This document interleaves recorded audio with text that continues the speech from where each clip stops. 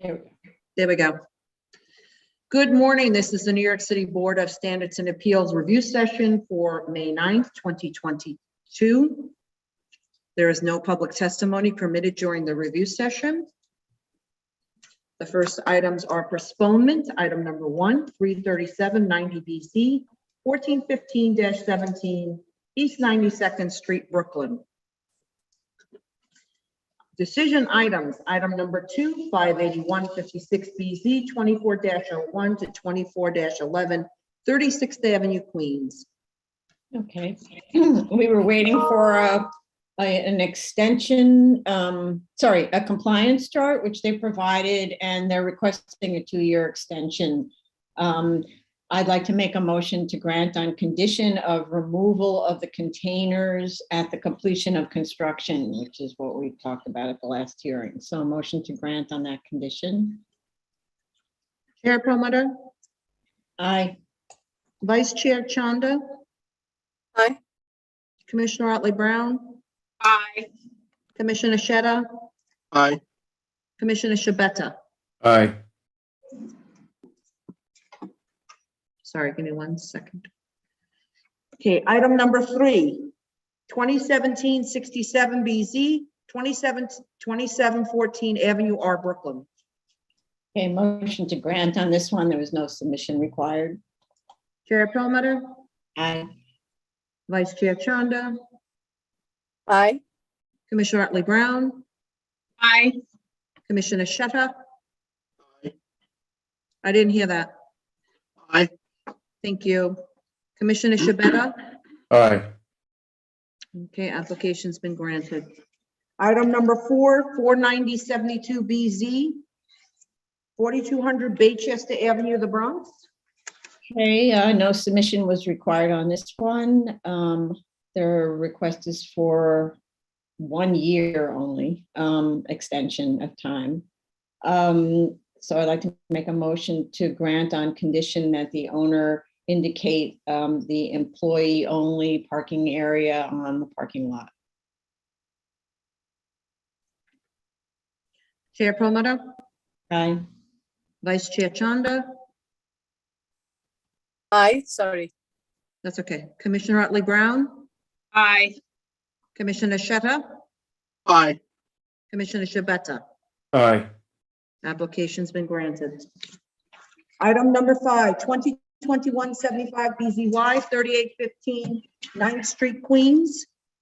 Okay, there was no submission required. There's a mistake on the calendar. It was closed on 4/25, not 4/24. It says 426. Or 4/26. It was closed on 4/25. Oh, sorry. Okay. No, it's okay. For both of them, yeah. Well, Okay. Sorry, I didn't pick it up. Nobody picked it up. So I didn't pick it up either. Sorry. Okay. okay, so there is no submission required and a motion to grant. Chair Promoter, Aye. Vice Chair Chanda, Aye. Commissioner Otley Brown, Aye. Commissioner Sheta, Aye. Commissioner Shabeta. Aye. Application's been granted. Item number 6, 2022 5 BZY, 3804 11th Street, Queens. This one also closed on 4/25, not 4/26. This is Ya picked this up. Thank you, Ya. So motion to grant, no submission is required. Chair Perlmutter, Aye. Vice Chair Chanda, Aye. Commissioner Otley Brown, Aye. Commissioner Sheta. Aye. Sorry. Yes, sorry. Commissioner Shabeta. Aye. Application's been granted. Item number 7, 12815 BZ through 13015 BZ, 680, 682, 684 Van Duzer Street, Staten Island. Okay, we were just waiting for a timeline. They sort of gave us one. It's kind of a sort of a timeline there, but they need 4 years. So motion to grant. Chair Perlmutter, Aye. Vice Chair Chanda, Aye. Commissioner Otley Brown, Aye. Commissioner Sheta, Aye. Commissioner Shabeta. Aye. Granted. Commissioner Otley Brown, did I call you before on the other one? I did. right? Yes. Okay, sorry. Just want to make sure. Item number 8, 2021-36BZ, 2020-90AA, 244 Gansevoort Boulevard, Staten Island. Second.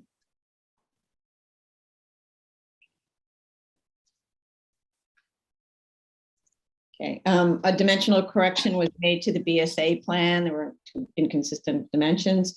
They did revise the sightline drawings and provided those to DOT along with responses to DOT's comments.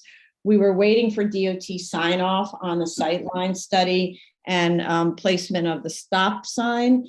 The last communication we received from DOT was on Friday, and we can use that as a conditional sign off that will and include those conditions in a resolution, and also the condition that the house must be sprinklered.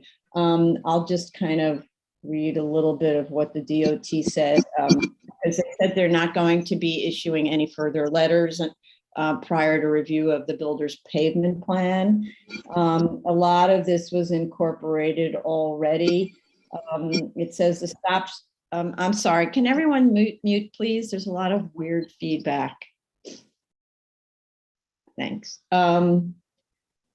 The stop sign is shown to be very close to the proposed curb cut. All street signs must be at least 7 feet from all curb cuts. The distance between all street signs and curb cuts must be shown on the site plan. Please include the proposed corner radii in feet on both Claremont and Gansevoort. And then there's a policy that they submitted, DOT submitted, for what's known as the swept path and vehicle tracking template, which requires a swept path analysis at both intersections using vehicle tracking software for SU-30 and fire department Seagrave vehicles. So the swept path is a way to make sure that the cars can make the turns, and there's an analytical method. So that will be a condition of the grant. So is that okay with Jella and Tracy? I think this is okay. Okay, great, thanks. Okay, so then a motion to grant on those conditions. Chair Perlmutter, Aye. Vice Chair Chanda, Aye. Commissioner Otley Brown, Aye. Commissioner Shetta, Aye. Commissioner Shabeta. Aye. Application's been granted. Item number 9, 2020-51BZ, 13325 37th Avenue, Queens. The statement of facts was corrected. They had some small details. But last I looked, and I think as recently as Friday, we still are missing DEP sign off on the noise analysis, which is required under seeker. So Yeah, we just received a letter this morning. oh, I just emailed it like 2 minutes ago. okay. And it says what? The DEP has more comments, Oh, or this is their first letter. They have comments on the analysis. It's not Okay. a sign off. not a sign off. Okay, thank you. All right, so we have to defer this one.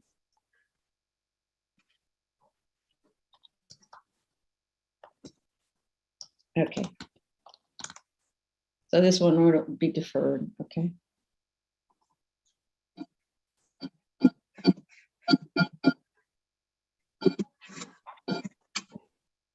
Can't hear you, Tony. Sorry, thank you. SOC calendar, continued hearing items. Item number 10, 36049BZ, 6905 Elliott Avenue, Queens.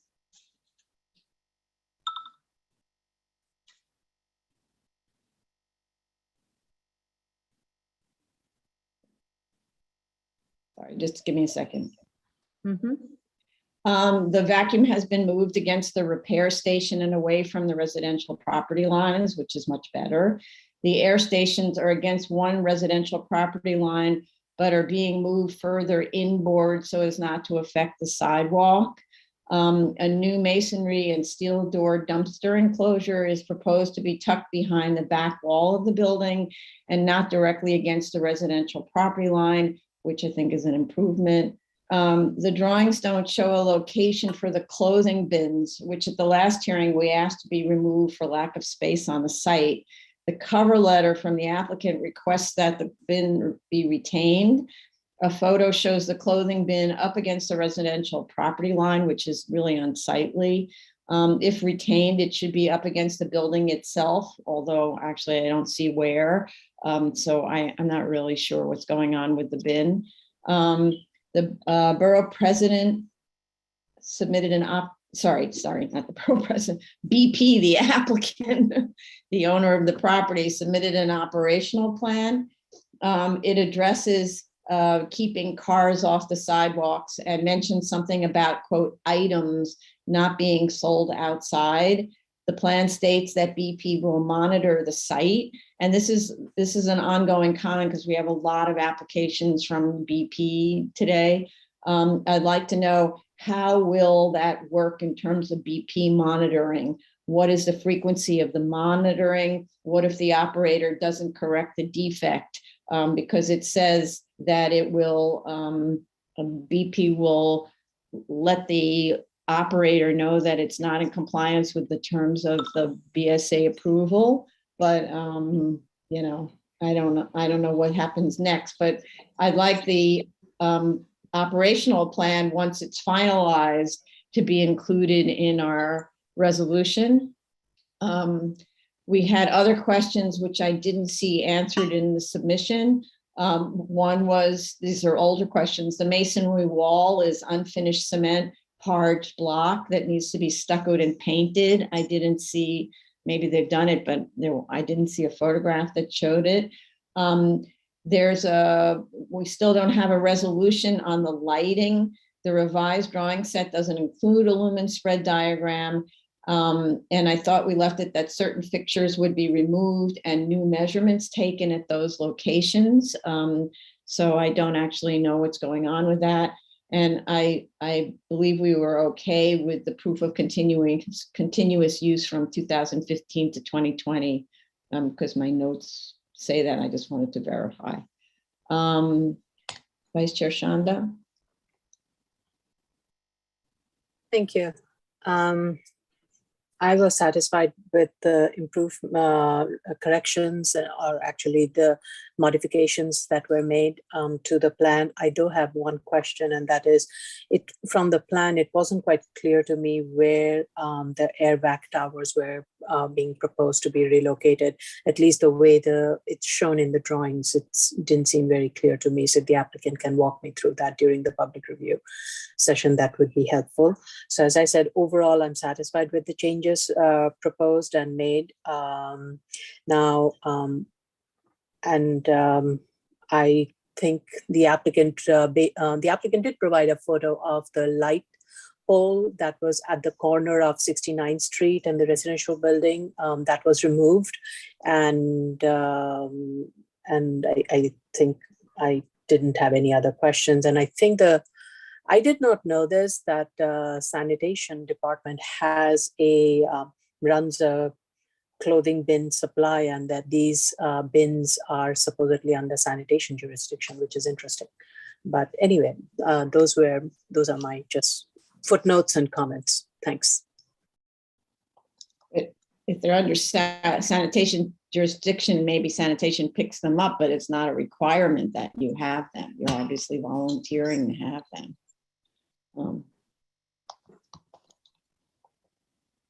Okay. Commissioner Ally Brown. I'm satisfied with the progress that this operator has made. I have no more questions. Okay. Thank you. Commissioner Sheta. Thank you, Chair. Yeah, I believe the submission was kind of responsive to good extent. Not sure about the lighting. They said they're gonna submit lighting later. I believe that it was that light pole at the corner. I believe it's if this one is removed, like right next to the residential, I believe if this one is removed, it should be like a half an hour, probably 2-3 measurements at max, and they are done. Other than that I have no other comments on the project. Thank you. Okay, Commissioner Shabeta? Thank you, Chair. I have no further comments on this application. Okay, thank you. Item number 11, 88754BZ, 21801 Northern Boulevard, Queens.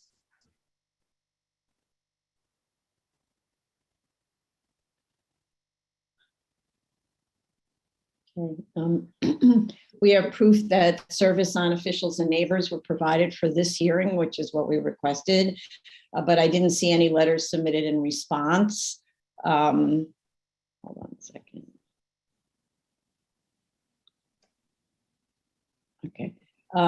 We had inquired about whether neighbors would object to the noise from the vacuums or discuss other issues. The drawings show the existing chain link trash enclosure to be replaced as requested with finished masonry and steel doors. Signage calculations look at the cumulative totals of illuminated signage rather than the per frontage maximums. And I frankly don't know how DOB handles this for corner lots. The 218th Street frontage has no signage, so they're like sort of taking a credit for that frontage. The cumulative totals are less than 150 square feet for 3 frontages, while the per frontage totals exceed 50 square feet. And I don't know how DOB looks at corners. We've never had that clarified.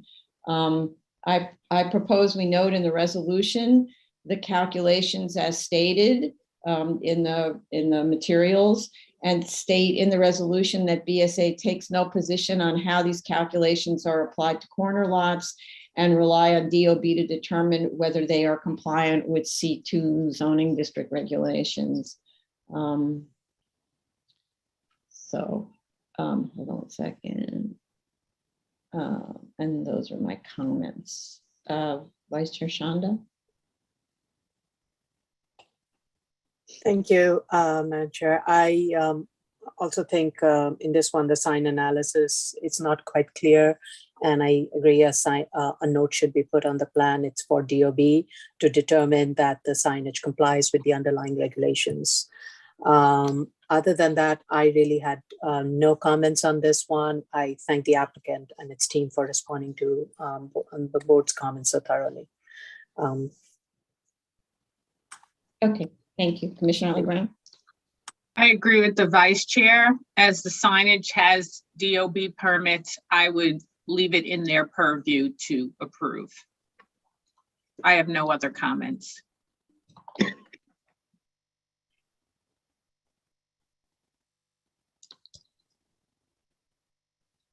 Okay, thank you. Commissioner Shetta? Thank you, Chair. The only thing is the noise thing, the generator. My understanding is that this generator just works like during the emergency. It could be one time or so during the year.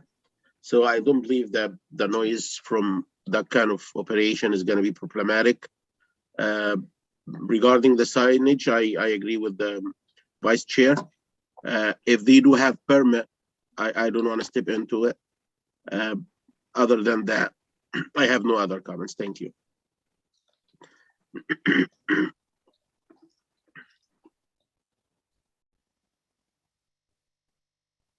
So I'm sorry, maybe I'm a little bit confused now. My proposal was to put a note in the resolution that just says we take no position on how signs are reviewed, right?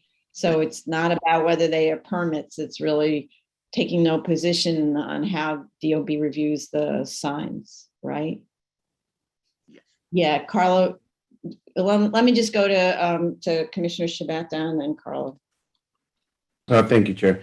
I agree. I think that I have no further comments, and I think that putting a statement in the resolution saying that we're not taking a position as to signage, I think that's fair. Okay. Yeah, Carlo, did you want to say something? Yeah, Madam Chair. And I think just to address what I just heard from all the board members, something to think about moving forward on situations like this. Perhaps it may be beneficial to not show signage or dimensions on the plans, other than maybe the note that that states that Department of Buildings shall ensure compliance with, C1, C2, or something like that, so that there isn't any confusion that maybe a sign shows a particular calculation and it assumes that the board approves something that may not comply with C1 or C2, but again, could be taken as that we somehow have approved something. Which also should provide some flexibility, so that we don't always need to maybe look at every detail. Because it does get tricky.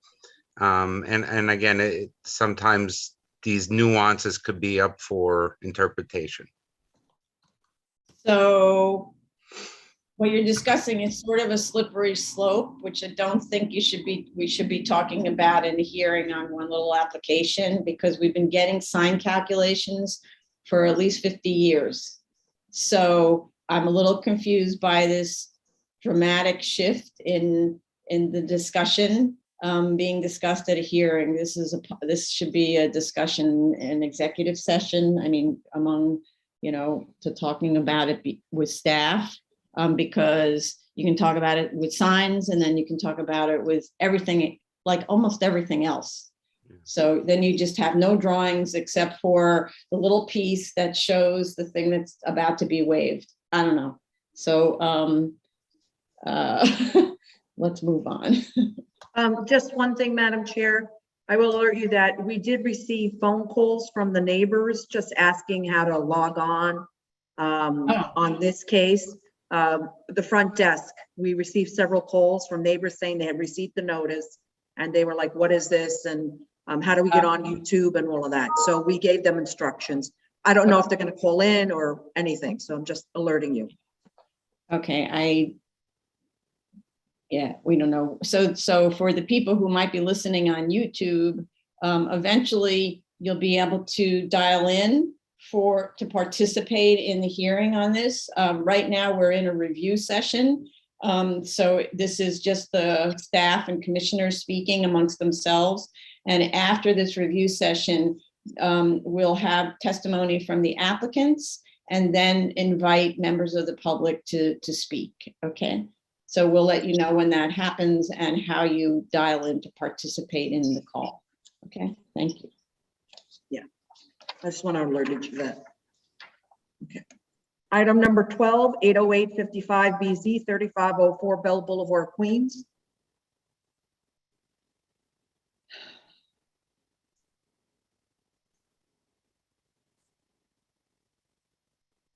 Sorry. Okay. We have proof of service of notice of today's hearing to officials and neighbors, as we asked the applicant to do. I don't see any letters in response, but maybe there are people also listening on YouTube on this. Based on photos submitted, it looks like there have been improvements made to the site conditions, namely repair and painting of masonry walls and trash enclosure. You can see some of the well-trimmed box hedges peeking out from behind the trash enclosure. We had said that the planting looks sparse. The revised plans show the addition of 3 bushes in existing planting beds. That's not what one would describe as a lushly landscaped site. And if I'd had my brothers, I would want to see much more, but I defer to the opinions of the other commissioners who may feel differently. We did agree that Bell Boulevard frontage is very commercial, so perhaps not in need of landscaping. But I personally think landscaping is important in every context because that's how the city has permeable surfaces and better oxygen and so on. It's cleaner, but that's just my opinion. On the 3-foot chain link acoustical fence proposed to be installed atop the 5-foot masonry wall along the residential property line. I think it should be a more suitable residential quality material than chain link, as it is not an attractive solution from either direction. Its purpose is to attenuate the vacuum. So I'm not sure why you would put it all the way up there. Actually, the suggestion from Commissioner Sheta the last time was an enclosure around the vacuum itself, on 3 sides of the vacuum itself, or at least some side around the vacuum, which would impose less on the neighbors and community and probably also do a better job. So I don't think they should be putting a fence on top of the 5-foot wall. I didn't find a lumen study submitted. There is at least 1 light pole that would likely spread onto the adjacent residential property, and another that may be affecting residential side windows. There is a BP operational plan that should be incorporated into the resolution. It addresses the subject of trash removal, rodent control, and sidewalk parking. My question is the same as for the previous BP application. What happens if an operator is not in compliance with the terms of the BSA grant and/or this operational plan? So I'd like them to respond to that. Vice Chair Shanda. Thank you. I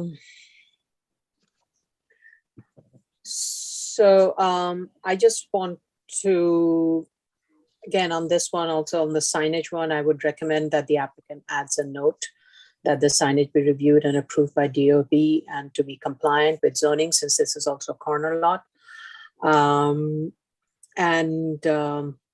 But this one, there isn't an issue about the signage. It is, and I think it's just for consistency, so that that we have. It's a note that we should just have, and because these are all going to be complying with the underlying regulation, and the site is zoned. It's a commercial zone, so this way we don't have to weigh in on it. Whatever we weigh in is compliant to the underlying regulations. That would be my recommendation. I leave it up to the other board members. I don't have any other comments with regards to the planting. And the applicant had stated that there would be a no parking sign posted on the southeast lot line. I didn't see it in the sets of photos that were provided by the applicant. So if they can identify which photo shows that, that would be helpful. Overall, I'm satisfied with the revisions made, and I thank the operator for making the improvements, and the site really looks good. So that's all. Thank you. Commissioner Ollie Brown. This site is actually fairly small and it's densely used. And so because of that, I don't think they'd be able to put landscaping anywhere but where they've already suggested on the south and southwestern corner of the lot, because it would just interfere with the motorists going in and out. So I'm fine with the landscaping that they've proposed here. No other questions.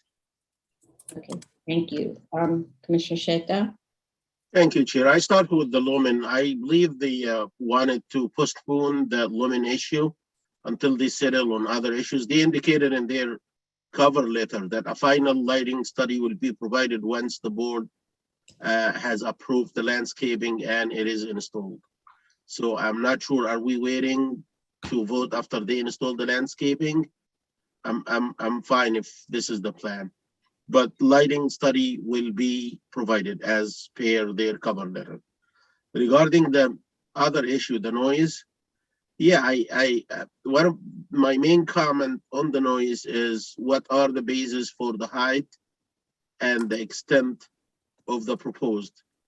And I do believe that if they enclose the source of the noise on this site, I believe it should be much cheaper than installing that fence to extend like along considerable portion of the property line.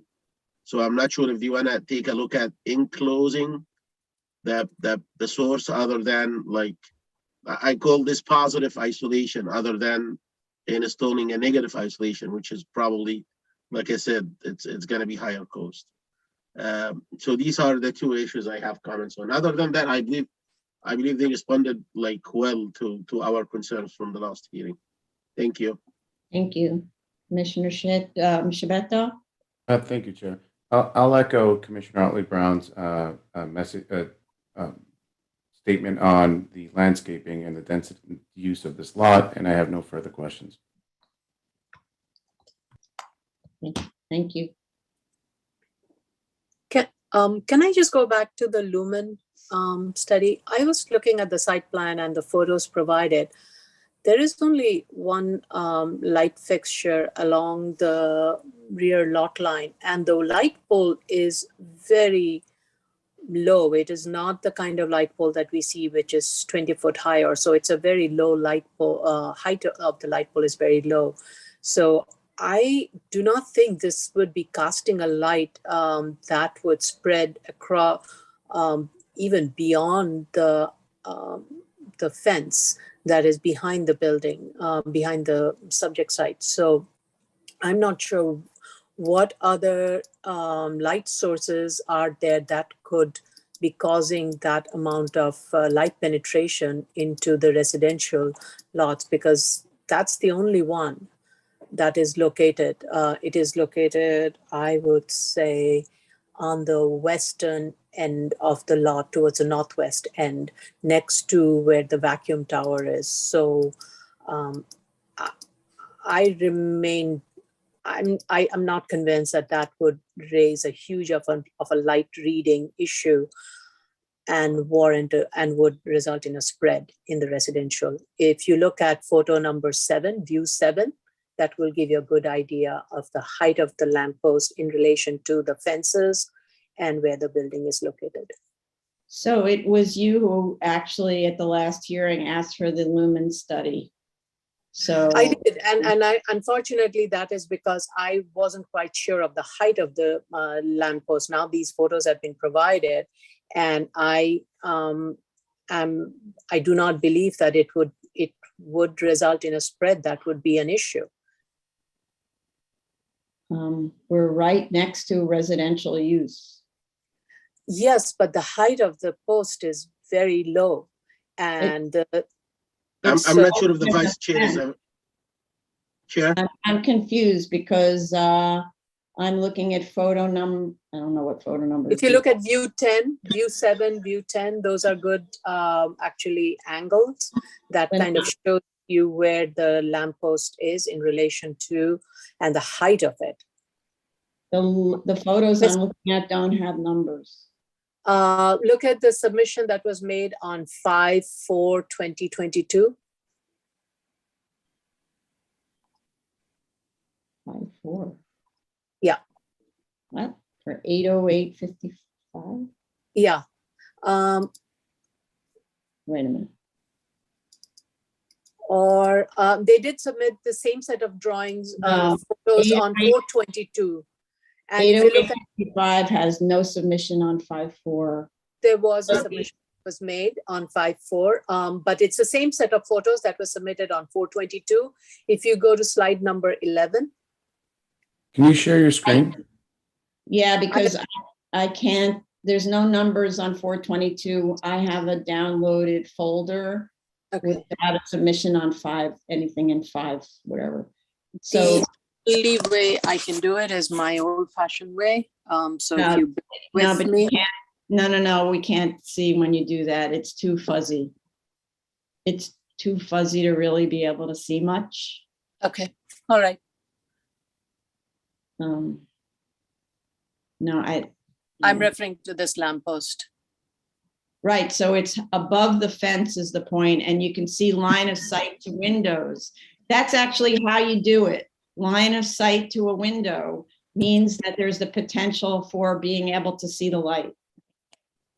I'm not sure how the line of sight, and for that reason, there is line of sight to all the street lights also. So we need to be very careful of No, what. but we're not talking about street lights, excuse me. We're talking about the lights on the site and whether those lights light onto the neighbor. So line of sight is the classic way that you look at whether there's a potential for interference. Madam Chair, I do understand what a line of sight means. In this case, the line of sight would be if the windows were facing the light. In this case, it's behind it. So I'm not quite sure about the line of sight explanation, how that applies here. Okay, fine. Thank you. Chair? Yes.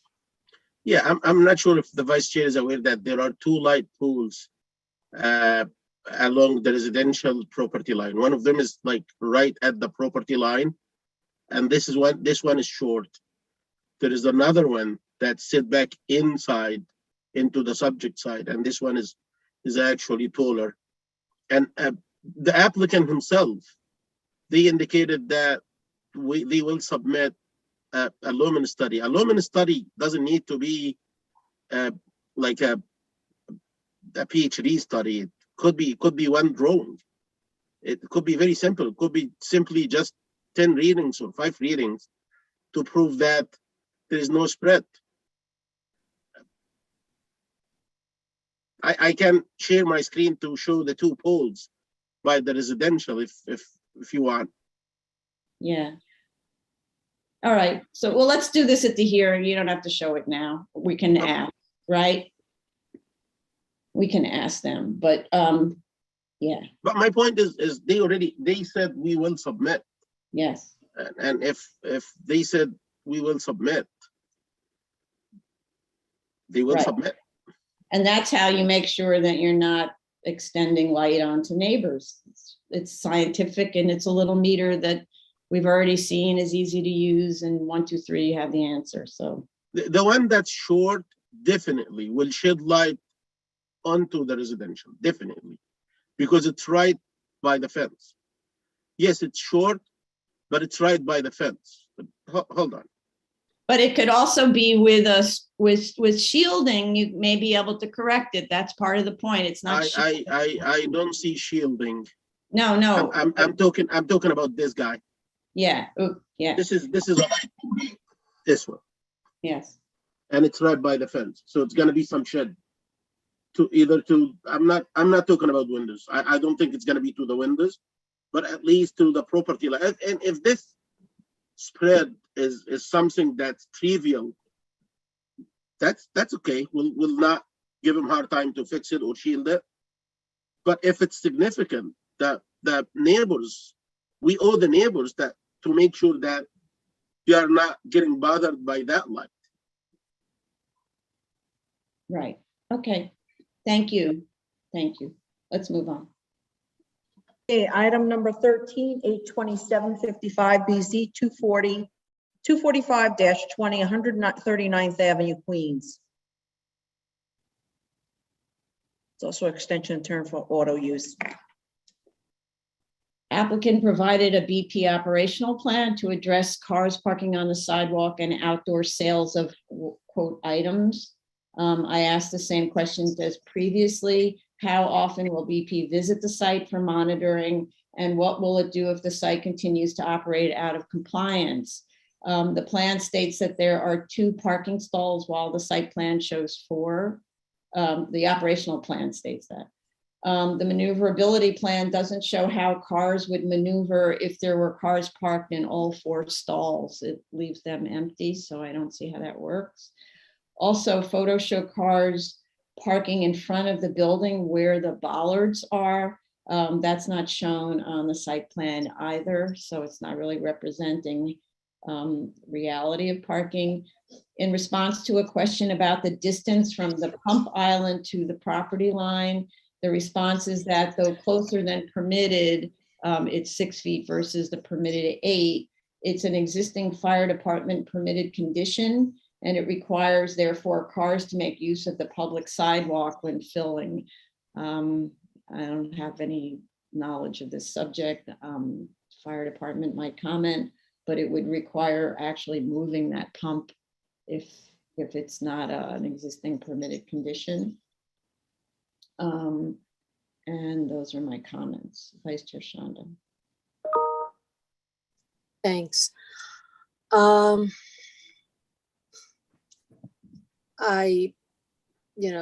location of the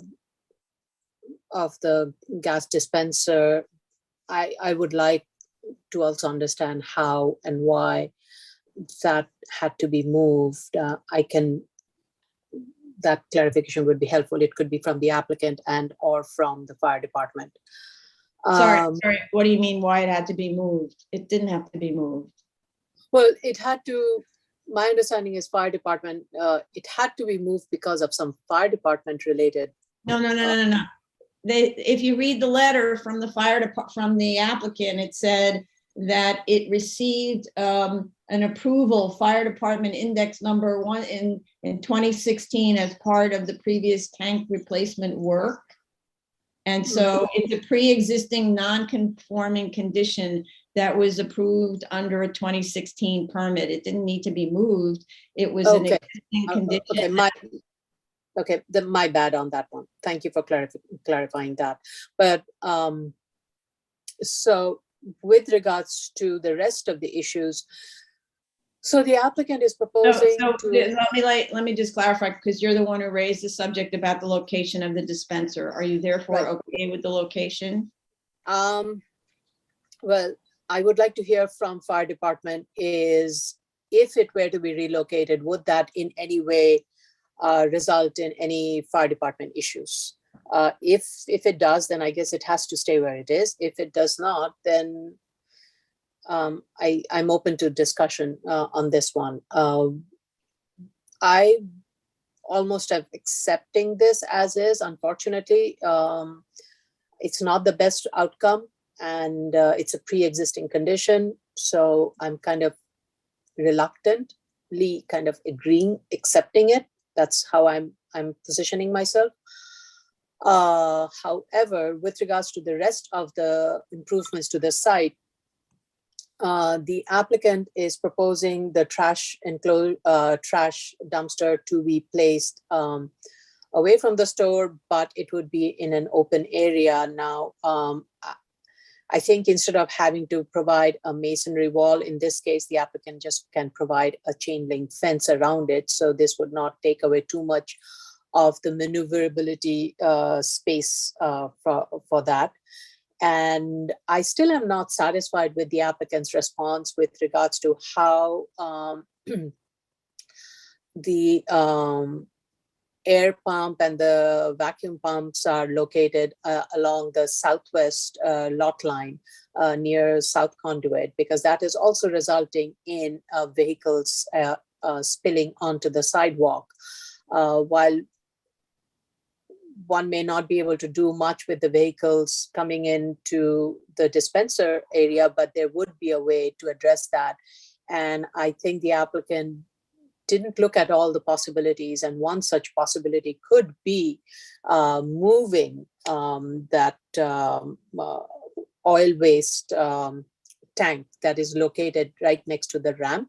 Maybe you put it on top of the ramp, because the back end of the ramp, it's not leading to anything. It's just lying there. So by locating the oil waste tank on top of that raised platform, then the vacuum tower and the air tower can be moved away from the lot line.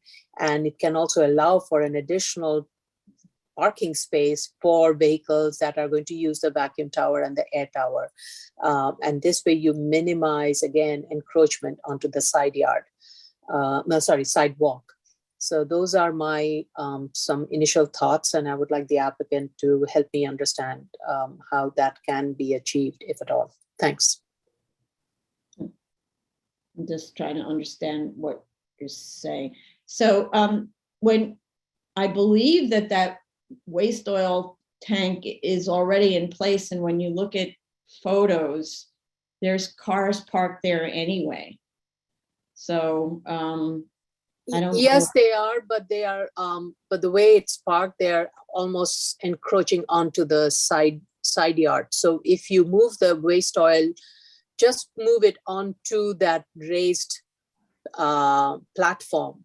This is the access ramp that goes into the building. It goes further back to the back of the building. If you just move the oil tank, place it on top of that raised platform, then the vehicle can come and park much closer to the building. And that way you minimize, again, another level of encroachment onto the sidewalk. And then the air tower and the vacuum tower can be moved away from the street lot line, can be moved away from the lot line and moved closer towards that raised platform. Which is the air, okay. Mhm. Okay, I measured it. There, you can put at least one parking space perpendicular to that platform bed. mhm. If that oil tank, waste oil tank is moved to that platform area. Okay, let's hear from the applicant about it. Okay, let's move on, and thank you. Commissioner Otley Brown? I recognize that this site is very small for a gas station at 4,500 square feet.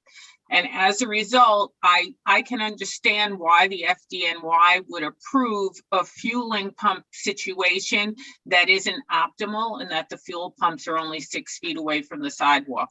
There really isn't that much else that the operator of this site can actually do to improve the circulation given the limited amount of space.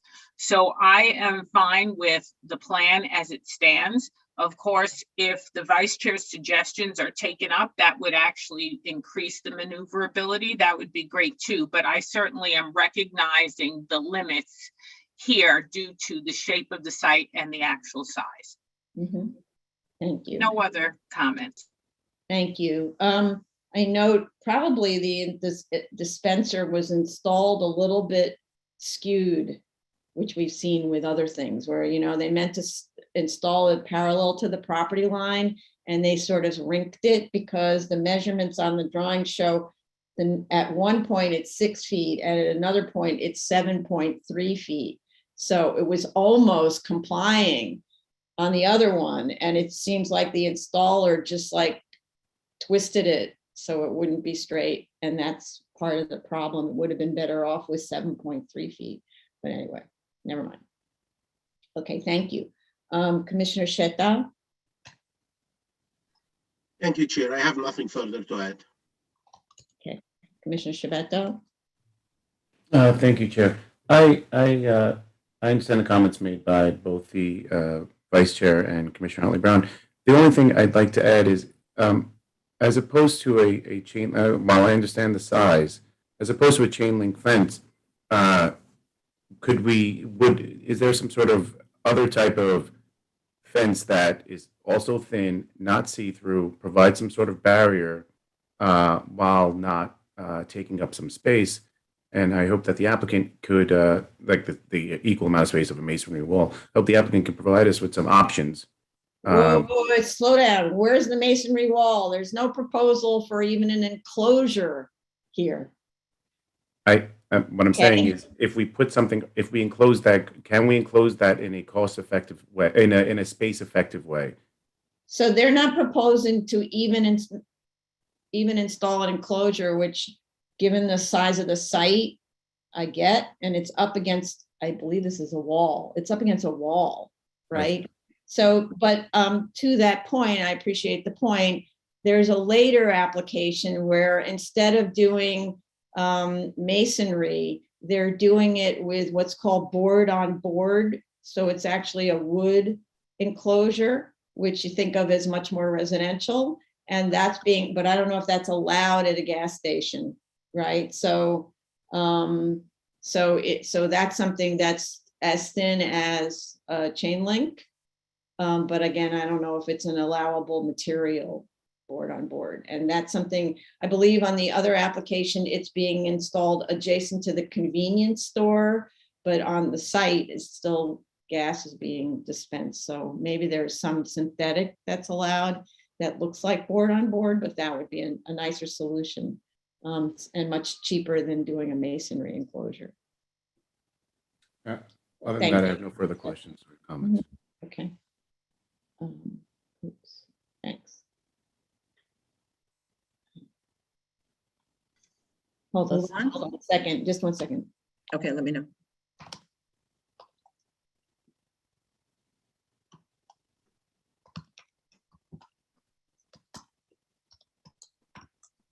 Okay.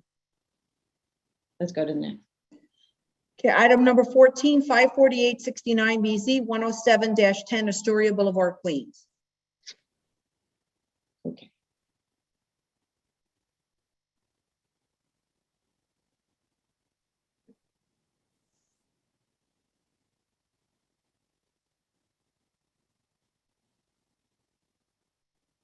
Okay, the landscape drawing was revised to show more buffering around the trash enclosure and storage shed and along the residential property lines. This is good. It should be planted immediately before you lose the season. I would say that's true of all the landscaping. This is the moment to plant. Should be planted immediately. That way, on any of these applications, if we were to close them after this hearing, there would be enough time to plant and then show us photos prior to the vote. Photos show the significant level change between the trash area and the adjacent residential. Additional landscaping as proposed will shield that even further. So that's really good. The ice box has been removed and the other equipment is now shown on the plans, other types of things that they're proposing. Signage calculations were provided. Lumen spread readings were taken that shows significant spread onto residential properties unless the pole lights are turned off. I didn't find in the submission a proposal to address this issue. I note that the drawings indicates these studies were conducted a year ago. And so there's a cover letter that indicates the studies won't be updated until the landscaping is installed. So this and a few others that follow have lumen spread diagrams where they just turn off the pole lights and then take the readings even though other lights are on. So that's not a solution to turn off the lights as though there's not going to be any lighting at all in the site. Because it plunges it into pitch darkness. So there really does need to be another solution. But it seems as if the only way they get zero on the residential properties is to turn off those lights. Okay. Thanks. Vice Chair Shanda. Thanks. The applicant has been very responsive to our comments and has revised the plans and updated it to reflect the existing site condition. And with regards to the landscaping, glad to see more plants being planted. And I agree with Madam Chair to consider planting them while it's the planting season. With regards to the lumen study, yes, I don't think turning the lights off is the solution. There should be some kind of light to allow for some security and safety features, especially along the lot line. So the applicant should look at ways to shield, provide shields to limit the light source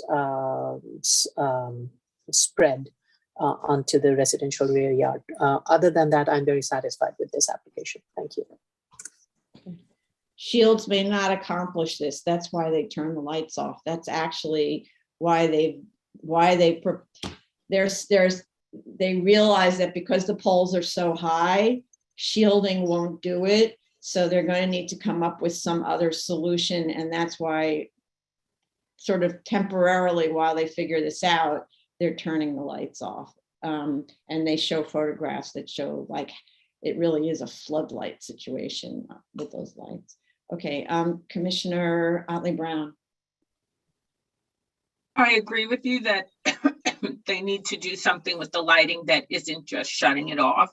Perhaps they're going to have to cut that pole down, model what the lighting would be if they cut the pole down, and then if it looks as if the lighting is going to not be affecting that rear yard, then they could cut the light pole down and do the formal study after to confirm or validate their previous conclusions.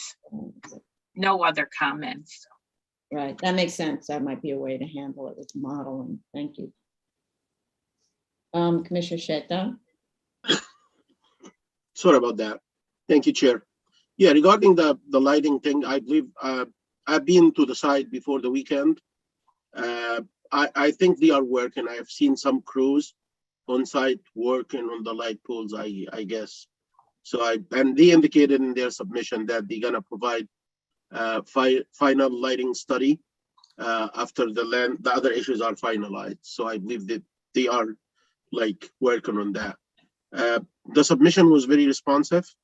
The site looks in good shape with two minor exceptions, not two minor actually, one minor, and I believe the other one is not a minor thing.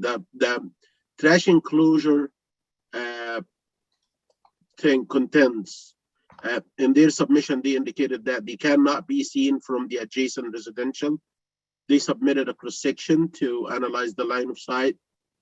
I've been to the site and let me just.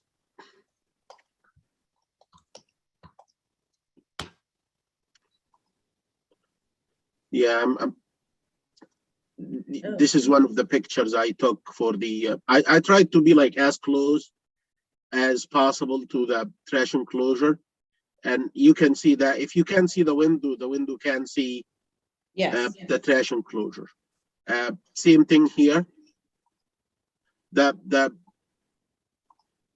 other thing that so for me, this is not a minor thing. I don't want to like be living next to a trash enclosure, open the window in the morning, and even you can see that the window next door doesn't have a blind or something on it. So I don't like to like wake up in the morning and look to see trash in an enclosure. That's not good for the neighbors. The other thing, I believe this is the minor thing. It's a tripping hazard.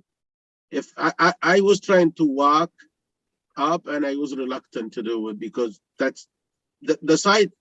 Other than this, the site looks beautiful, and I would commend them to just fix that to keep the site in good shape. Thank you.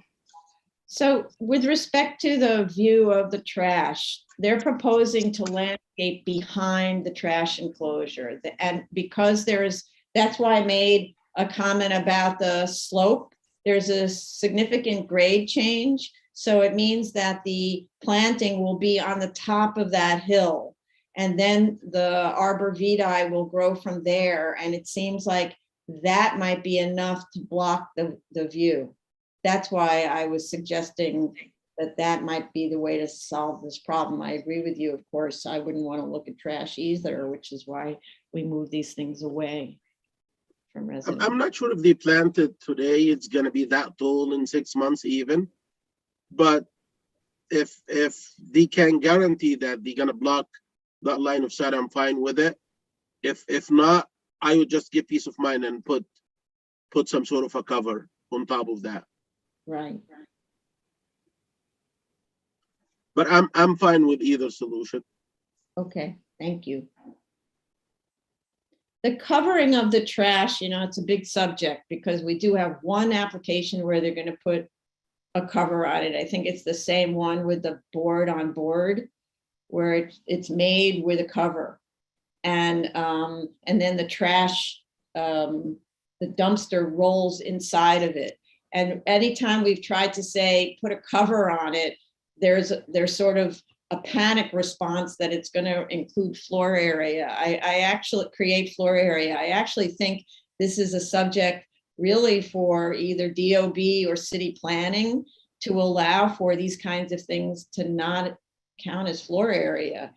Because you're trying to protect the aesthetics of the neighborhood. And then there's fear that if you try to protect the aesthetics, that you've done something improper under zoning. So it's like, especially with these little convenience stores where they're not allowed to enlarge them, right? With either they're limited already or they'd have to come to us to enlarge them. Yeah. I'm trying to zoom to make it like clear, Yeah. but the grades right behind that fence, I'm not sure if they are that high. You can see like probably like behind the fence. If I didn't go to the other side and check the grades right behind, but I believe the grades are not here. The grades are kind of like here, maybe here even. If they can plant something. Oh, we can't hear you. You can't hear you. No, you have to say that one more time. Your mic Sorry. faded. So what I said is, if you look, you see that man's end. If you look through the fence, I can see the trees right here and right here. So the grades right behind this fence are not there. Probably they are here. Yes. Something to make sure that it's tall enough to block that view here I'm fine with it. But I believe this something is not gonna grow in a week. No, I agree with you. All Yeah. right, so let's leave for them to discuss this more, but you're right, it looks terrible. I thought in their submission, they tried to argue that the view is blocked by the fence or the window, some sort of argument like that. And that's why I said, let me shoot to there and take a look. Mhm. Okay, thank you. Okay, Commissioner Shabeta? Thank you, Chair. I found the application to be responsive. I thought it addressed our concerns. I now see these photos that Commissioner Sheta took on his trip. I think that needs to be addressed on his visit. I think it needs to be addressed. That being said, I thought that what they stated was that they were going to plant and that planting would cover the window. But I'll ask for the applicant to expand on that. Right, they didn't say that the planting would, well, for one, certainly not cover the window. Well, cover the line of sight into. Right. So, but they actually, I don't believe they said that. They just, we said to them, you need to plant more around the trash and the shed. And so they did. So they're following our instructions, but whether it's having the impact, the effect on shielding the trash, which we always try to remove from being near residential property for a reason, seems not to be working that great. Okay. All right, next one. Item number 15, 435-74BZ, 552 Midland Avenue, Staten Island.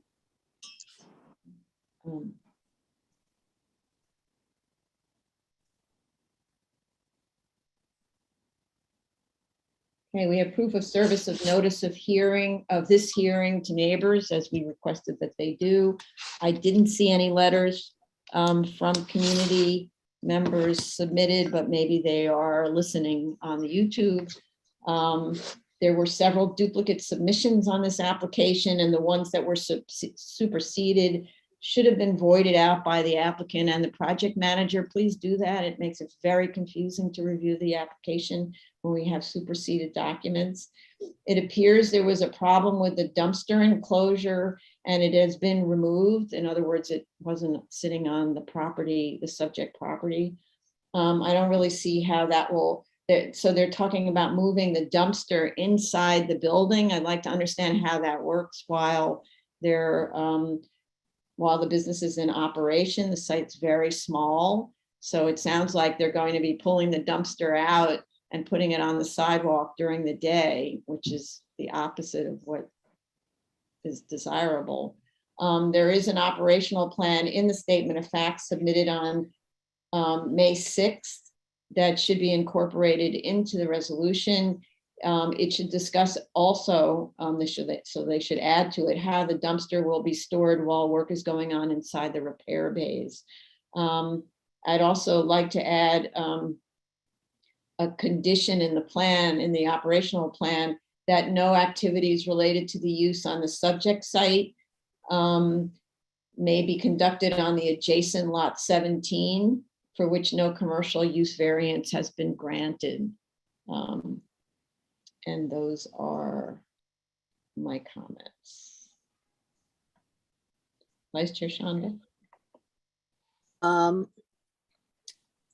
So I have similar comments and concerns with regards to the correction. While I appreciate the applicant correcting the error with regards to the location of the fence and the trash enclosure, I would like to know where the trash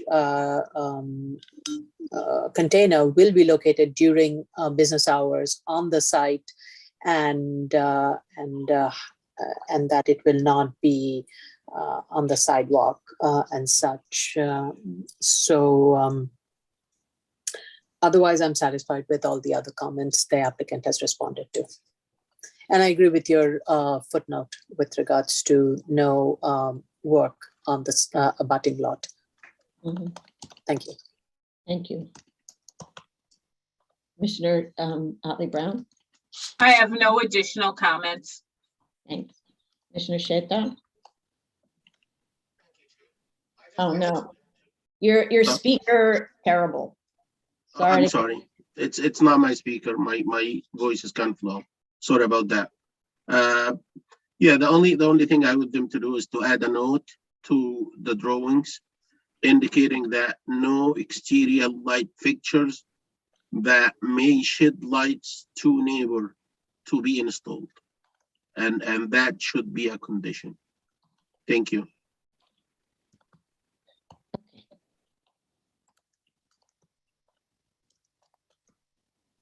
Okay, thank you. Commissioner Speta? Nothing further from me, Chair.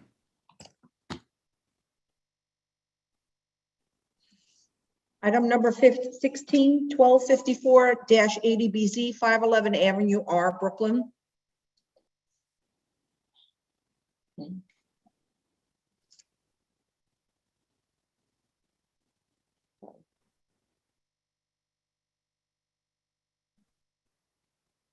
Just a second, sorry, scrolling. Okay. I think we were only waiting to close on seeker. An amended room utilization chart was provided to include activities at the 3rd floor. I realize only now that the chart only indicates start times, not the duration of the uses at each floor. So please clarify what the durations are to help us understand overlapping usage. For example, the 4th floor use starts at 6:35 a.m., while the rest of the building doesn't begin until 8:30 or 9, and there's no start time indicated for the 3rd floor, except a note that it is occupied, quote, during prayer times, but no indication elsewhere when prayer times begin. So the chart's very kind of sketchier than ideal. It also should really have been specific to room names that match the drawings.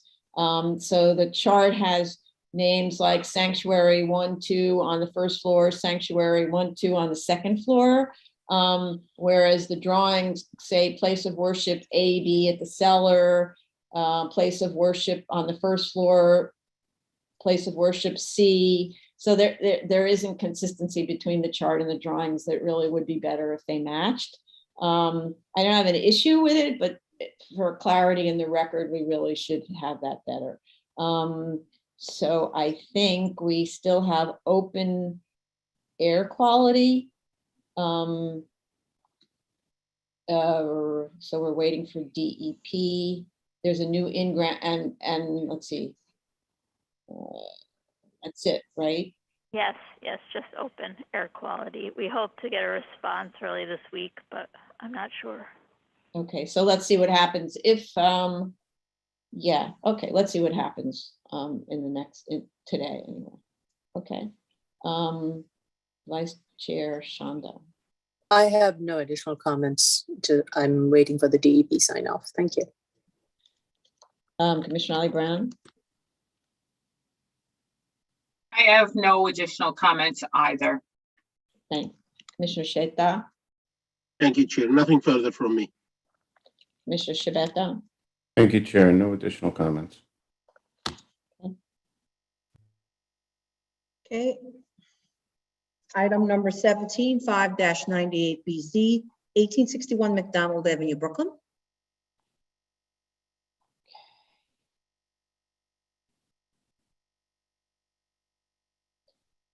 There were 3 adjournments on this since we last heard this over a year ago. What with a combination of an inexperienced initial applicant and architect and delays in organizing with the current applicant's representative, a simple application for an extension of term has dragged on far too long, and the quality of the submission is extremely basic. At the very least, we have some photos and a semblance of a plan. The building has been repainted and the shrubbery at the rear planted, I think. Barbed wire seems to have been removed, as have the floodlights. I'm not really sure how they work without floodlights or without lighting in a garden, which presumably is open for business, after dark in the summertime, I'm thinking, because maybe it's not, I don't know. Anyway, so those are my comments. Vice Chair. Thank you. Yes, improvements have been made to the site. I though do not recall us asking the applicant to remove the barbed wire. Yes, it is we did. We very much did. We did? Absolutely, Okay, we yes. did. Okay, all right. Because I didn't see it in my footnotes, in my notes. So We thank you for always, that. by the way, it was a long discussion about modern methods of security, Okay. like cameras, lighting, that kind of thing, because their Okay. concern was loss of plant material, which I get. So, Yeah, I I think think I the reason actually I- participated in that conversation. yeah. No, I remember I had raised it and then I was told it was part of the condition of the last grant. And so I kind of backed away from it, but my bad that I did not take note on that discussion because it's So- kind of something on my end. My Um, note is that you asked whether a surveillance camera might work better. Okay, You were Fair part of the discussion. Okay. okay, all right, thank you for the reminder. Appreciate that. So I too am not sure how the business would function with the elimination of the floodlights, and I think I would like the applicant to explain how they would operate, and there needs to be some sense of safety and security around the site, on the site, I would be sympathetic and understanding if they had to provide some kind of the typical one sees in the residential buildings, the lights people put on there by the driveway, which is motion sensor. It lights up when somebody walks by, or those kind of lighting. At least the something to that effect can be provided along the side lot line and the rear lot line, mounted on the building, and that way I don't think the lumen spread will be that far. That would affect the residential uses, especially along the rear lot line. So that's just a question I have for the applicant. But other than that, I really do appreciate the applicant making these improvements. It's taken a while, but we are moving in the right direction. Thank you. Commissioner Otley Brown? I also see a forward motion with the applicant, which is appreciative. And, they should definitely clip those frames for the barbed wire, so they can't just put it back in place when the hearing is over. And I have no other comments. Okay, thanks. Commissioner Sheta? Thank you, Chair. I share the same comments regarding the lighting and the safety of the site with both of you and Vice Chair. They have to choose one of two, either to write down a note on the drawing saying at the direction of the board, all lights that may shed lumen spread to adjacent residential neighbors were taken off and they are not going to be reinstalled, or the more feasible solution, if they can put something with motion sensors. So if somebody is inside, they're gonna light, and at the moment that person leaves, they turn off. That would mitigate the effect of these lights onto neighbors. Other than that, I have nothing further to add. Thank you. Thank you. I think the main issue is that the lights that were installed on the side of the building, and they were your classic floodlights. It's just that when they went to the store, they bought floodlights as opposed to lights that shine down right onto the property. And I think, I probably am guessing out of frustration, they just said, you know what, we'll just take them off. But the instruction from the board wasn't just take them off. The instruction was to do something that's not casting light on the residential neighbors. So I do encourage them to find the right kind of light at Home Depot kind of thing. There are definitely solutions that are not floodlights like they had. So thank you, Chair. Thank you, Chair, for the clarification. Yes, I misworded it. Thank you. Thanks. Commissioner Shabeta. Thank you, Chair. I too am happy with the forward progress here. This case is nearly 2 years old, and to see that they were getting closer to closing it is something I'm happy to see. I have no further comments. Okay. Item number 18, 299-99BZ, 8-16 Malcolm X Boulevard, 18-16 Malcolm X Boulevard, Brooklyn. Sorry.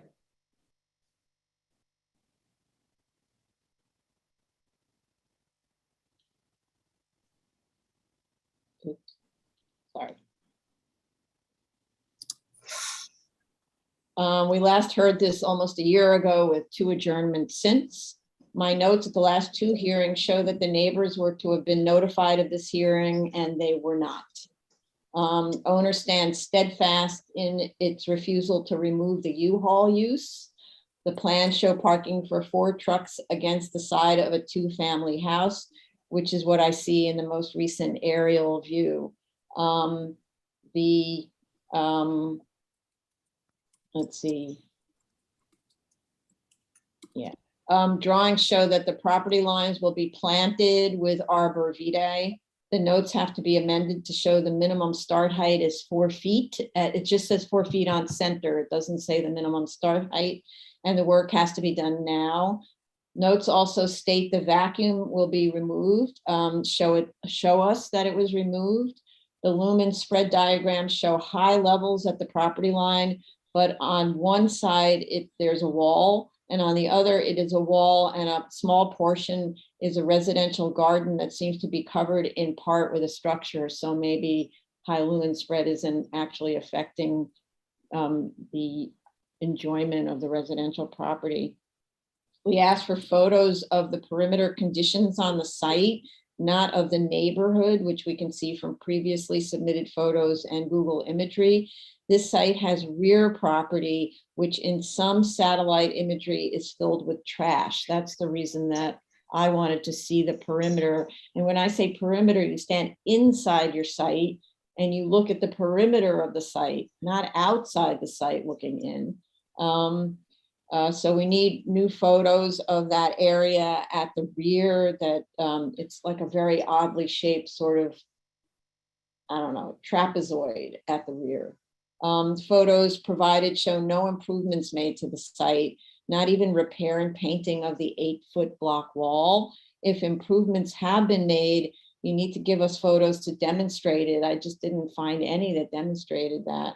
The last ones we have of the site itself are dated December 20th, 2020.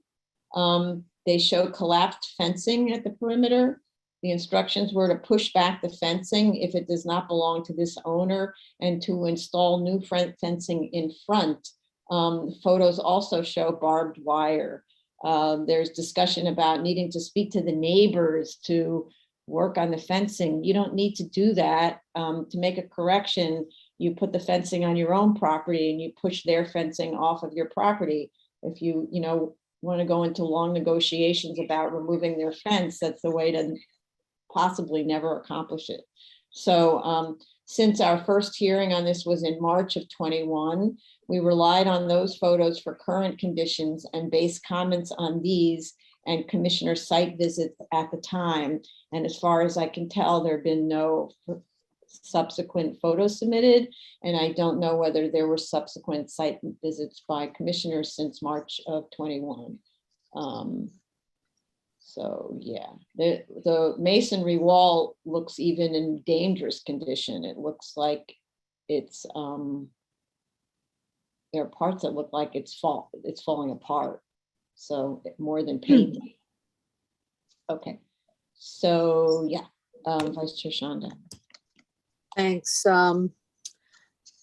With regards to the U-Haul vehicles being parked there, I would like to know if there is a way for the applicant to sign an agreement or with the U-Haul operator that only these 4 parking spaces will be used by U-Haul operator and that U-Haul vehicles will not be parked on the sidewalk or so, because just showing it in the drawing may not be adequate. So there needs to be some level of agreement between the operator and the owner. The other thing is, the applicant states in a statement of findings, the revised statement, that improvements were made. The asphalt has been resealed and restriped, and but I did not see any photos to that. It is a little disappointing that there are some very low-hanging fruits that could have been achieved by the applicant, and bring it before the board, like providing the bollards along the DeKalb Avenue to contain the parking spaces, which was not done. So there are very simple things that could have been done that is not affected by much of the other requirements and approvals. I agree with you, Madam Chair, that the applicant should do the planting while we're in planting season. Thank you. I'm misunderstanding. You said aren't affected by the other approvals. I don't understand. But by basically, I mean, fine, they did not do the planting because they wanted to share the planting plans with us. They did not probably, move the vacuum and other things because they wanted to make sure we were okay with it. But the bollard thing is a very simple one. It's on a lot line. You don't have to do anything. We had talked about them. We had guided them. They could have just put that. Okay. Madam Chair, did you see the April 27th submission? Was there an April 27th submission? Hold on a second. I think Jolene is saying There so. was a submission, but I don't know that there were photos in it. That was the point. Hold on one second. Oh, the April 27th is a proof of service that it was sent to the affected community board, the borough president and the council. That's the one you're referring to? That's it? Yeah, that's all it is. It's an enclosed, it's a Oh, proof of April, service. I'm sorry, April 22nd, April There are 22nd. no sorry. photos. No photos, Jolene. Oh, there's, oh, no, sorry, there are Yeah, photos, there's- but that was my point. The photos are from the Okay. street. I don't need street photos. Okay, We sorry. want on-site photos, right? Okay. Like they don't show us, well, let's say they're from this, actually what they're doing is they're showing us the neighborhood, which I find actually a little bit cynical. Why are you showing us the neighborhood? Because there was a comment that the neighborhood's in such bad shape, why do I have to maintain my site? I don't like that attitude, as you know. So it doesn't show us the improvements made anywhere because the photos are taken from across the street of the subject site. So you can't learn anything. Okay, thank you for the clarification. Okay, thanks. Thanks, Jolene. Nice try. Thanks. Okay. All right. No, Commissioner Otley Brown. yeah, right. Sorry, I lost my paragraph here. Okay, Commissioner Otley Brown. Yes, hi, I just have one comment about the U-Hauls, and that is that I'm not sure that they could put in place a kind of policy and procedure that would limit the number of U-Hauls to 4. And I say this having had a previous experience with a site that was very congested, like this site that needed to have a U-Haul, and they created a whole operational plan as to how, the U-Hauls won't even be stored on site, and the customer will come to the site and then be driven to their U-Haul truck, which will be stored off site. And we were like, okay, and we approved it. And literally 2 months later, I passed by the site and it was full of U-Hauls. That's how many U-Hauls there were. It was like there were at least 10 to 12 U-Hauls. The place was overflowing with U-Hauls.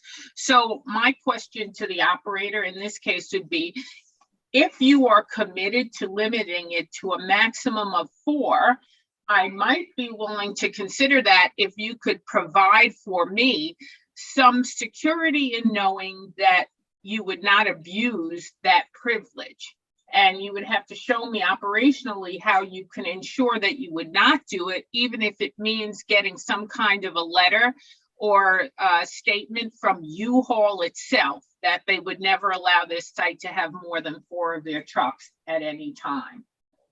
So that's my conversation on U-Haul. I do drive by this site periodically on my way to the BQE at night, and I have not seen any noticeable improvements yet.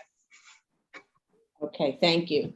And actually, to your point, at the last hearing, the owner, when we asked about all the U-Hauls that seemed to be, let's say, both on the site, on the sidewalk, and parked in the street, he said, oh, those aren't mine. It's just that people bring them to us to return the U-Haul, and they think it's a U-Haul return spot, I guess, something like that. And so maybe you just drop it overnight, and I don't know, you leave the keys in I don't know, what do you do with the keys? But anyway, like in rental places, there's a little box where you can leave keys, right? So maybe they have like a little box, something like that, but it means unlimited amounts of U-Haul returns that can't park here. So that's the issue. I don't know. This is really a conversation to have with U-Haul, frankly. Okay, thank you. Commissioner Sheta? Thank you, Chair. I have nothing further to add, and I second the comments by my colleague. Thank you. Thank you. Commissioner Shabeta? Thank you, Chair. Nothing further from me. Okay. Item numbers 19, 6-04BZ, 711, 7118 to 7124 3rd Avenue, Brooklyn. Just a second. This is a variance on a physical culture establishment. No longer a physical culture establishment. That's maybe one of the points that Sorry. we make. Yes. Okay. Thank you, Terminology. Tony. Hold on a second. I think the purpose of this submission was to give us progress updates mostly on the legality of the elevator installation. And Chase, I don't know if you've heard anything. I have asked our general counsel to reach out to DOB counsel about getting. I've reached out. Yes, okay. You reached out, but you haven't heard back, right? That's right. Okay, so I asked Chase Fine to reach out to DOB counsel about getting a letter attesting to the lawfulness of the permit. And you know, all this by way of saying if there's a problem with it, this is where the BSA could correct the problem, you know, and so that's why it should be handled properly. We also still need fire department sign off on this. There were many open issues from the fire department, but I believe, and we'll hear from fire department during the hearing, I believed, or I understood that the fire department would sign off if there are drawings and perhaps an application to install an alarm system throughout the health and fitness establishment and office space. But I'm not clear on that, and no new drawings were submitted. The statement of facts states this premises has a sprinkler system. Also submitted with this application is a recent inspection report confirming that it is operable. Prior BSA resolutions did not require a fire alarm system and none exists at the premises. Nonetheless, the PCE is in the process of getting one installed. So I'm a bit confused by that statement in the statement of facts because it's a revised statement of facts, because this statement is not consistent with what was said at the hearing, namely that there is no sprinkler system. So I'm super confused. Fire department who conducts inspections knows the right answer. Since, by the way, as to Ms. Matias's point, since there's no longer such a thing as a physical culture establishment, also formally known as a PCE, the statement of facts needs to be amended to clarify that the original variance applied the standards of the PCE special permit, which special permit was eliminated in December of 2021. Reference to this use should be replaced with the term, quote, health and fitness establishment, use group 6, and accessory offices. Our resolution should clarify that the variance is limited to this use only. And I know it's use group 6 and I think also use group 9, 9, right? So, but I'm a little afraid to go into use group 9, which is not a permitted use at all in the district, So I'd rather just stick with use group 6. And it's a variance to allow a larger, a larger health and fitness establishment than would be permitted in this zoning district. The sign was repainted as we requested because there had been graffiti on it. Applicant reiterates the request to remove the condition about no parking in the side yard and curb cut removal, which request now exists in the statement of facts, which it didn't before. So thank you for putting it in. Okay, so Commissioner Vice Chair Shanta. My only comment, I really did not have any other comment. I'm quite satisfied with this application. For one, I think the stairwell and the elevator shaft, which is part of the BSA approved plan, it's for DOB to ensure compliance with the BSA plan and the underlying code regulations. So if it is not complying and DOB sends it back to us, that is for the applicant to face that music. Let's stop right there. It's not about compliance. We don't know if it was permitted because there was no, the application to approve it was withdrawn by the applicant. So we have no DOB, we have no sign off that it was built pursuant to permits. It's not about compliance. And that's what we were trying to get at. And please, let's not undermine this one also. Let's leave this alone and let DOB do their job, and then we will move on, okay? I'm gonna move on to Commissioner Otley Brown. We don't wanna take apart this one also, okay? Thank you. We've been working on this too long.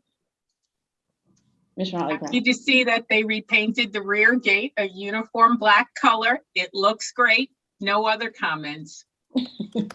Thank you, Commissioner Sheta. Sorry, you're muted. Yep. Sorry.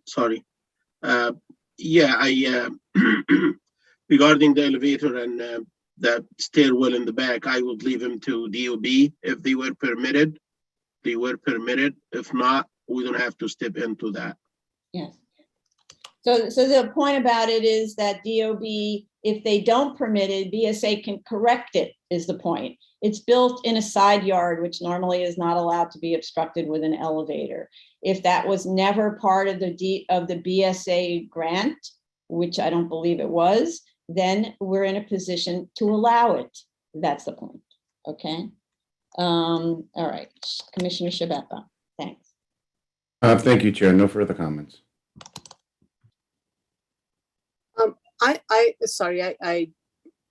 When I'm looking at the plans that were approved back in 2017, there was an elevator shaft within it and the stairwell. But the grant was only for a variance for a PCE. The grant wasn't for a waiver of the zoning regulations as to side yard. So, and because a side yard is not permitted to be obstructed by an elevator shaft, which I wish it were. I understand that, but then what are we saying, that the prior grant by mistake allowed that staircase and the elevator to be located on the side yard? I can't speak for what the prior grant did. We asked to see a copy of the approved plans and the permission to construct it, and the response was the application was withdrawn.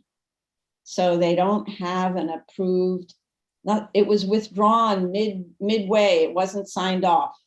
And so we're trying to figure out what happened. Did DOB reject it?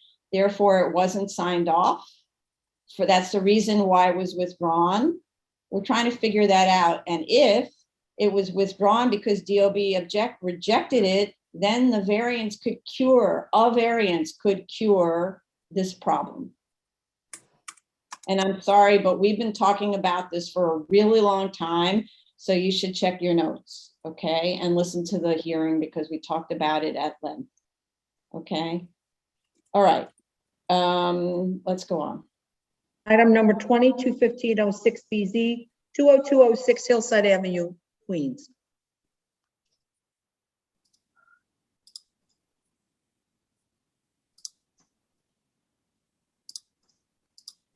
Board history was supposed to be updated to include 453-89-A, which though isn't this variance, it is part of the board history at the site.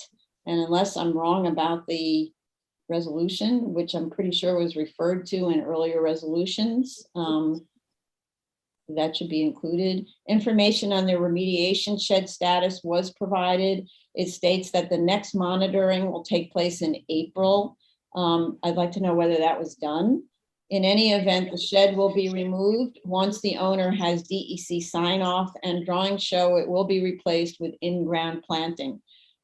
They should clarify on the drawing that the planting is to be in-ground and provide a detail of the planting bed and curbing and show wheel stops.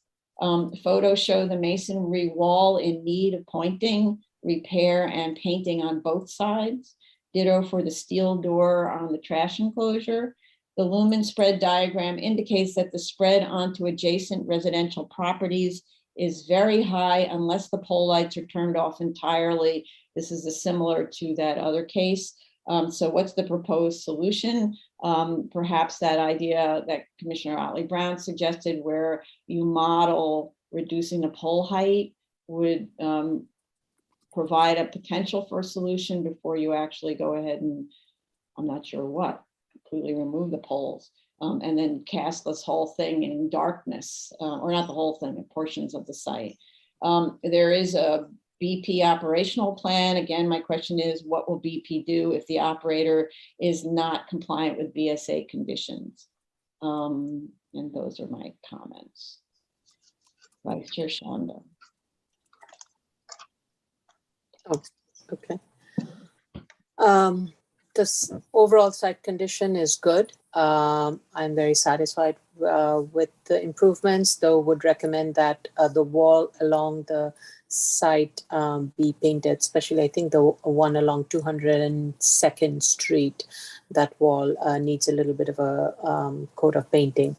I would also recommend that the applicant make a request to the Parks Department to provide some street trees along on the two existing pits. There is one on Hillside Avenue and another one on 202nd Street. So actually there are two of them on 202nd. So the applicant can reach out to Parks Department and ask them to plant street trees on those existing tree pits. But otherwise, I'm very satisfied with the submission. Thank you. Commissioner Otley Brown.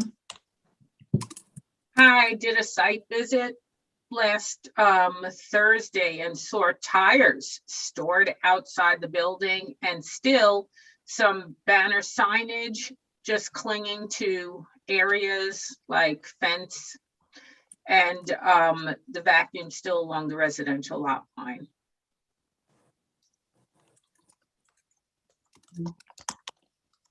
Okay.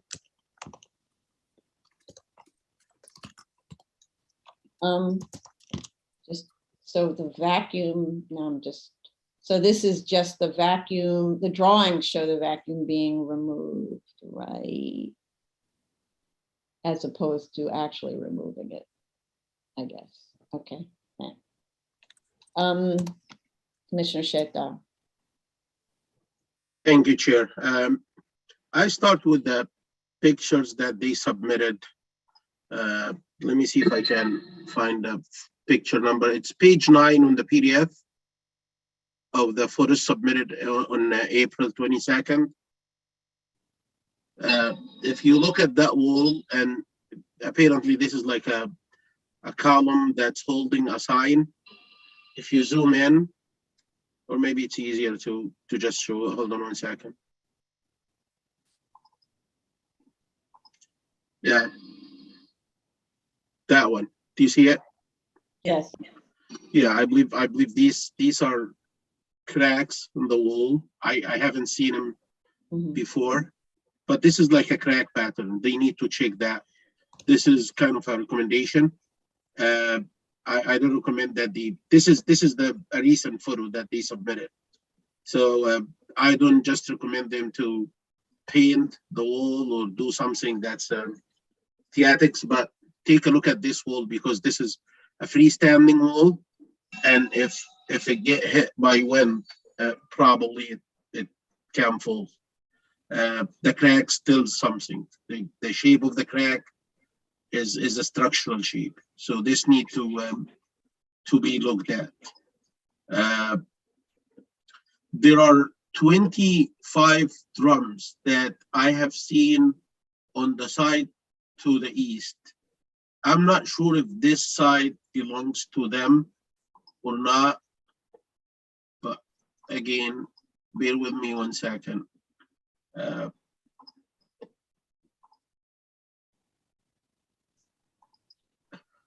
That's what I'm talking about. This is, by the way, this is the wall that I was just talking about. And this is kind of a recent, yeah, this is kind of a recent Google, actually 27. I haven't seen these two. So these, I counted these from one of the sites that we have access to through a city subscription. And the photo in that site was recent, not like yesterday, but probably like months ago. So I'm not sure if these drums are still there. If they are, do they belong to them? And if they do belong to the subject site, they need to take an action. We're not, drums like these stay in a situation like this is not, it's not a good thing. You never know what's going to happen. That's located on the property adjacent, right? I'm looking for. Yes, it's located on the adjacent property to the east. Yeah, so you're saying is it related to this site, even though it's Yes. located Yes, on I'm saying if they are not still there, that's one thing. If they are still there, do they belong to the subject site? If the answer is no, then they have nothing to do. But if that, let me, hold on 1 second. Yeah, this is the subject site, and this is the site next door. And right. Yeah, but is that still considered a hazard though? if you have drums, you never know what's inside. Yeah. So the use, you're showing the same thing. The use of the site there is a dry cleaner. Yes, So and I'm not. Yeah, that, by the way, dry cleaners are famous for their chemicals. Yes, right? that's correct. That's why I'm asking, do they belong to the subject site? Probably it was like a contamination there, and they cleaned it and they just stored it in these drums. I'm talking about the dry cleaners, but I'm not sure. I'm just asking the question. If they do belong to the subject site, they need to like act promptly. Take him away. Yes. Okay, thanks. So the crack is one thing, and then these drums are the second.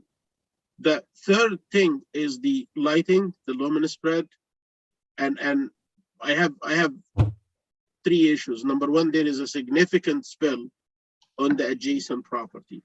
Number two, although they like acknowledge that, they are saying that if they try to fix that spill, they are going to probably impact the like the ability of the lighting system to do the job for the rest of the site. In other words, to like make the site well illuminated. I'm not sure if this is accurate, but if you look at the lighting study, at the very end, there's a drawing with pictures.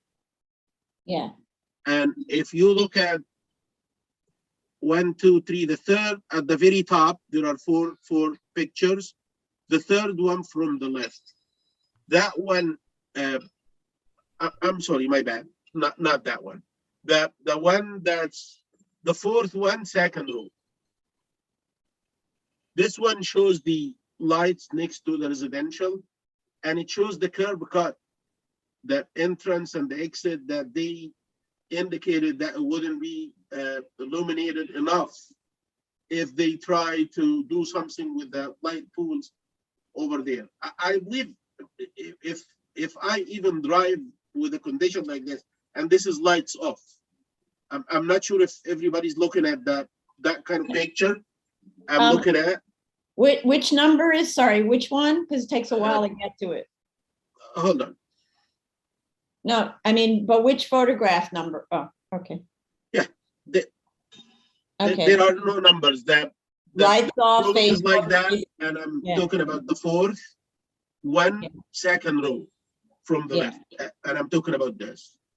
They said if we try to fix the lumen that's shedding to the adjacent property here, we're gonna impact this area, which is the in and out area. My point is, this is lights off condition, and even with that, you can like well see to drive through in and out. So my point, if you even eliminate the light poles totally, you're still gonna be able to like have good lumen within your site. So you just need to shield the two light poles along that property line. What I wanted to say, it's fixable. Mhm. It might need some shielding, but it is fixable. It's not like the Mission Impossible. Right. So, and to your point, if you go to the photograph on the lower right-hand corner, which actually is what they call lights on post adjustment, and post adjustment means the pole has been turned off, you can also see very well in that corner. Yes. So, very well. Yeah, this is actually this picture is like a zoom in from the previous one. Yes, it's a close to the area right by the residential Yes. portion. But it's Another with, thing, I tried to like add up the numbers for the lights off and then lights on to get to the adjusted numbers, and they do not add up. Maybe I did something wrong, but I don't think so. Sometimes you see like lights off is like 9 or so, and then sorry, lights off is 1, lights on are 9, and then when you go to the adjusted, you just see 1.5 or 2. The adjusted should be the lights on minus the lights off.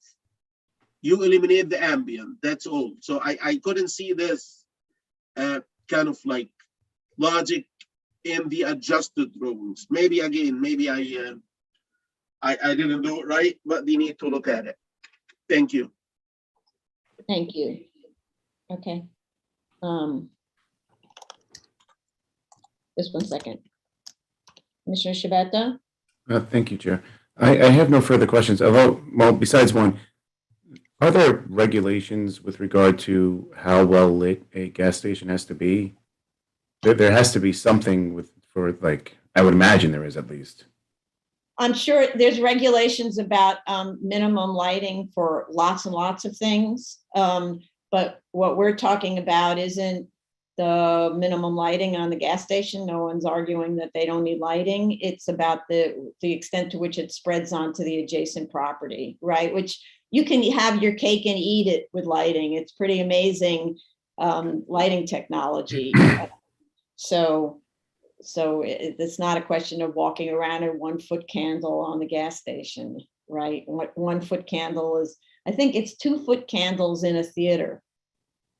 So, right, so that you can see your feet when you're walking in the theater. Anyway, yeah, Commissioner Sheta?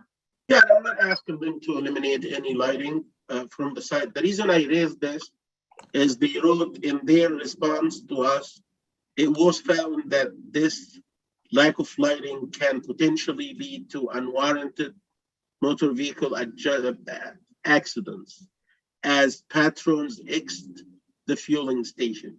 And that exit is through the curb cut. So what I did is I wanted to look at their pictures and see if they just not do adjustments, like do some shielding.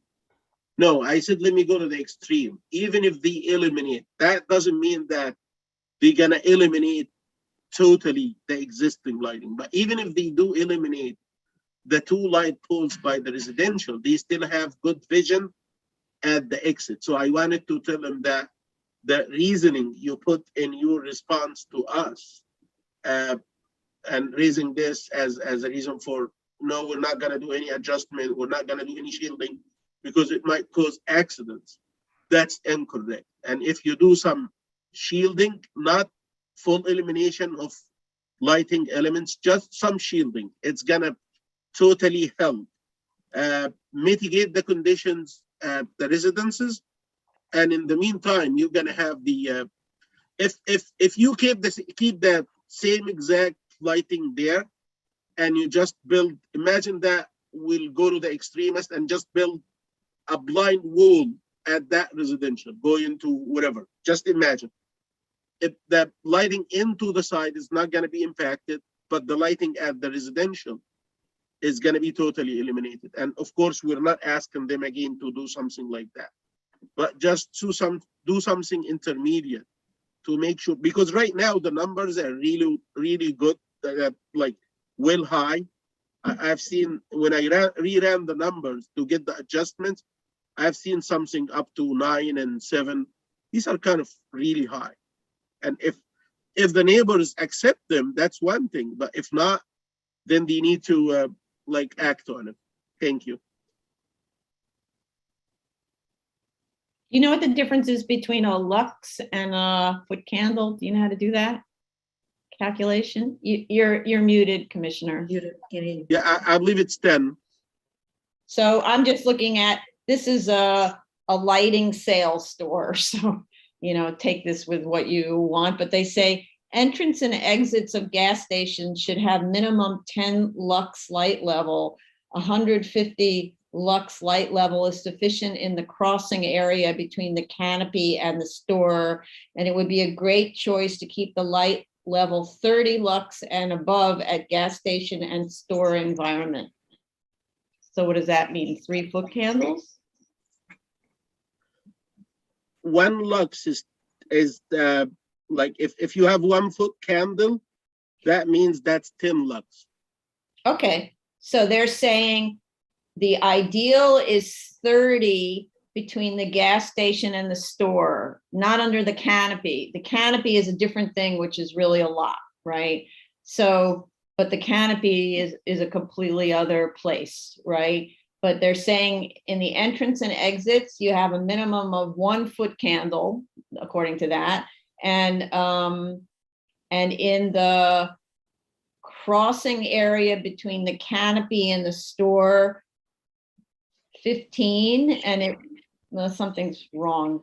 I don't know. And it says it would be a great choice to keep the light level 30 lux and above at gas station and store environments. So that's 3 foot candles. So this isn't necessarily the source. This is just the first thing I found for like recommendations, I guess, on the design of gas stations. But I'm sure the applicant, the engineers who always worked on this can help us with what the lighting levels are. I believe they know the kind of source that's causing the issue for them. Yeah. They have a light pole that's very tall and it's so close to the property line. If they work on that, I believe the lights will significantly adjust. Right. Okay. Thank you. All right. Did we get everybody? Yes. Nope, Commissioner Sheta. No, what do you mean? Oh, I'm you did, done. Commissioner Sheta? No, Shabbat also spoke. He asked the question that we were just responding to. Daydreaming. Sorry. Sorry about that. Okay, so that's the last case. So that concludes the public review session. Right, so let's take a 10-minute break before we go to the public hearing on this. So back at 12:05 then, okay, Thank you. everyone.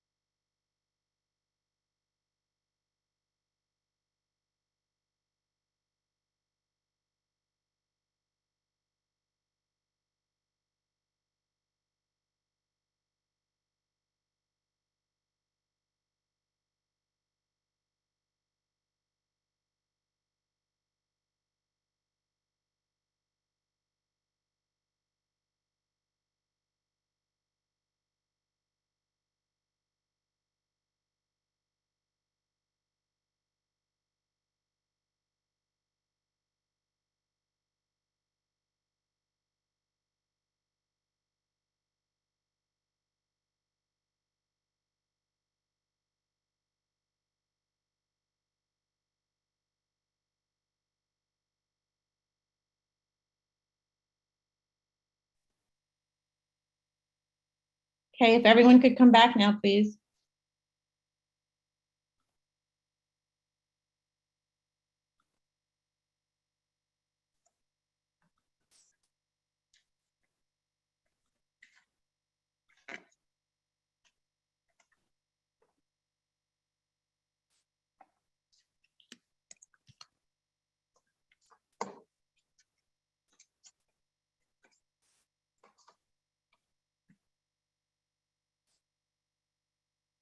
Ready?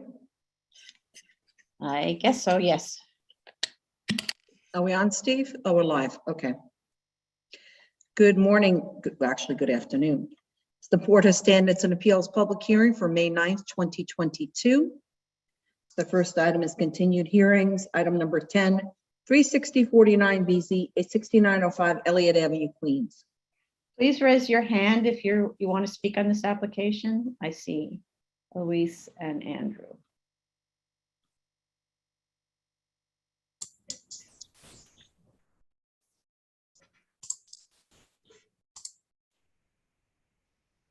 Okay. Joined by panelists, please. Hello, we should also have a James Perry on from BP. Nope. Unless he called in, the last three digits, 797. If you called in, you want to speak on behalf of this application, in other words, you're one of the applicants, please raise your Zoom hand with *9.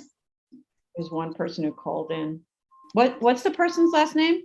Perry, P-E. Oh, Jim Perry, yeah. Oh, yeah, Jim, sorry, James, Jim, Jim's the show.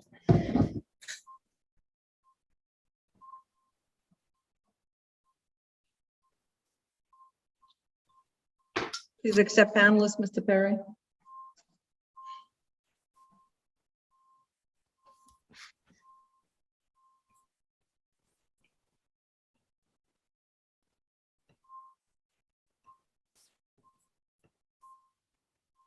Mr. Perry? There we go. Good morning. Yes, I can hear you. I'm here. No, but you need to accept as a panelist. Oh, as a panelist. Gotcha. You did. Oh, I did. Yeah, I did. That's Just have correct. to turn on your camera if you want. No, he should turn the camera on. Does he have a camera? I don't know. I don't have a camera. I'm sorry. Oh, okay, you don't have a camera. Okay. Okay, let me swear you all in. Do you affirm to tell raise your right hand. Do you affirm to tell the truth, the whole truth, and nothing but the truth in your testimony for this board to respond honestly to board member questions? I do. I do. Mr. Perry? I do. Yes. Thank you. Ms. Fullader, please proceed. I do. Okay. Elise Fullader from Eric Latnick PC. I'm here with Andrew Stewart from High Point and Jim Perry from British Petroleum, BP. So first, I guess I should talk about the clothing bins. This operator really wants to keep the clothing bins. He got approved for the clothing bins. They're important to his site. And we ask if there is a way to keep it. I can show the plans if that would help and we could discuss. Can you explain, maybe you don't know because you don't have the operator there, why they're important to the site, et cetera, et cetera? They kept asking us and the operator kept asking if we could please keep them and then sent us the sanitation information. Okay. So, I'm sorry, I just don't understand anything about the dynamic of clothing bins. So that's why I asked the I question. could try to get information. It's a little bit difficult sometimes as you go through a lot of levels. But they kept, the manager of the BP manager of the site kept saying that the operator wanted to keep them and send us a bunch of information on how they're approved by sanitation. Okay. So approval by sanitation, that doesn't mean that sanitation is the one that takes them. It's more like maybe they regulate the boxes or something. I honestly have no idea how it works, so that's why I'm not speaking further on it. Yeah, okay, that's fair. Because I doubt, otherwise sanitation ends up just throwing them away. So then what's the difference? It seems like these are going to a recycling place for the textile or something like that, or maybe even redistribution of the clothing. I don't know. Okay. I've used them, but I don't know where it goes. Yeah. It's curious. What I mean, actually, Commissioner Sheta in this one of the last hearings, he showed the clothing bins that were located on the dry cleaner site. You might have seen that. And there was a label on it, and I forgot to pay attention to what the label said, because that might be a way of finding out, like, who are these guys? What do they do with the clothing? Anyway, okay, thanks. Yes, please do show us where the proposal is, because right now I believe they're proposed to be right up against the residential property, which isn't nice. Should I share the screen and share the plans, and we can look at where they could potentially be? Yes, please. Okay. Because part of the other problem is you've got doors on lots of the facade wall that are active doors. So submit, sorry, okay. Plans. Okay, share. Okay, can everyone see it? Should I make it bigger maybe? Yep, that's it.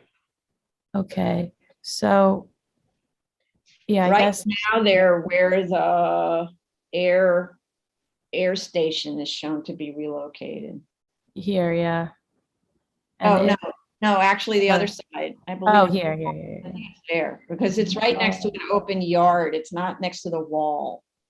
So maybe we can try to figure out how to move it next to a wall. Yes. But so that's the thing is, I'd say if you move it next to the wall, then you see you have your parking space, 1, 2, 3. Oh, yeah, then it would block. Yeah, and then if you put it next to where it says existing vent risers, like in the front, that's a door. Unless, I'm not sure how that ramp actually works. If that's a ramp, let's see where. Guess we'll have to look into it and see if there's a place we can put it, because they really want to keep it. Yeah, so don't impose it on the residents, yeah.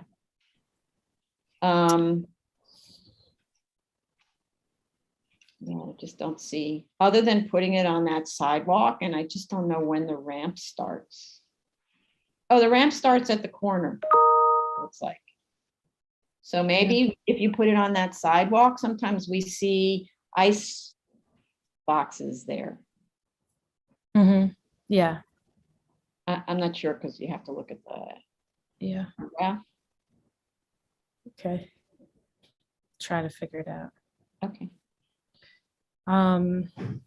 Next, the masonry wall was painted and everything. I have the photos here. Do you see this photo?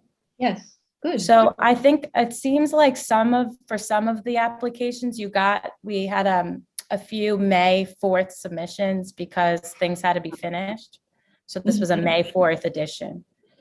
Oh, okay.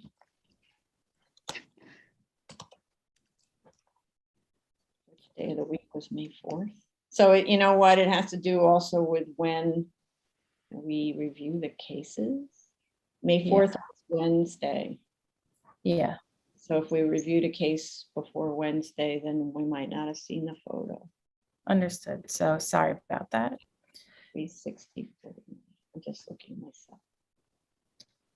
And then if I can move on with lighting, we thought that since we removed the light in question that had to be turned off, that solved the problem, and we did.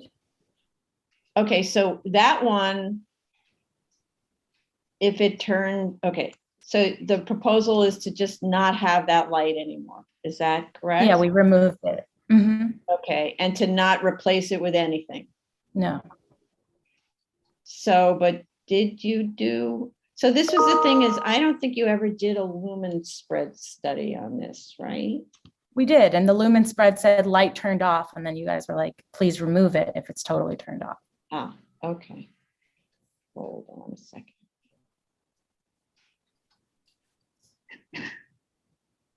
I'm just looking for those notes back then. It says,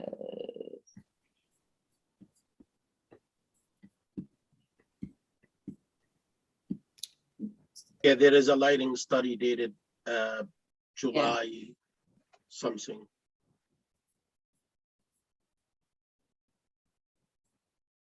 I was trying to see if I can show you where the light was. July removed. 12th. I think it's here. Yeah. Right, okay, so it was taken. Okay, so I'm just looking at our notes. We say the lumen spread diagram indicates 3 elements that are disabled or non-operable. This is Commissioner Sheta. Remove it from the site and the plan, especially the light pole with before and after photos.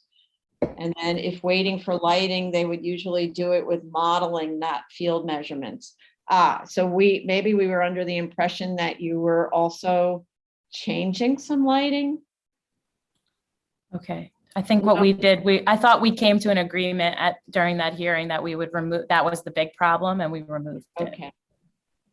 All right. So if we look at the lighting analysis, because So I guess we can have the lighting analysis updated to say removed. yeah, that would be better. And because I'm also looking at now I need to look at a photograph of that house next door.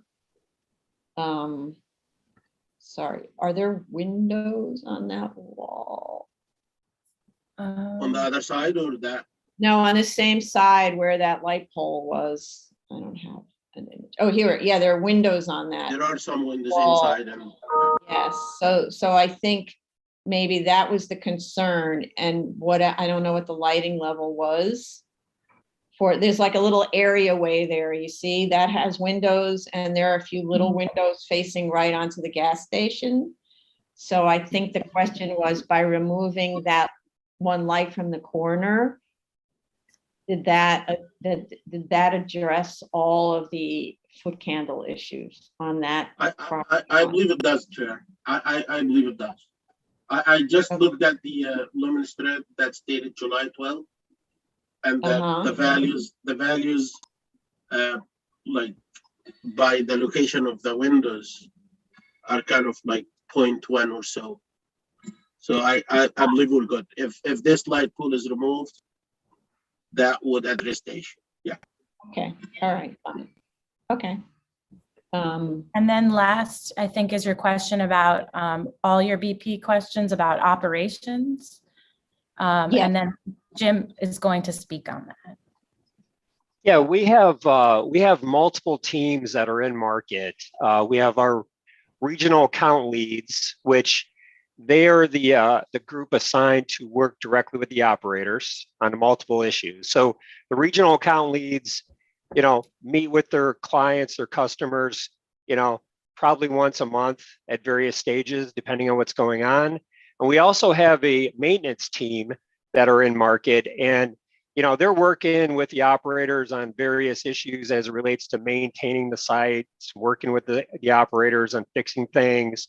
So, and then we also have a contract that is with the operators of the site specifically, and they have obligations under their agreement to maintain compliance. So if there's anything that happens at the site that puts them out of compliance, they're obligated under the contract to bring it back into compliance. So we have, those are kind of the processes we have internally that works with each operator. Okay, so, but just to play it like a lawyer, right? Obligated under the contract to bring it into compliance. What happens if they don't? Well, we'll work with them to try to get it back into compliance, whatever the issue is. We'll talk with them. Hey, listen, this is a problem. This is out of compliance per the code. This needs to be corrected. And if we'll go back and visit them like 30 days later, if they don't correct it, then we'll give them a letter. Here's a letter. You got 30 days to comply. And then we'll go back and we'll continue to work with them to try to make sure it gets done. Mm-hmm. So what do you do with a real scofflaw? A difficult operator, which is not like we haven't seen difficult operators. Yeah. I'm not going to lie. We have occasional issues with certain operators depending on the situation. Usually we get to a point where we can find a meeting of the minds. We can work with them. We can figure it out. Is it a timing issue? Can we wait 30, 60 days or something to help them out with something? So 9 times out of 10, we're able to fix it. What happened? I mean, who pays for bringing things into compliance? It depends on the situation. If it's, general main, the rule of thumb is if it's general maintenance work, they do. If it's a big major capital issue like new HVAC, new roof, then that's when we step in and we take care of those costs. So it kind of depends on the scope. So so when you say big capital, like for instance, we often talk about building masonry enclosures for the trash or new landscaping in planting beds. Is that a Yeah. major capital improvement? Yeah, that'll be something that we pick up as BP. Okay. Okay, so then in terms of, let's just say just for argument's sake, they don't build the trash enclosure or they don't put in the in-ground planting. How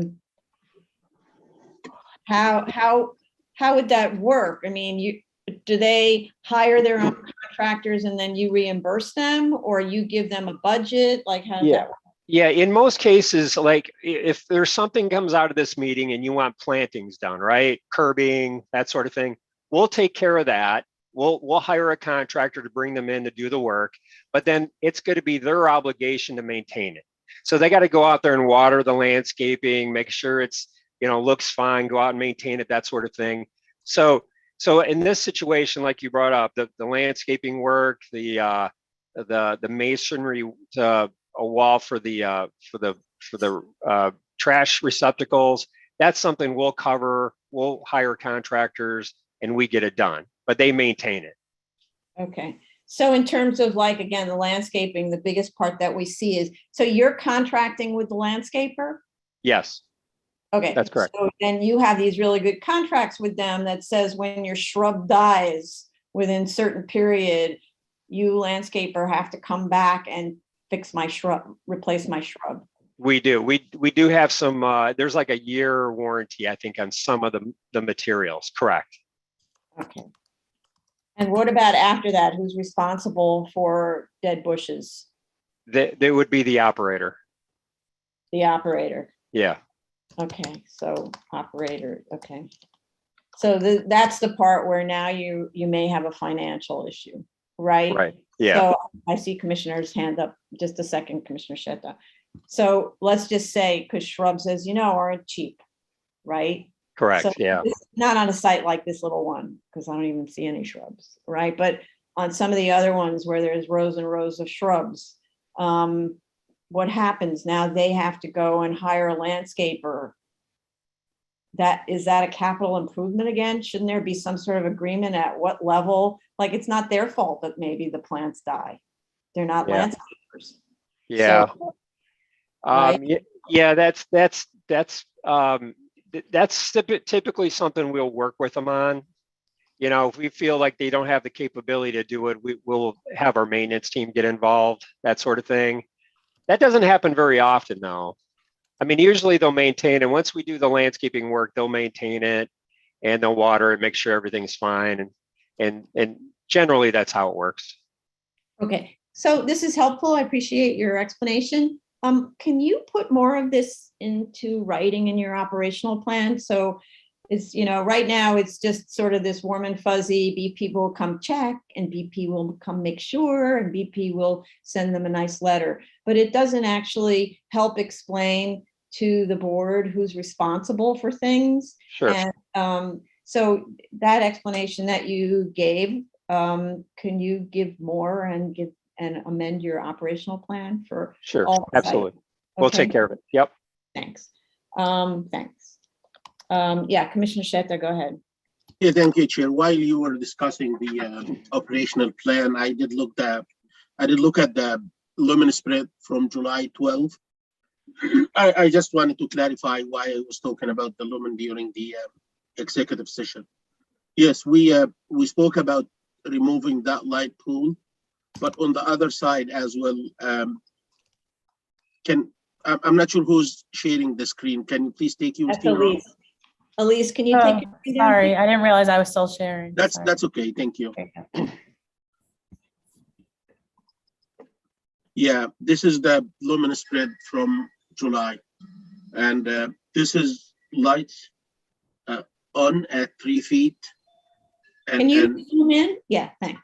Yeah, I will. And whatever is squared is at the top of the fence, and the other number is like at the grade level. If you look at this area here, you can see like 2.8 at grades, and then when you go up, that means that you're getting closer to a light source. The lumen is 4.6, again 0.8, 0.9. So and 1 and 0.5. So I'm not sure what's going on here. Probably that's why I haven't like closed the lumen issue on just the removal of the light pole. I don't want to hold, like if we intend to close or something, I don't want to hold the case for something like that. But please take a look at this area here, because let me show you where. Yeah, this is the area I'm talking about. It's right here, and you can see like you have 1, 2, 1, 2. You have 4 windows right next to that spot, and something on the order of 5-foot candles is not. Do you think, small. Andy, do you think maybe it's from the building? There could be soffit lights Yeah. underneath Yeah, the soffit, right. Mhm. underneath the fascia overhang there. Yes, Related I to- suspected that it could be something like right inside that thing. So Because it is a really tight site. That's part of, with the buildings, right? Yeah, But it could also be canopy lighting as you watch, maybe not in that corner, but as you watch from the canopy, it goes from 23 to 10 to 8 to 3 to 2 to 2, right? So it's descending in a way that makes kind of sense from the canopy. but it's at that line M, if you see that axis line M, Yes, if you look at the canopy, it goes from 8.5, 6.2, 3, around 3.6, 2.4. It's going down, and then when you hit that spot, and especially when you go up, it sounds like there is something that's in the building. If you look actually across the building line, you have 15.9, 12.5, 11 point something, 9, 8, 7, 4. It's going down, so it might be a light right there. The light at if you want to, I just want to make it easy to whoever is going to look at it. You see this 15, almost 16 here? When you go that way, it's going 12, 11, 9, 8, 7, 4, 4. It's going down slightly here. So probably if you mitigate this guy, it's gonna improve here. I don't know, but this is just a guess. yeah. And maybe even a little shielding on the canopy. I'm not, again, I don't know, because I don't see any light source at all on the right up against the building. There's nothing shown on the drawing. Right? Yeah, nothing shown on the lighting plan. That's true. So, I mean, the downlights in the canopies, those are super clear. But, so I'm just wondering whether a shield on maybe those 2 far right canopies would help. If there's nothing, if there are no sort of cove lights on the building itself. Not clear. Anyway, it's an isolated spot. Just to address that. I don't want to hold things for that isolated issue, but just address it. Well, we want to but to be clear, we want to bring it down, but there's time to bring it down between, even if we were to, I'm not sure if we're ready to close this, but let me just see. Yeah, okay, we'll continue but we can bring it down between now and the next, whatever it is, either continuation or vote, okay? Okay. And then I forgot the air vac being relocated, not clear. We can try to make that clearer. Andy, if you want to say anything on that, you can. I don't know if there's anything to say. just generally that we showed in the air station to be located further into the property along those property lines as discussed to preclude any cars parking on the sidewalk when using these. I know the vice chair was confused or just need clarity, I guess, on this relocation. We can put some dimensions in there work with BP, have them actually relocate them and then show the actual locations on the plan. No, I was okay with the one that is along Elliott. I just wasn't sure where the air vac that's along 69th Street was going to be located. I couldn't quite follow it in the drawing. That's the But, only thing. just to be clear, if you could, Elise, if you could show your drawing again, it's just Yeah. that there's a light A and then a super dark A and an arrow that says light A goes to dark A, and then it says existing air station on concrete pedestal to be relocated. So it's shifting up, but it's not clear by how many feet. Yeah, can you just point to that, Elise? Thanks, right there. Yeah, Okay. the light A is where it's existing right now, or the current location. The dark A with the curved arrow shows where it's to be relocated. But I can Okay. put dimensions in there, and if we're doing it now, then we'll actually have BP move them and then show the actual locations. That's not a problem. Okay.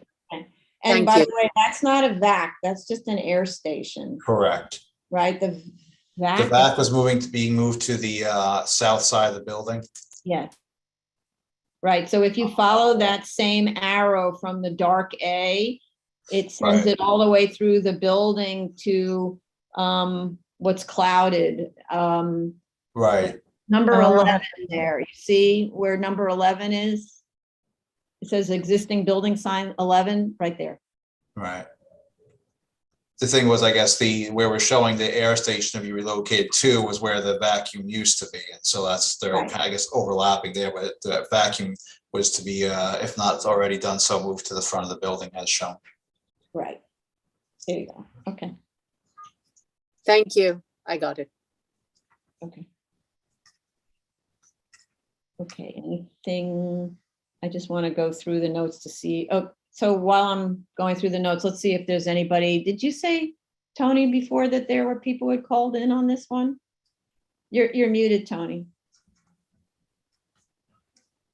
No, next one. Next one, okay. So let's just go to the public while I just check what the notes are.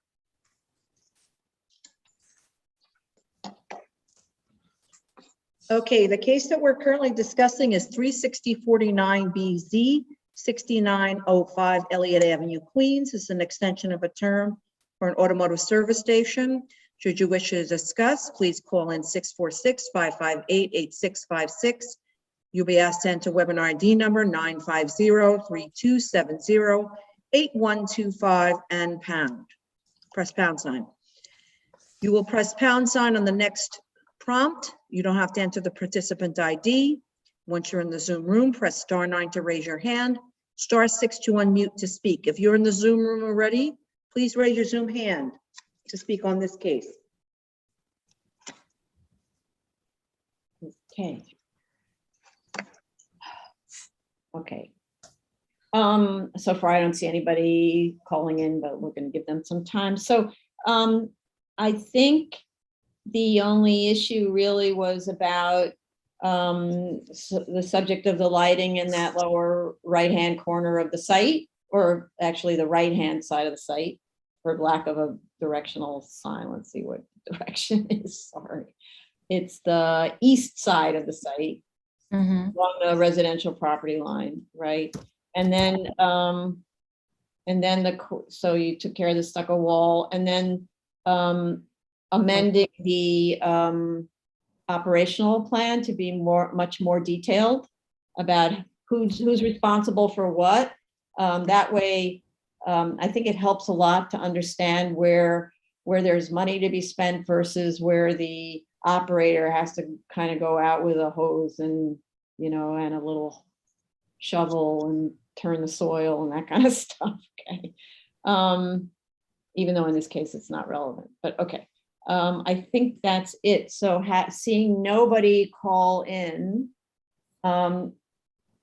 we could close this case, but I would like you to respond to the location of a good location for it, so we don't have to reopen and say, no, it's a bad place. So you know what we're going for, not visible to the residents, like up against the wall would be fine, but then that's in the way of your parking space. So I think it needs to be up against your building. And then the lighting issue, I'm just looking at the floor plan for the building just to see. Yeah, actually, you know what? I don't think that's a ramp there. It could be right up against the building where you've got the, right before the entrance to the toilet room, probably, or right after it. Because the toilet room, you enter right from that little sidewalk. Okay. So either right before it, I don't know if it fits, or right after it, okay?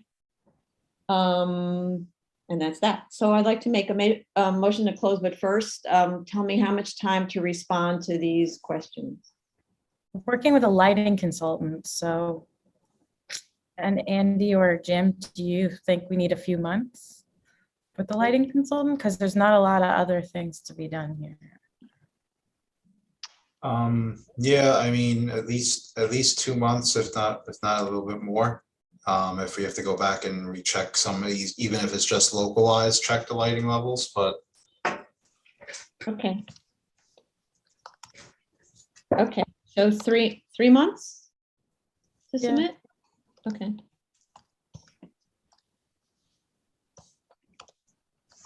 Right, so in terms of the lighting, then it's really the best is to go just figure out how to get it to not shed light on the neighbor by shielding it or whatever on that eastern lot line.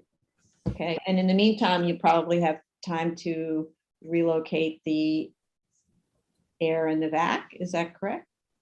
Mm-hmm. And the clothing bin. And the clothing bin, so you can just show us pictures. Yep. Okay. Oops. All right, 1 second.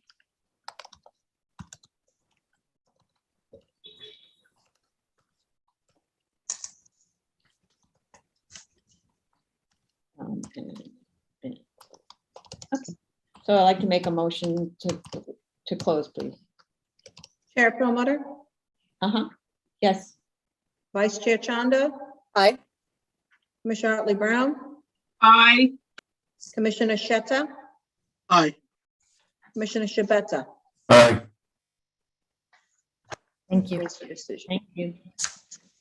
Item number 11, 887-54BZ, 21801 Northern Boulevard, Queens. Once again, it's the extension of term for a gasoline station BP. Amico? So this one just Andy because it's operated by a different group of people. Right, it's not BP. It's, thank you for It says- reminding, otherwise. It's BP Amico. Oh, Yeah, but it's operated, they have different contracts with different kinds of people. It's okay. kind of complicated. All right, raise your right hand. Do you affirm to tell the truth, the whole truth, and nothing but the truth in your testimony for this board and to respond honestly to board member questions? I do, thank you. Please proceed. Elise Fullader from Eric Palatnik PC on behalf of the applicant with Andrew Stewart from High Point. I believe that the only concern here was to add a note that DOB to determine signage complies with underlying regulations on the plans. We can add that note if that is what you would like us to do.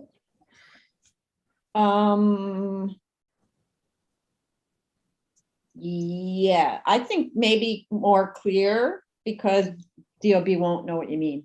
Is Okay. with respect to corner lots. Oh, and I just wanted to bring up another question for you on this. I need to open the drawing to make sure that there's two issues that are at play with these kinds of signs. The first is a corner lot. Like, how in the world do you measure this 50 square feet per frontage, right? And the second is, what's DOB's position on establishments? Like, does it take the position that the convenience store is a separate establishment from the gas station? That may be part of what it's considering. We don't know. So that's worth finding out going forward. It would make it a lot easier to do the signage analyses because these analyses are being done for our benefit, but it's DOB who reviews compliance of the signs, right? And we're just reading it to see that it complies with the way we read the zoning resolution. But if they read it differently and it's not in contest, then it should be read the way they read it. So that'd be a great thing for you to do, especially because you have so many of these kind of cases. Yeah. To clarify that. So what I just wanted to say that it should be that the drawing should say that DOB to determine compliance of signage with corner lot regulations. That's all. Corner lot C2 regulation, because that's what it's in anyway, right?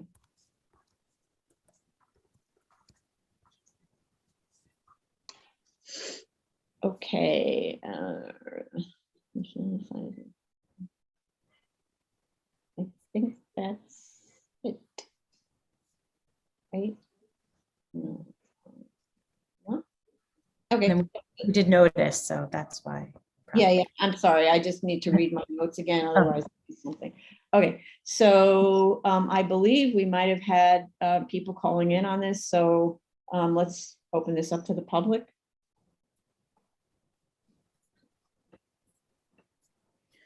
So the case that we're currently discussing is 887-54BZ 21801 Northern Boulevard, Queens.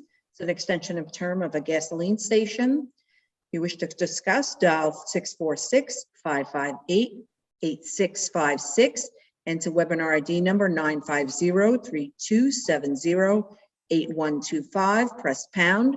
You will then be instructed to enter participant ID number, which you can ignore, press pound. And once you're in the Zoom room, press *9 to raise your hand, *6 to unmute. If you're in the Zoom room already, please raise your Zoom hand. Mhm. Okay, so let's just give people some time to get in. Okay, I'm just, remember one of my notes was about the masonry enclosure. No, it says with stucco finish, no comments on there. Okay. I appreciate, by the way, that there's really good detail on the masonry enclosure, which definitely will improve the look of the site because it's right up on that corner. Thanks, Andy. Yeah.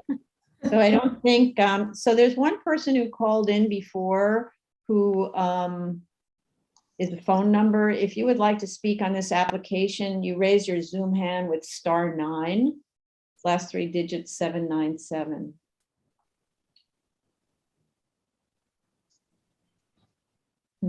Okay, I think we've had enough time, right? So, but you know what, if we learned something that we didn't know before about the case from, so what I would like to do is if there are members of the public who would like to be heard on this and there's a technical reason, why not? Please send us your comments to submit, right? You can email submit. So it's submit@bsa.nyc.gov and make reference in your email to application number 887-54-BZ, which is 218-01 Northern Boulevard. And if we learn something that we were unaware of from that, we'll reopen the hearing, but I'm actually going to close it now because we don't have comments from the public, okay? So then, other than that little note change, how much time to make that little addition? So that seems easy. Andy, what, like 3 days, a week? If it's just a note on the plan, yeah, we just need like a week maybe to do it. So that's all that's to be done. Okay.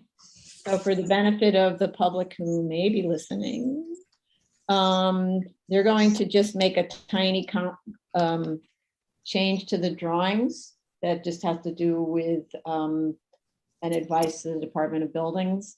And they'll submit it in a week, and we're going to try to schedule this for a decision date in June. So that gives you enough time to respond to like submit your comments if you have any, to submit at bsa.nyc.gov. Okay, so a motion to close then? Chair Permetta, Aye. Vice Chair Chanda, Aye. Commissioner Otley Brown, Aye. Commissioner Sheta, Aye. Commissioner Shabeta. Aye. Item number 12, 80855 BZ, 3504 Bell Boulevard, Queens. Okay, this one back with Jim, and then I'm not sure, but we might have the lighting consultant join, we might not. Figure out. That? His name is Joseph D'Amato. He might be Yes, calling in. yeah, he's here. Okay, cool. That worked out. Okay, ready? Yeah, thank you. Joseph D'Amato, please unmute and join as panelist. Put your camera on.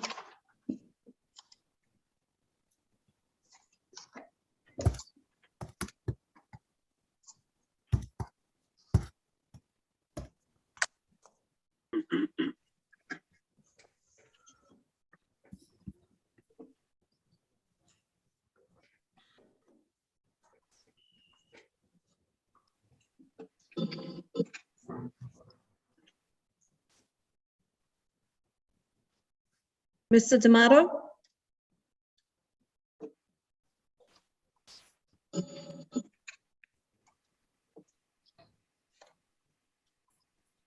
Mr. D'Amato, either accept panelist, joining in as a panelist, and or unmute yourself. I mean, we prefer to see you on screen, but if you can't, then just unmute yourself.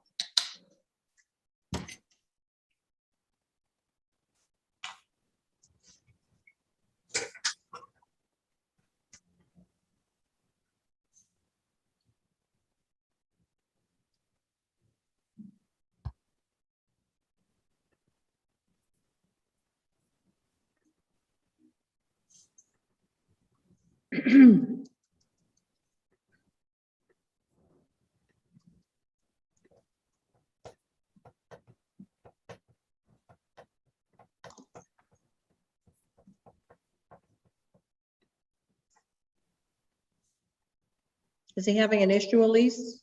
Can he I don't know. contact you? We can go on and without him, and he can try to call in or something, because I only need him for one comment, Okay. potentially, maybe not. Okay, raise your right hands. Do you affirm to tell the truth, the whole truth, and nothing but the truth in your testimony before this board, to respond honestly to board member questions? I do. I do. Okay. Elise Fullader from Eric Kalanick PC with Andrew Stewart and Jim Perry. I live by a lot of hospitals, so apologies in the background. Whatchamacallit. So we were talking about Bell. First, I think maybe you didn't see all the photographs because we had more. You probably reviewed it on a Tuesday and we submitted it on Wednesday. I'm going to try to share to show you the no parking sign.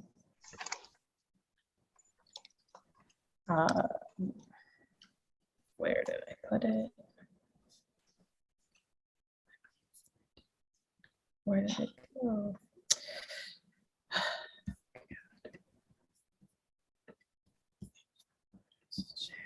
Sorry. Here we go. Share. Then just think it's there. No parking. Ah, okay. Okay. So that answers the no parking sign question.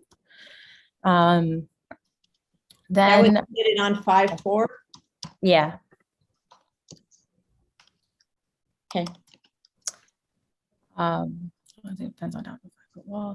And then your question was about you had a question about an enclosure around the noise, or Commissioner Seta had a question about that, if Andy would like to speak to that, and the fence on top of a 5-foot, well, just fencing in general and enclosures.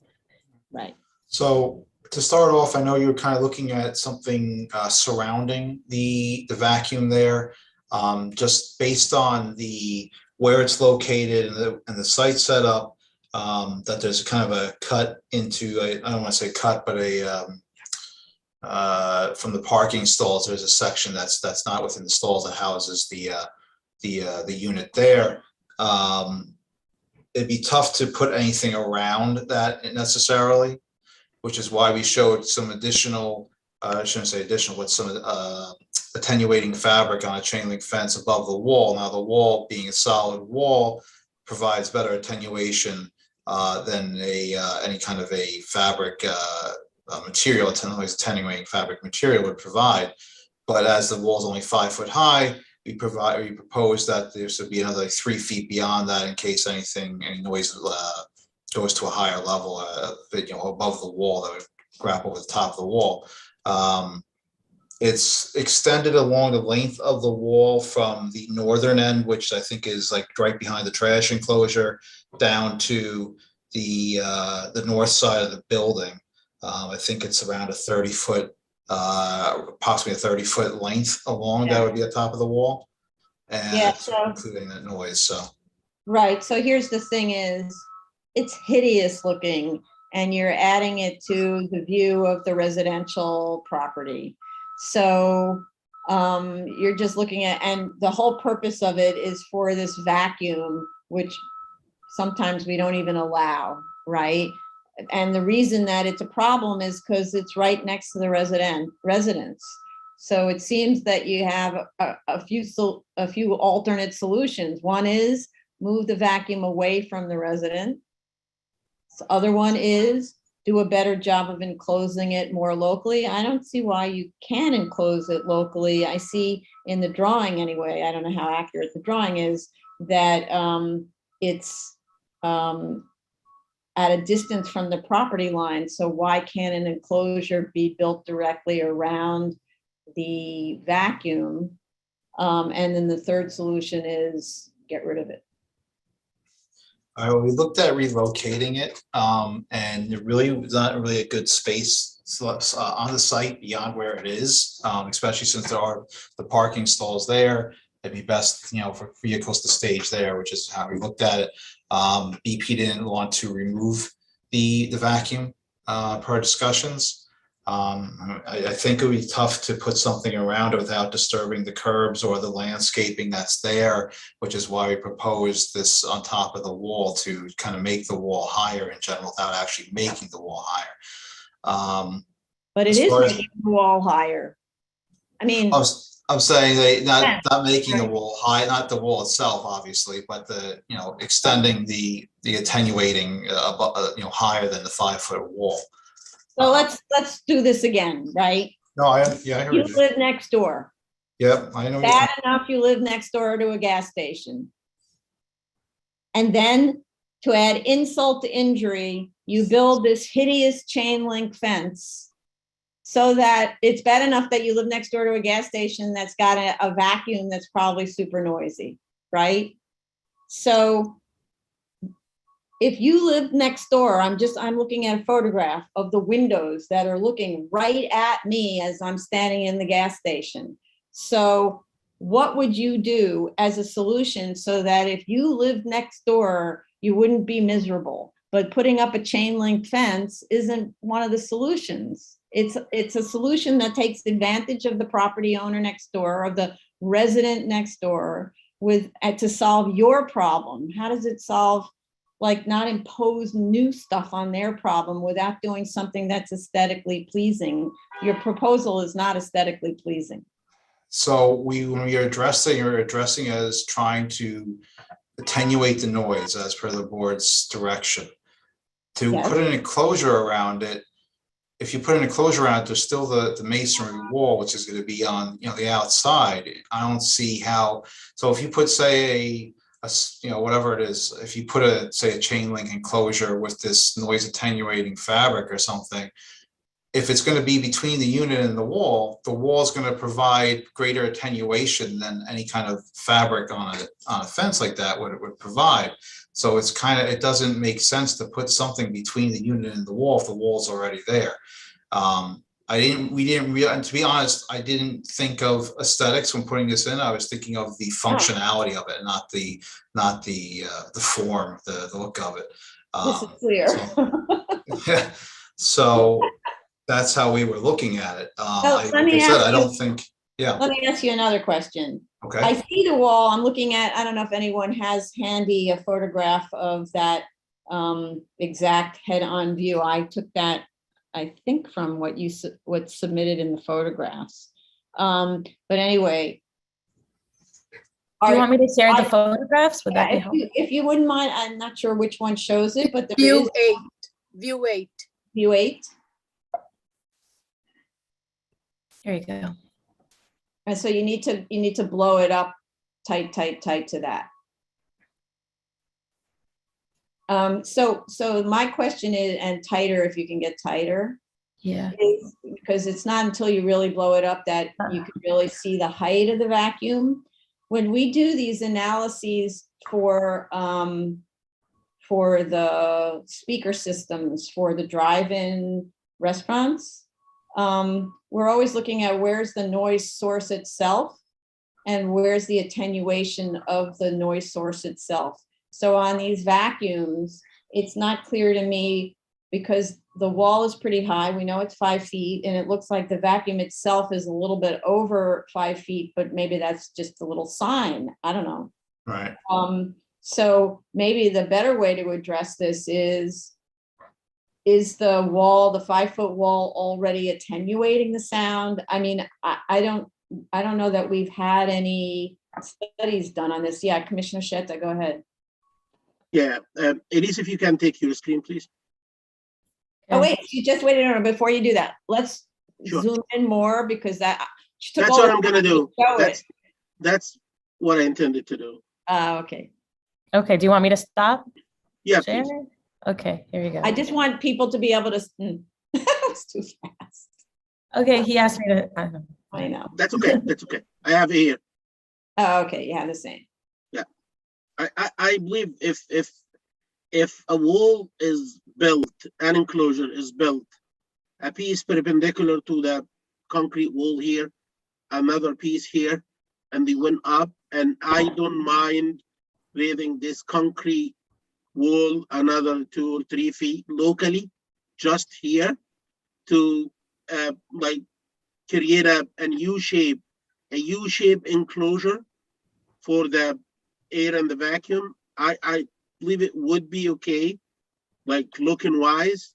And in the meantime, it's gonna save you money by saving the 30-foot like fence, 3 foot high, like all the way. And it's gonna probably be more efficient. Let me show the plan. In plan, what I'm talking about is something like that, like that, like that, or maybe even all the way to here. A piece here, and another piece here, and just add a little piece here, like 2 or 3 feet tall. And this U-shaped enclosure is gonna limit the propagation of the sound to the back, and it's gonna save the fence. All right. So I understand where you're coming from. My only thought is, along the fence, yes, direct towards the residential. I'm just thinking of the sides, as you call it, U-shaped enclosure. So it'll be on the sides, but I can look at it, but I don't think that the sides of it really is it would stop the noise going towards the on-site building and towards the trash enclosure north and south, but it's not really attenuating towards the residential property. I think that would be the existing masonry wall, and then anything, if you put something on top of it to make sure it's higher than 5 feet, like you said, and it's only 3 feet high, what we're proposing now. I mean, we can cut down the length of it. I don't think VP would have an issue with that. Like I said, I don't see how putting sides on it would have affect the attenuation to the adjacent property. I get Commissioner Shetta, you still have your hand up. Are you? Yeah, hold on a second. I'm trying to re-explain myself. What I'm thinking about is something like that. Like that.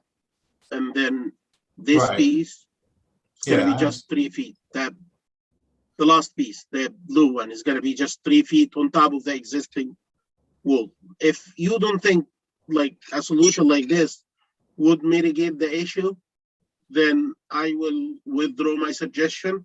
But if it can do it, I do believe that this is gonna be like much cheaper than the fence, and probably Understood, and I that may well be the case. But like I said, I think, and one of the reasons we showed it extended along that wall I think, being along the wall, it would provide better attenuation than putting the sides of the U shape, for lack of a better term, that is being shown, which is why we showed it extended along the wall to either side. That would protect anything coming, to the adjacent residential property line. No, but he's saying you make it tall. He's not saying you make it the height of the masonry wall. He's not saying that you put this in front of the masonry wall. It's to restrict the sound from penetrating out Understood. and up, right? I'm really confused about the sound propagation thinking here. I mean, I don't know really where the sound is emanating from. That's the thing, it's different than a speaker. So I don't actually know where is the compressor low, and in which event it doesn't matter how high, then the wall doesn't need to be 8 feet high. I don't understand. I'm missing the science here. The vacuum is supposed to be, I'm sorry, go ahead. Yeah, no, go ahead. The vacuum is supposed to be that, like, the taller portion of it, if I'm like looking at it right. The compressor for the air is kind of like closer to grade. So I believe if the two red pieces, let's say the concrete fence is 5 feet tall, plus or minus.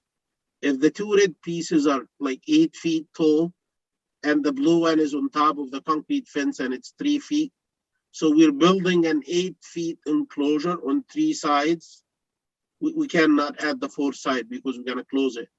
But on 3 sides, I believe that would like significantly mitigate the propagation of the sound if I am not missing something. But it's up, of course, if it's up to the engineer to like opine on it or make a decision on it. So you got the Right. final call, of course.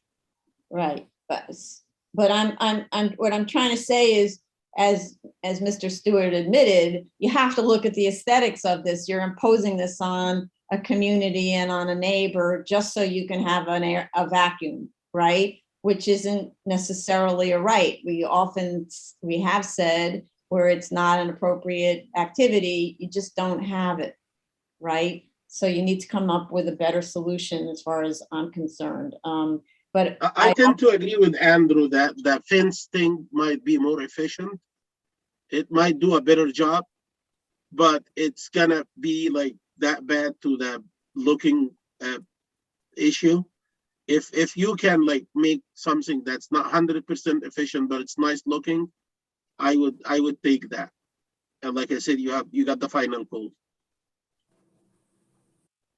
okay. Okay, let's take a look at it, see what we can do. Let me take a look at it a little closer and see if, maybe the wall would suffice. I was just trying to, think of something and appease what the board, to appease the board's comment on the sound. So I'll see what we can do, but I'll take a look into it. Okay. I mean, have you ever actually gone to the site and turned one of these things on and seen what it's like from the other side? I have not gone onto a residential property without permission. No, I've heard them before. Everybody's heard the vacuums. I'm assuming, I would hope, but I haven't, gone to see what it's like on the adjacent property. No, I have not. I mean, for instance, you represent so many of these BPs, right? Or you are BP. Do you work for BP? We're High Point Engineering. We're High engineering Point, firm. okay. Yep. So you represent so many BPs and I assume other gas stations, right? Yep. And these air vacs are obviously an issue for the community and the board. Why don't you do like a little bit of an analysis? Go to one of these air vac suppliers and find out how you attenuate them. That would be so much easier than having us for every single case having to figure out how to address this. They could sell them with a little something or other that helps attenuate the sound, because most of the time they're sold in suburban areas, I assume, where nobody's bothered, right? Yeah. So that would really help us. I'll see what I can do about finding the specs on it. No, I don't mean I know. specs. I mean actually going to them and saying, here's my problem. what do we do? I could find specs right now. In fact, I found specs. That doesn't help me figure out how do I. I'm saying in as much as the specs and as much as what's available for attenuation, either from the manufacturer or to judge what's needed in general for attenuation, I understand. Yeah. Okay, all right, thank you. All right. And the Yeah. last issue was about lighting and looking at that lamppost, which was in question. And that's why I asked Joseph D'Amato, who says he's here now. Maybe I can share the plans or photographs and we can discuss that for a second so he knows where specifically to focus the lighting study. Okay, thanks. Would you prefer plans or photos? Whatever helps you tell your story. Okay. I have to swear him in though. So Mr. D'Amato, raise your right hand. Do you affirm to tell the truth, the whole truth, and nothing but the truth in your testimony before this board to respond honestly to board member questions? Yes, I do. Okay, So, thank you. okay. So Joseph, you see this light here on the screen? Yeah. Mhm. So that is what is the biggest question, I think, for the board and how that creates a problem on the residents. There's a lot of talk back and forth. So I just wanted to have an open conversation about if we could really focus our lighting study because there's not a lot of lights on the residential properties and what the board is looking for. So that's Yeah. yeah. I mean, based on the study and the survey, that light was most certainly, it had to be turned down and disconnected. In order to get the readings to work within, acceptable range. So that light most certainly had to be disconnected at least. And that's how we were able to get the close to or 0 readings. So I guess the problem here is complete darkness would we're not looking for complete darkness. Right. But we're not looking to cause a problem. Understood. The only recommendation, and again, we really, we'd have to speak to Andrew and High Point Engineering in order to decipher this, but is lowering the actual light fixture down to, illuminating the ground, solely the ground, with a shorter fixture. Okay. So, question, you referred to a lighting study. I'm not finding in the folder the lighting. I don't think you guys gave us a final lighting study. I think you did just a survey first of the light. They go out a bunch of times. Oh, yeah. So first they look at it, they see what the problem is, then they try to figure out what it's a big process before we give you a final lighting study. So I don't think I have a final lighting. Okay, so we never saw a submitted lighting study. Okay. Elise, I can share that with you. I'm not sure if I can bring it up here, but I can most certainly share it with you, Elise, and then you can share it with the board. Yeah, but I think we want to find a solution before we show them a final one. We want to figure out a solution so we don't have to keep going back and forth on lighting. Right. And the other light source that was actually problematic for this site in particular was the one that was on the building. It was a soffit light, down light. I'm not sure if you have that elevation of the building, which was also on the building. Yeah. I have some building. Would it be here? So in fact, we had modifications made to these elevations as well. Right, you see the Dunkin' Donuts sign? Yeah. There's also, so this entire canopy, this entire side of the canopy, this side facing this elevation, the residential building here, or mixed use building, all these light fixtures were turned down, including the light band, the blue illuminated sign here as well, because that was just, it was an abundance of light that was just spilling over to the property and the building and illuminating the ground. So we had those modifications made as well. So those were actually done or those were modeled? No, they were done. They were physical readings that were taken. Okay. But where we're stuck sometimes is we go all the way down to 0 and the whole site is just really, really dark and unsafe. And we're just trying to figure that out before we come back to your board. So So maybe you could actually respond to, I don't know if you heard the question about minimum foot candles or lux, if it's done in lux. You know, maybe a diagram to show us like what you need to achieve where. I went on this one design site that recommended, you know, 30 lux at one location and 10 is good in another location, et cetera, et cetera. So on the one hand, you're trying to achieve desirable lighting levels. And on the other hand, we're trying not to have lighting spill onto residential properties. So it seems like once we understood what those parameters are, then rather than say, no, we need to have 15 lux over here when 10 is adequate, or even say 7 is adequate or something like that, that would allow for a faster step down to the residential property. Okay. Okay, you know, normally this doesn't matter when it's a standalone gas station in the middle of the forest. Mhm. Or it does, Understood. but the animals probably don't like it either, but just saying. Okay, thanks. That would be good. Yeah, Commissioner Sheta, go ahead. Do you still have the other light pole in place, the one by the sidewalk, the one that's close to the sidewalk? At that corner by the residential? Do you want me to share plan? If I look at the Google image, I can see 2 light poles. One of them is You the want to short share one. what you're looking at with us? Yeah, I- sure. Sure, 1 second.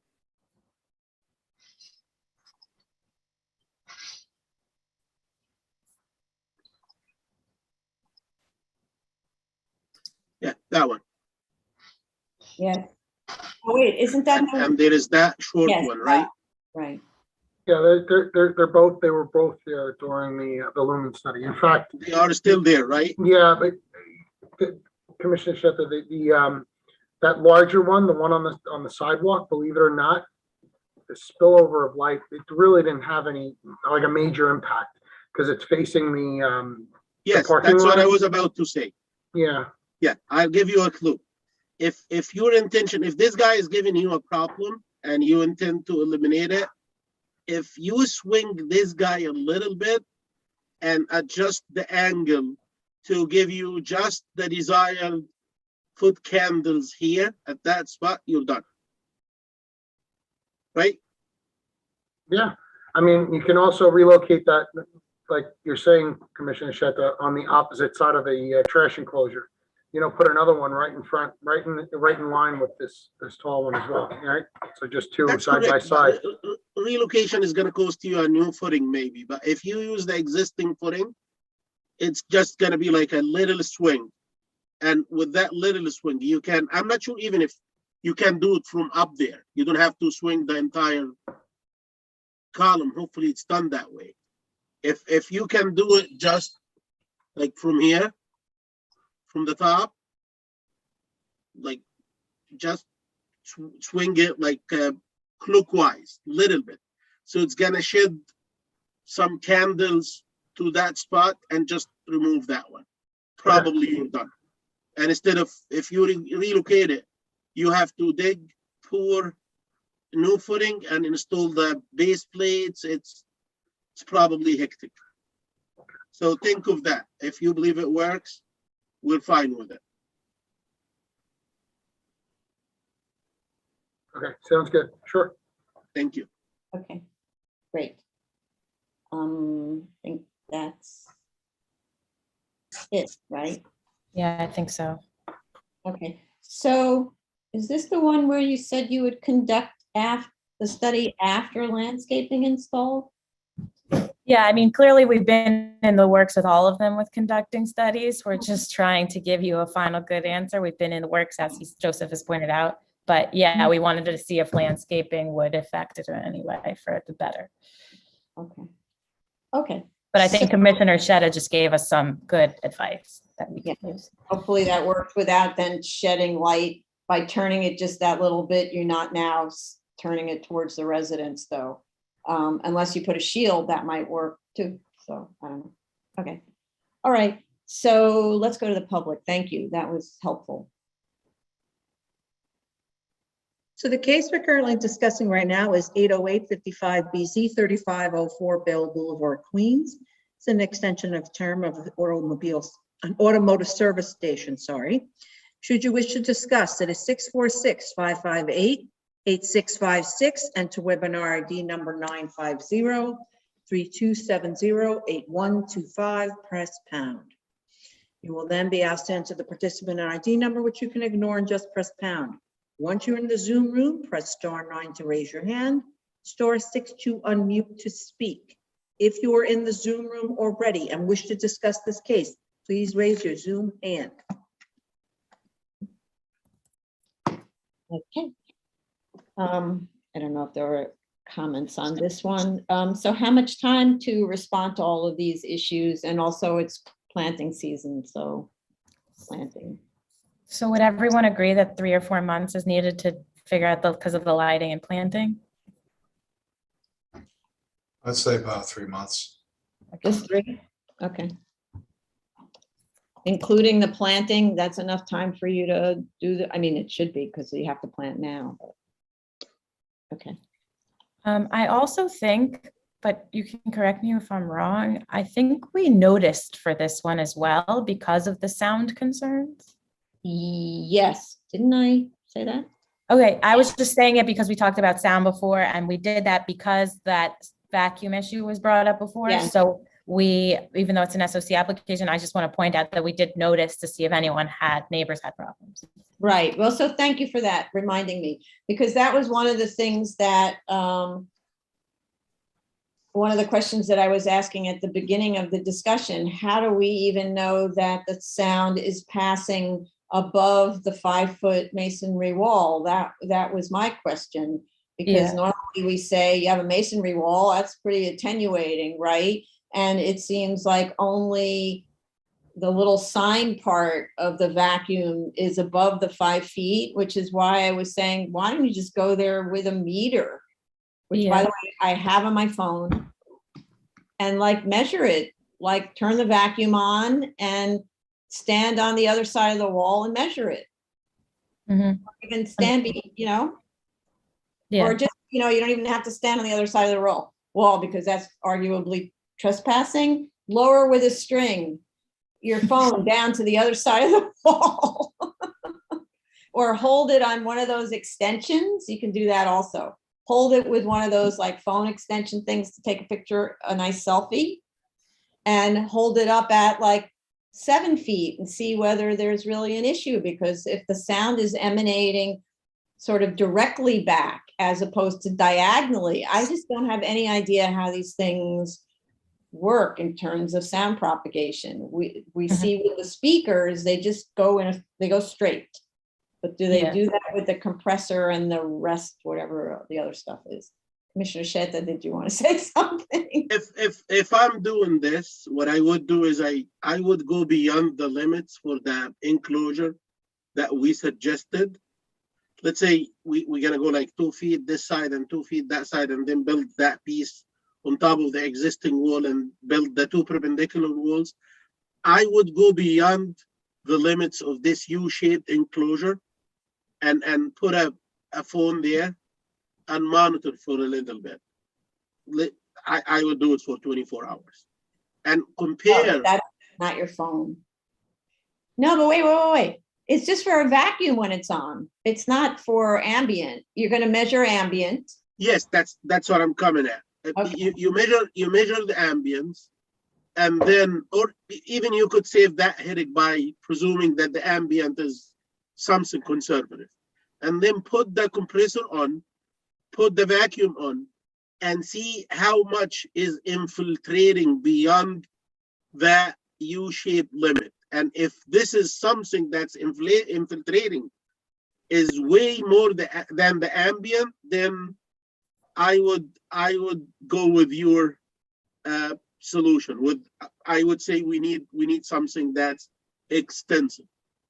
But if not, then that means that sound waves that are reflecting from here and there are not significant, and you just need to isolate that source. Mm-hmm. I'm not an expert when it comes to sound, but I believe I would do it that way. Okay. Okay. All right, good. All right, so I have 3 months to submit. You need to figure this out. Okay. You guys are the specialists on this task, but because it's BP, they really need to get like have an approach that isn't just a one-off every single time on all these cases. It's such a waste. I'm sympathetic with the owner. I don't want the owner install that like 30-foot fence for just a compressor and a vacuum. Well, we learned something. It's not the owner, it's BP. It's not the operator. This is capital. It's money spent at the end of the day. Right, but for me, it's less the expense than the aesthetic. I don't want to install something that works and then is a misery for the community and the neighbor, right? Yuck. True. It's like a yuck. Yay, BSA made them install something terrible. Okay. Okay, good. All right, thank you, everyone. 3 months to submit. Okay, item number 13, 82755 BZ, 245 2000 39th Avenue, Queens. For this one, we will need Angie and Jim, and it's not surrounded by residences, so we can hold off on Joseph. Okay. Jim Perry, do you want to unmute, please? Join as panelist. Yes. Oh, you don't have a camera. I'm sorry. I forgot. Yes, I don't. Sorry about Sorry. that. Yep. Sorry. Do you affirm to tell the truth, the whole truth, and nothing but the truth in your testimony before this board to respond honestly to board member questions? I do. I do. Go. Elise Fullader from Eric Palatnik PC on behalf of the applicant, with Andrew Stewart from High Point and Jim Perry from BP. First, I would like to say that we were contacted by by Chief Daly, and we sent him a copy of our approved plans for the comments about where our underground storage tank situation is. So I don't know if he's had a chance to look at that yet. And then in terms of consistency with cars parked and all of that, and there's a lot of various comments about this. The site is really, really small and a very popular location to get gas. So we're really constrained, and Andy can speak on some of the things he might be able to do, but this operator's been working really, really hard to kind of incorporate your comments, but also work with such a small site.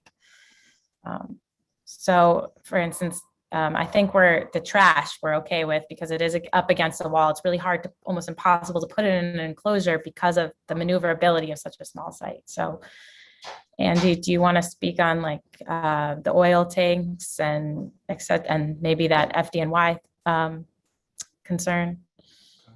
I'll start with the parking. So we did look at if we were to move the above ground storage tank that's on the I guess the north side of the building there by South Conduit Avenue. If we were to move that, say, closer to the adjacent wall, closer to the building, remove a portion of the walk, while a stall at the required dimensions of 8.5 by 18 could fit in that area. It would be right, the back side, I guess, of the stall would be pretty much right against the property line, and we were concerned with vehicles entering the site through that adjacent curb cut if a stall there would cause issues, conflicting issues with cars coming in and if someone parked there. Mr. Stewart, Mr. Stewart. Yeah. Yeah. Sorry, I'm a little confused. Maybe we could share the screen of the site plan, because do you want to do it, Andy? Yeah, I'm just pulling up the plan right now and I'll share it. Yeah. Because you were talking about the 240-gallon waste oil above ground storage tank. Is that what you're talking about? Yes. Yeah. Let me just. I just want to make sure that's what Mr. Stewart's talking about. Where is it? Because the dimensions, he said 8.5. So you got that? What are the dimensions of that thing?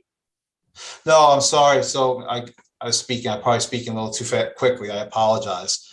So what I was saying is the required dimensions for a parking stall is 8.5 by 18. Okay. So I'm just going to zoom in here.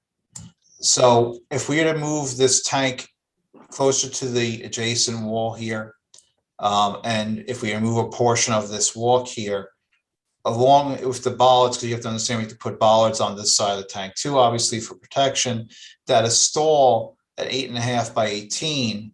in Wait, this area- wait. I think you're misunderstanding. Okay, please. Take that box, that 240 gallon thing, Yeah. and put it on top of the little walkway where it says vent risers. Yeah, so we would look at moving it closer to the wall, not on top of this area, because there are Well- vent lines running underneath it. So I wouldn't want to put bollards or anything like that where there's vent piping. The vent piping runs from the risers here down to the appropriate tank sumps. Okay, sorry, why do you need bollards? Don't you have a rail there? No. So the This- bollards, you'd have bollards to prevent impact to the above ground storage tank, especially if you're going to put a stall there. You have traffic that's definitely going to be directed there. You'd have to have bollards on between the tank and the parking stall. But so okay. See where it says vent risers? If you were to put this rectangle Yeah, in front of that. I would put it right? here. No, not there. No. I know on what the you're wall. saying. You're saying put it here. Yes, put it there, and then Right. why can't the bollards be right up against the curb or whatever that thing is? I typically, you don't put it on a walk. This is a U bollard here. I Why think don't you put it on a wall? just for access purposes. I know there's not much to access here, but that's why I was saying if we would look at putting the tank here, eliminating a portion of the walk so you could have a stall up closer to the building, Oh, but fit the 18-foot length. wait, but so let's go back to your assumption. I don't get your assumption. Why don't you put it on a walk where it doesn't have to get to anything? There's no access. There's no door or anything there. It's just a walk around the building. Well, we just wouldn't put there in general just because, I mean, if the tank vents weren't there, that's vent piping, we could look at doing that. But just because of putting something on top of tank vent piping, it's not, I can check. I don't believe it's allowed, and it's definitely not done. Like I said, the vent piping runs underneath this walk down to the tanks down here. So that's why if we're going to do something here, we would look at moving the AST closer to the wall, to the adjacent wall here, but not onto the walk itself. Either way, if you move it to the side and you put a stall, you get rid of a portion of the walk, you put an 8.5 by 18-foot stall here, you'd be close right up to the property line. And then our fear was that there'd be interruption or issues with cars entering the site through this curb cut and having a stall in this area. Mr. Stewart, this is Yes. where I stop you. Please. Because when I'm looking at view 3, which shows 2 vehicles that are parked, they're encroaching the sidewalk right now. So if that existing condition remains and there are vehicles that are able to maneuver around it to get to the gas station, to the gas dispenser, I think the solution that you're recommending of moving the 240 gallon waste tank against the property wall and removing that paved surface to bring the parking space even closer to the building and more therefore away from the sidewalk is a better solution, because you currently already are under the current views that you have provided. Already the vehicles are blocking the sidewalk. If no accidents have occurred because of that, I don't see how this solution would result in it. I'm failing to. I have understand to that. take a look at that. I don't have Yeah, that I mean, this in is the front of me, latest but- edition from 422, view number 3. All right. That's something that I'll take a look. I'll speak with Elise on that. I think they provided those photos, so. Thank you. Sorry, when was it submitted? 422? Yes, 422, view number 3. View number 3. So that's taken right from the street, right? Oh, no. Yeah.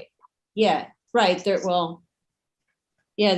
Well, for one, the issue is that you've got this air pump right there at the corner. Yeah, agreed. And how in the world do you use it except by either being right on the sidewalk or in a legitimate parking area, which you're occupying with that gigantic 240 gallon thing, which you place for convenience as opposed to for aesthetics.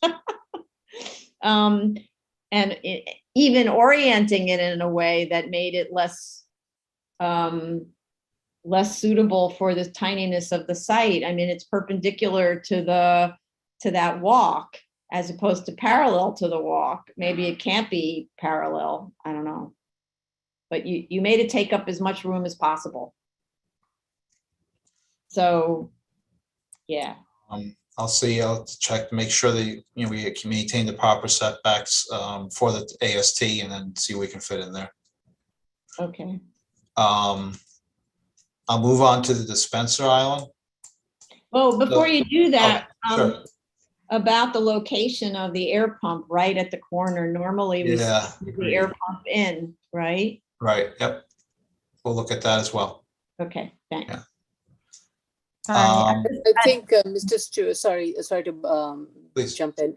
Ms. Stewart, your recommendation of getting the vehicles further in, you could leave, you could move those airbags system and put them on top of that platform, and you would still have enough of a parking bay in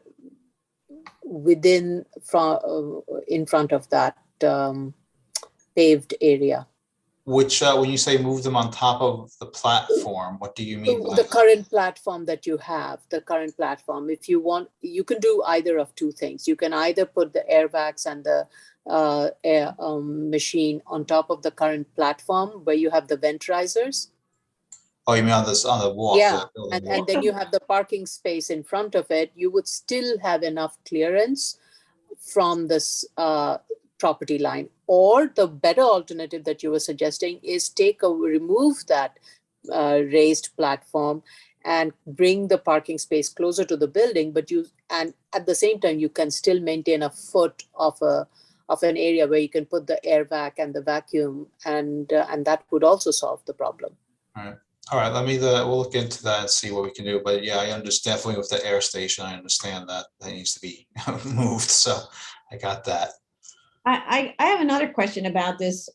So looking at the floor plan, you go up quite a lot of steps, actually, to get to the. I don't think there's any steps. Yeah. There's a ramp. Oh, it's a ramp. It's depicted as steps, which, by the way. Here? Yeah. No, it's the way the ramp, when a ramp is drawn, it has the lines like that indicates basically they put in lines. It's for more walking stability on a ramp. So if you look at an actual ramp, the ramp will have lines across it like that. It's not one. Right. That's actually not how you're supposed to depict a ramp. A ramp actually has a V to show that there's a slope in one direction or the other. Lines indicate steps, but never mind. So now I know it's not steps. But anyway, it's got several demarcations, so it seems like it's fairly high. Is it high? I don't know. No, it's only 6 inch. 6 inches. The curb reveal is a 6 inch curb reveal. Okay, so my question then is, why do you need that walkway that's only 6 inches off grade at all? Why can't you cut it off at the point? Because it's not accessing anything. The restroom access, which probably doesn't comply with handicap, but nevertheless, the restroom access finishes right after that door. Why do you need asking why can we? So when at the time it was replacing a walk that was there already, so they were just maintaining the condition. And I say at the time when they did the tank replacement and put in the new vent piping and everything here, that there was a previously existing walk, and so they just replaced it to match the existing conditions. So right, but so if you just cut that part off, so you no longer had a 6 inch raise, then 6 inch lift there, then you'd have more room to play with in this very, very tight corner. Yeah, that's what we were talking about. We're looking at that too. So we'll see if that's a possible option. So. And the reason to get rid of it, as opposed to just simply lifting the storage tank onto it or something else onto it, is because the curb is causing part of your difficulty of maneuverability. Understood that you need bollards to prevent people from crashing into things, but right. Understood, yeah. We'll look at that and see what the best option might be. Okay, thanks. And then we'll clarify wherever the parking spaces are and how many there are in the operational plan, which we'll have to update anyway per the first hearing we had, where we're going to just explain further how BP operates with each operator. Right, okay. So just moving on to the location of the pumps. So I think we've discussed previously, when the tank replacement was done, the pumps were replaced in kind in the locations where they were previously. As far as the slight askewed angle to it, like I said, I think it's just because that's how they were originally situated, replaced in kind, and therefore that's just how they kept that same setup. We did discuss that we did have the FDNY approval when we did the tank replacement, which also was DOB approved, obviously, for all the work that was done on site. They approved that as the variance to allow the closeness, this plus or minus 6 feet from the dispenser island to the walkway. It's going to go to this plan here. Even with that, and it was with a slight encroachment into the right of way, there would still be plus or minus 13.5 feet for pedestrians to safely travel the sidewalk around that. So based on the approvals, the previous approvals and sign off of permits that we've gotten from fire department as well as DOB for the setup, that there is sufficient room for a pedestrian walking around it. You know, we don't feel that the pumps need to be moved. Again, it's a kind of atypical situation that we've talked about because of the size and this limited area on the site. But it's been operating this way for a long period now, and I don't see any issues with it. Okay.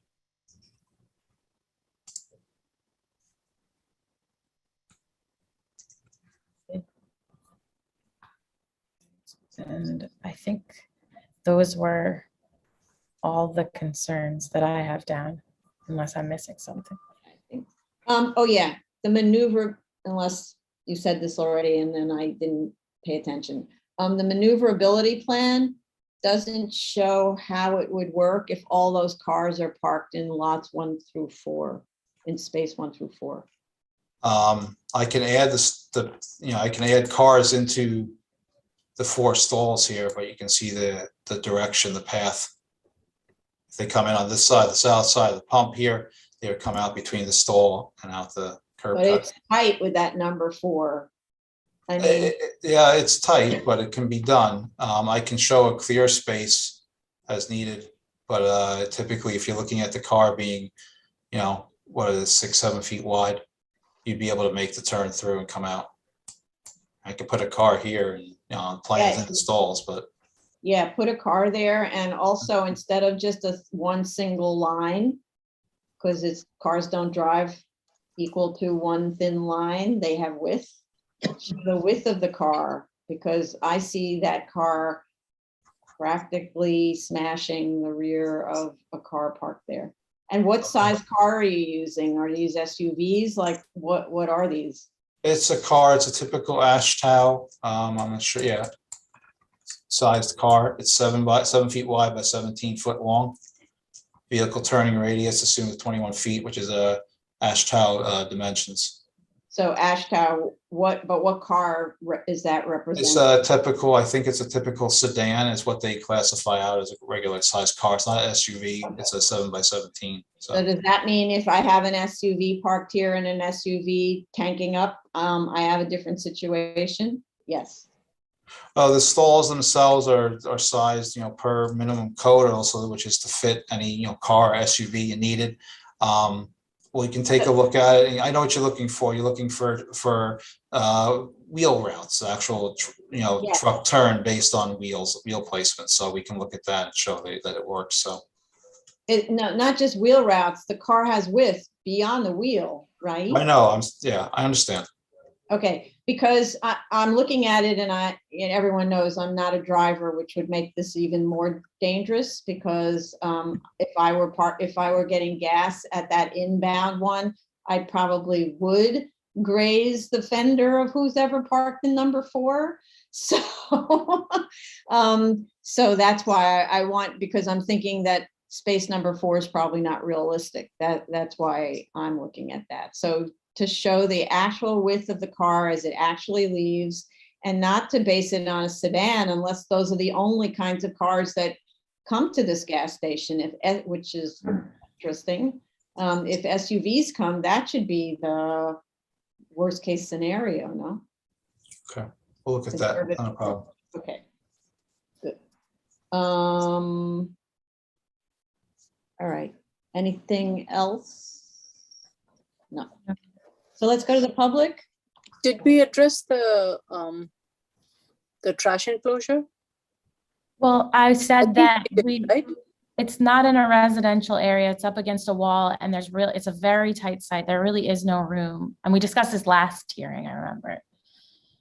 I mean, actually, we didn't talk about, I don't think we focused on the enclosure at all because we realized like there's no place to put it. But if you do it out of chain link fence, then I don't know how much room that takes up for the chain link fence and all that, but then Commissioner Shabeta suggested not a chain link fence, something that's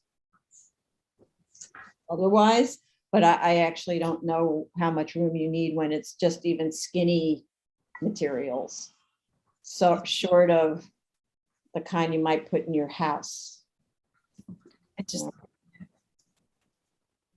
What benefits the site, as I said before, is there's no residences around it. So it's not like an obstruction to people's views. Can I just go back on what I said? And I'm looking at the aerial and the fact that it is behind a masonry wall, and South Conduit is a major arterial with really no residential on the other side. I'm okay with the trash enclosure being where it is, but it should not really move from there. That's really where it should stay. So figure out a way to make sure you contain it so that it does not move from there while it being removed temporarily even. So what does that mean? It's not an enclosure, it's a dumpster, actually, not an enclosure. So what does that mean? Bollards that decides that that's where it lives? I don't know what you mean. Yeah, I don't even think bollards would work because you have such a tight entrance to that service bay. I can appreciate the fact that you may need to move the trash enclosure in and out of the building. I would be okay if you leave it outside during the business operation and put it back inside when the operation is closed, so that it won't have the tendency to run away. So what you're saying, which was not something that they were saying they were going to do, you're saying the trash dumpster should be rolled inside the building at night? I mean, because that's when, I mean, isn't that, what if somebody moves it and all of that? I don't know. I'm okay, open to the idea. In this case, what I'm saying is that I'm okay with not having an enclosure, given its location and the fact that there aren't any residential uses facing it or abutting it. But figure out a way to make sure you either put a yellow line that says, so that that's the place it has to be stored. Just so it doesn't keep moving around the site, and one day it's on the east side of the wall and another on the west side of the wall. Okay. I would be satisfied with that as well. Okay. Andy, that sound good? A yellow line? And Yeah, the we mark- can show us like a striped location for it. Yeah. Okay. Okay, so let's go to the public. Sorry, we were almost going there and then we didn't. Okay. So the case we are currently discussing is 82755 BZ 245-20 139th Street, Queens, 39th Avenue, Queens, I'm sorry. This is an extension of term of a previously approved operation of a service station. If you wish to discuss, please dial 646-558-8656. You will ask sent to the webinar ID number, which is 950-3270-8125. Press pound. You will ask enter the participant ID number, which you can ignore and just press pound. Once you're in the Zoom room, press *9 to raise your hand and *6 to unmute. If you are in the Zoom room already, please raise your Zoom hand.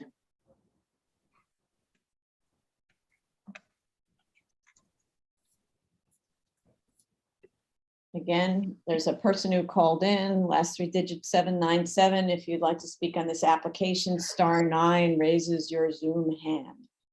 Okay. All right, so we still have some maneuverability issues to deal with here. So how much time do you need to respond?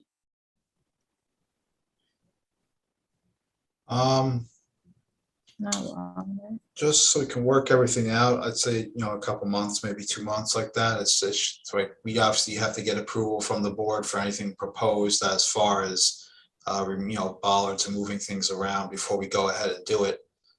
So the physical work will come after that. So maybe 2 months. Okay, by board, you mean BP's board?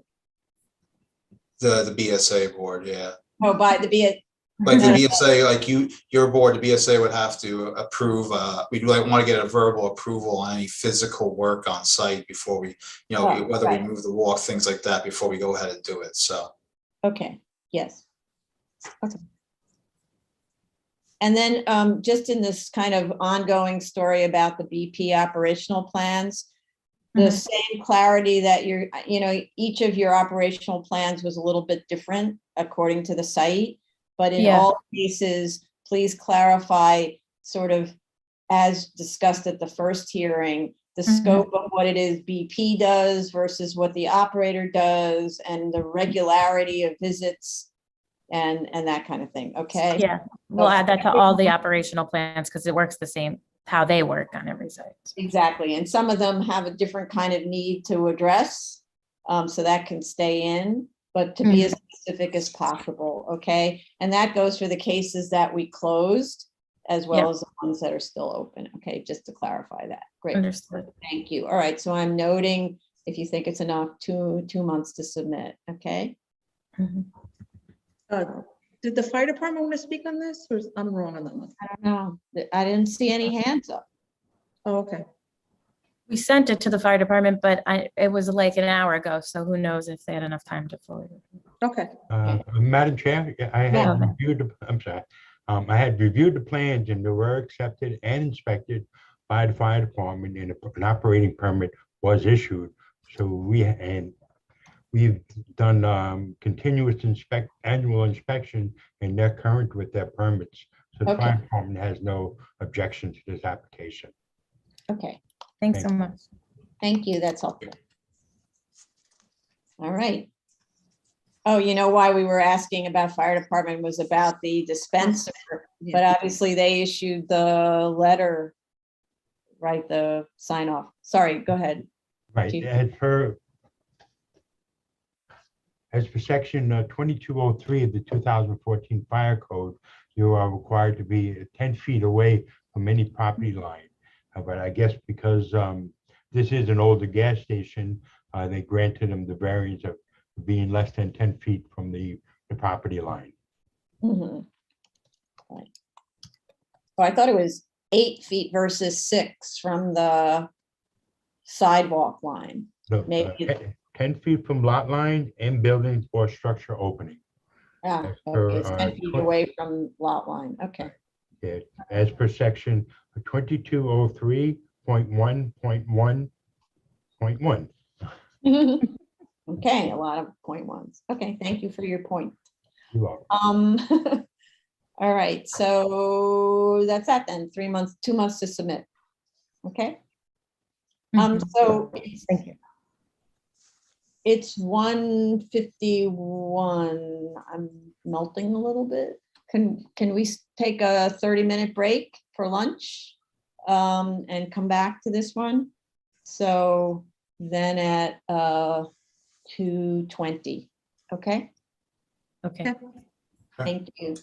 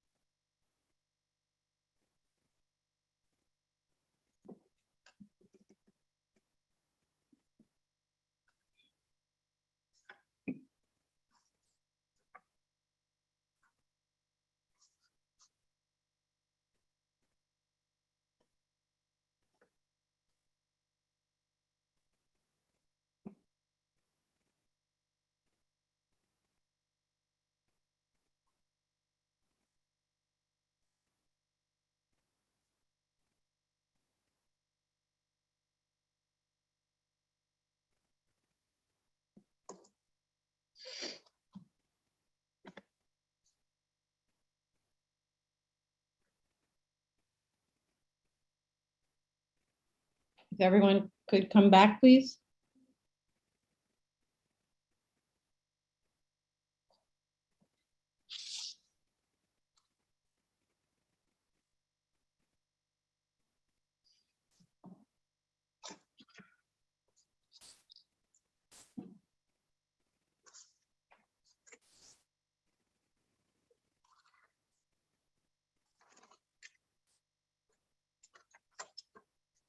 Okay, we're back on the record? Yeah. Okay, the next item is 54869 BZ 107-10 Astoria Boulevard, Queens.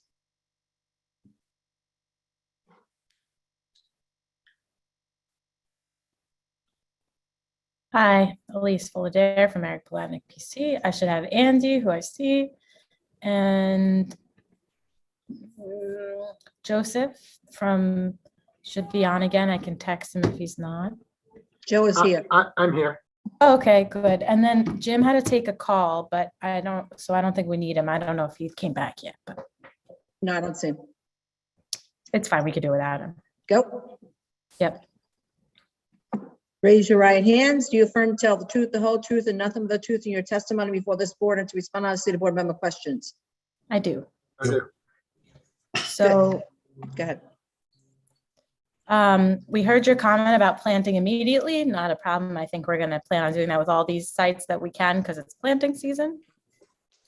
We heard Commissioner Chetta's comment about fixing the stairs. I don't think that should be a problem. We'll speak to the maintenance person about that.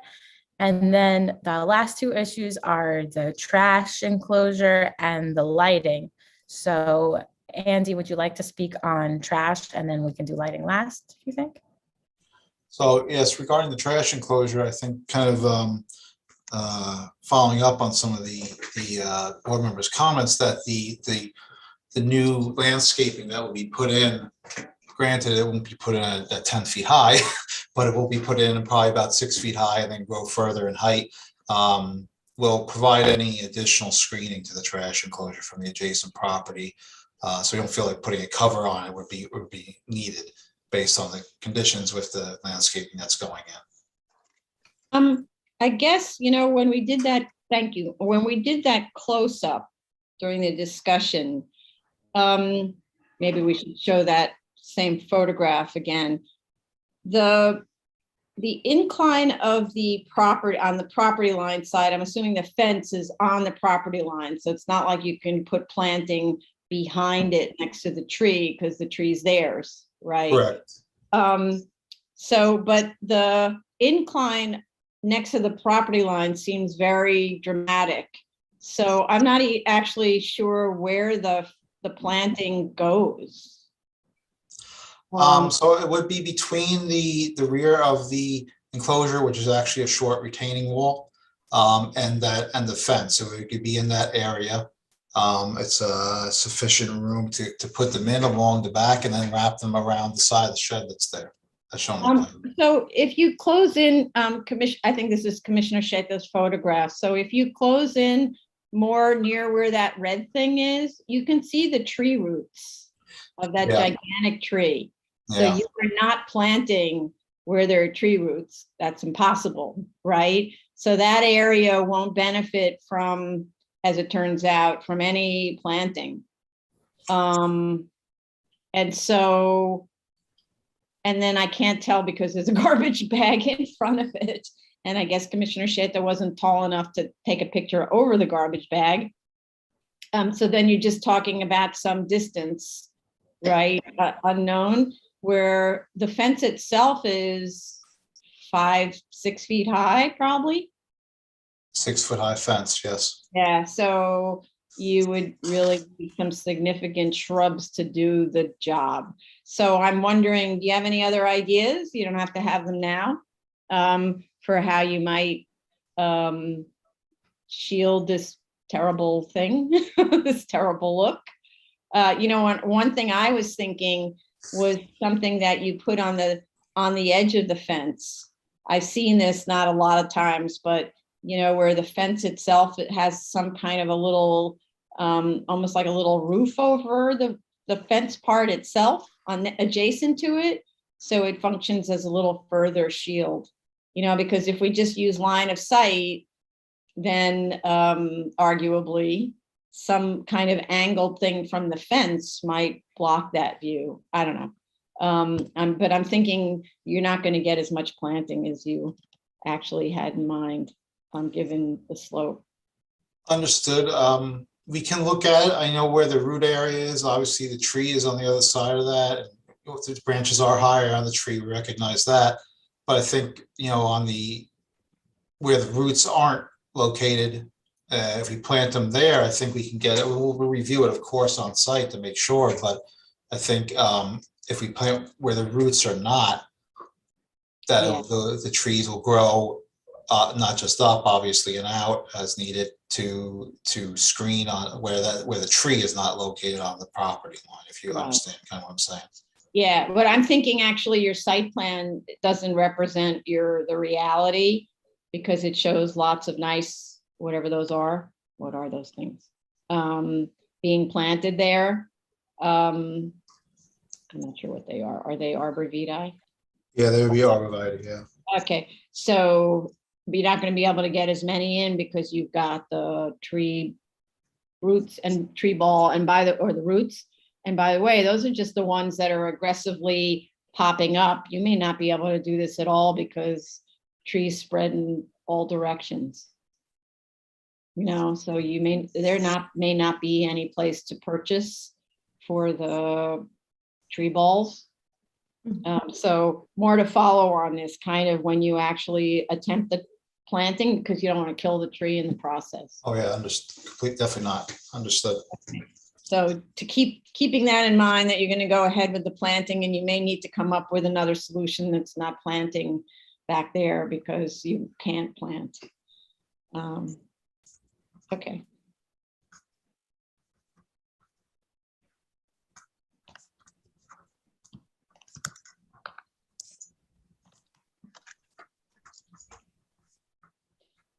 And then I guess we'll have to just work through that and figure it out and come back to the board and maybe try to plant something there.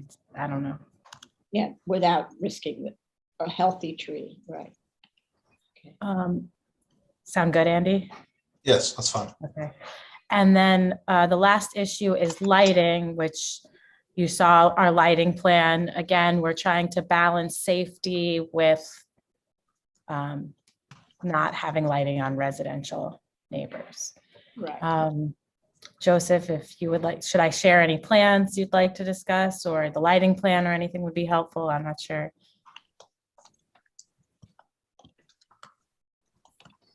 Joseph. Yes, I'm here, Elise. Would you like me to share the lighting plan to discuss? Yeah, please, if you can, I'd appreciate it. Okay, thank you so much. That's the lighting study submitted on 5/4? Yeah. That's correct.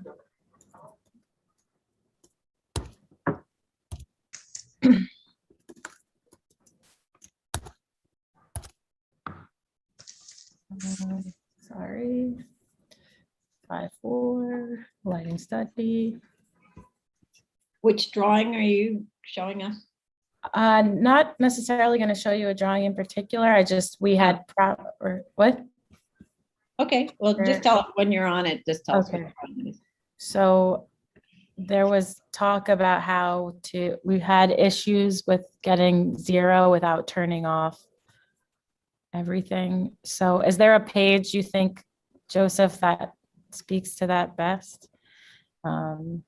Lumens reading, taking it 3 with lights off. The adjusted sheet, so it's further down. Here. Yep. 5 of 6. Yeah, so those areas, in order to achieve it, we're dropping down these fixtures. So these tall pole light fixtures, the only way to achieve that is to install shorter lights, light poles.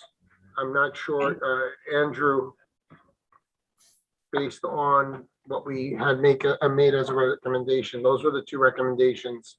Other than that, everything else worked out pretty well.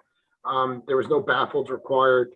under the canopy, and then some of the lights on the actual building. That's the only thing. Building had LED soffit lights that had to be turned off and disconnected on site. So those two light poles, most certainly, there was no other alternative besides literally either removing them completely, which doesn't make much operational sense, or shortening the actual light pole itself down and closer to the parking spot. So, can you do as was suggested at the review session, model this before you actually start like doing dramatic things? Obviously, you can't leave it with such high levels at the residential property line, but with them on, right? And it doesn't make sense to turn them off, because what I read just in the designer recommendations that I found online randomly, you're not allowed to have 0.5 foot candles on the gas station itself, right? So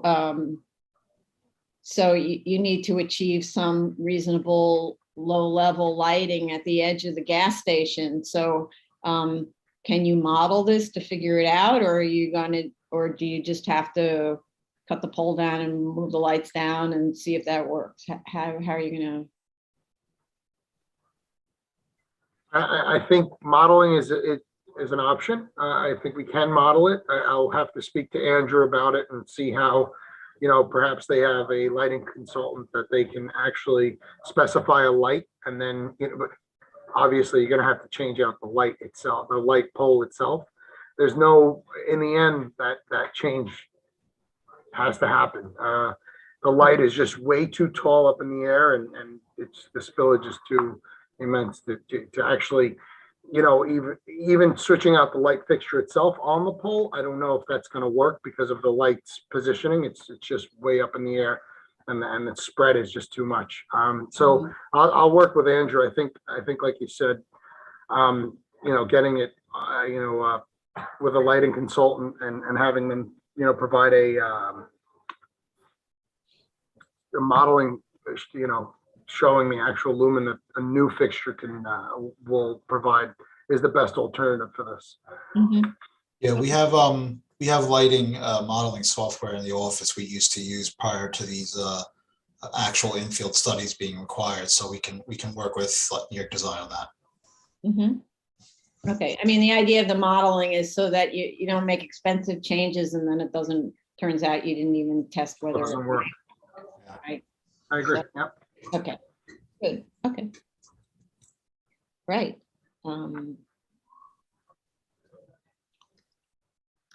Okay, I'll stop the share. Okay, what else? I think that was everything. I think that's it, yeah. No, was this about the stairs, Madam Chair? Yeah, we'll talk to the maintenance operator about the BP maintenance person about fixing the stairs. Right. Thanks, Tony, but actually Ms. Folliver talked about that first. Yes. So what was I going to say? And then just to reiterate, because it's a different hearing, about the BP operational program, to update that to reflect exactly in more detail how this still works and who's responsible, et cetera. Okay. All right, so let's go to the public.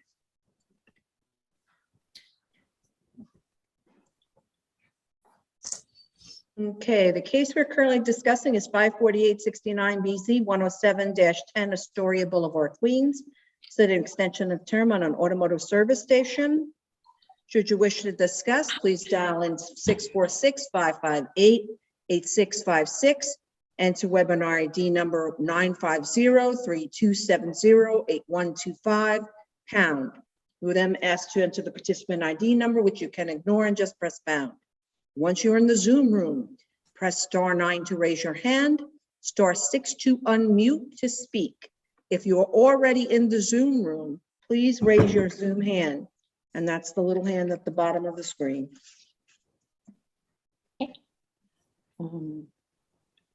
So let's see if anyone called in, or will call in. Okay, while we're waiting to see if someone called in or does call in, how much time to do this work?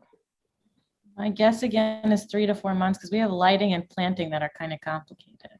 Yeah. So should we say 4 months? Sure, I guess. Andy, does that sound good to you? That should be enough time. Okay, thank you. All right then. I'm just trying to give a little more time for dial-ins. And if you could, well, obviously, if you have a problem with planting where those tree roots are, to try to come up with another solution, which might be, for instance, as an idea, a partial covering of the trash enclosure area with like a chain link and slatting or something like that, or even some kind of corrugated material. So you're not creating the fear of creating floor area, which I actually don't think, I don't actually think is an issue, but I don't know what DOB thinks about it. But just something that would sort of shield that, where you're not creating a fully enclosed room, just sort of a partial sort of tent even. That's another idea. Some sort of canvas cover. All of the stuff requires maintenance though for keeping it clean. But operator's obligation, because there is a little shed next to it. And arguably, if you have an enclosed shed, why couldn't the enclosed shed have been the trash enclosure that's completely enclosed? Right? Maybe that's a new and improved version of the approach to trash. I'm not sure. It's a slippery question. Okay, so nobody called in on this. I'm not sure if the current trash enclosure location was the original location that was approved. I believe the one that was approved before was kind of like at the site. It wasn't like next to the residential. It was like by the sidewalk, right? I don't know. I'm looking at the application materials, which are not loading for some reason. Huh. I can't. For some reason, the folder with the application materials isn't opening for me. Maybe you can see that. Hold on, I just opened it. Yeah, hold on one sec. Oh, wait, maybe this? Yeah, I found it. Yeah, okay. Yep, it's right here. Yeah, it was in a slightly different location, right? Yeah. Yes, because they were originally going to expand that area where the trash enclosure is now. Yes. They were going to expand the building into that. Yes. So they didn't, so they left the trash where it was, right? Correct. So that's probably the issue, but I don't know that putting it there is a vast improvement either. It's true that it wouldn't be in the direct line of sight of that one window. Okay, well, so then you'll find out what happens, but it may be better. You may not be able to accomplish the task as planned, so you need another plan. Okay, all right then. So then I'm noting, I think I said 4 months. Yeah, 4 months, that's it. Right, okay, thank you. Okay, next item is item number 15, 43574BZ, 552 Midland Avenue, Staten Island. For this one, we should have Ron Victorio. He's the architect. Yes. And then we should also have a Teresa Townsley. She might be calling and she's the owner. Okay, I'm not a host anymore. If someone who's a co-host, please let them in. And please make me a co-host. According to my screen, you're a co-host. Now I am, but I wasn't. I fell out because my computer ran out of battery. So who are we letting in? Ronald Victorio. Yeah, and then Teresa, if possible, she is the owner. She might be calling in. I'm not sure. Okay, so 797 is the only caller in. If that's the person who is the owner, then please raise your Zoom hand with *9. Otherwise, we don't yet have.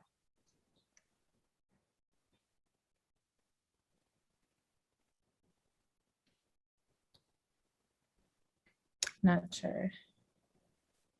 I can have someone from my office call her and we can just start the hearing. Okay, that's fine.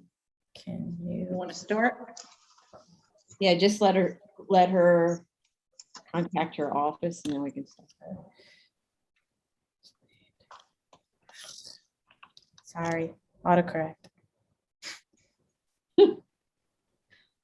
So helpful, isn't it? We can go it now. I contacted my office. Okay, raise your right hand. Do you affirm to tell the truth, the whole truth, and nothing but the truth in your testimony before this board and to respond on city board member questions? I do. I do.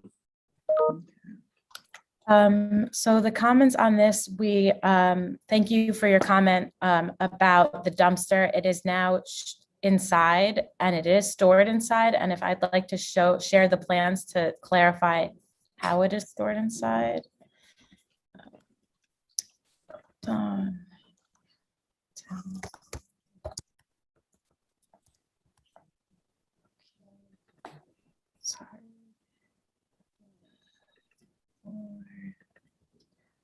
Plans. Okay.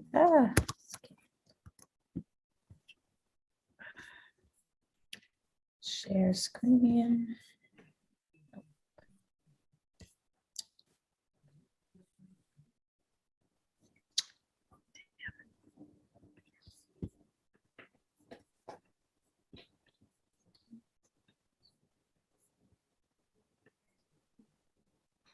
Got it. Share. Okay. Storage.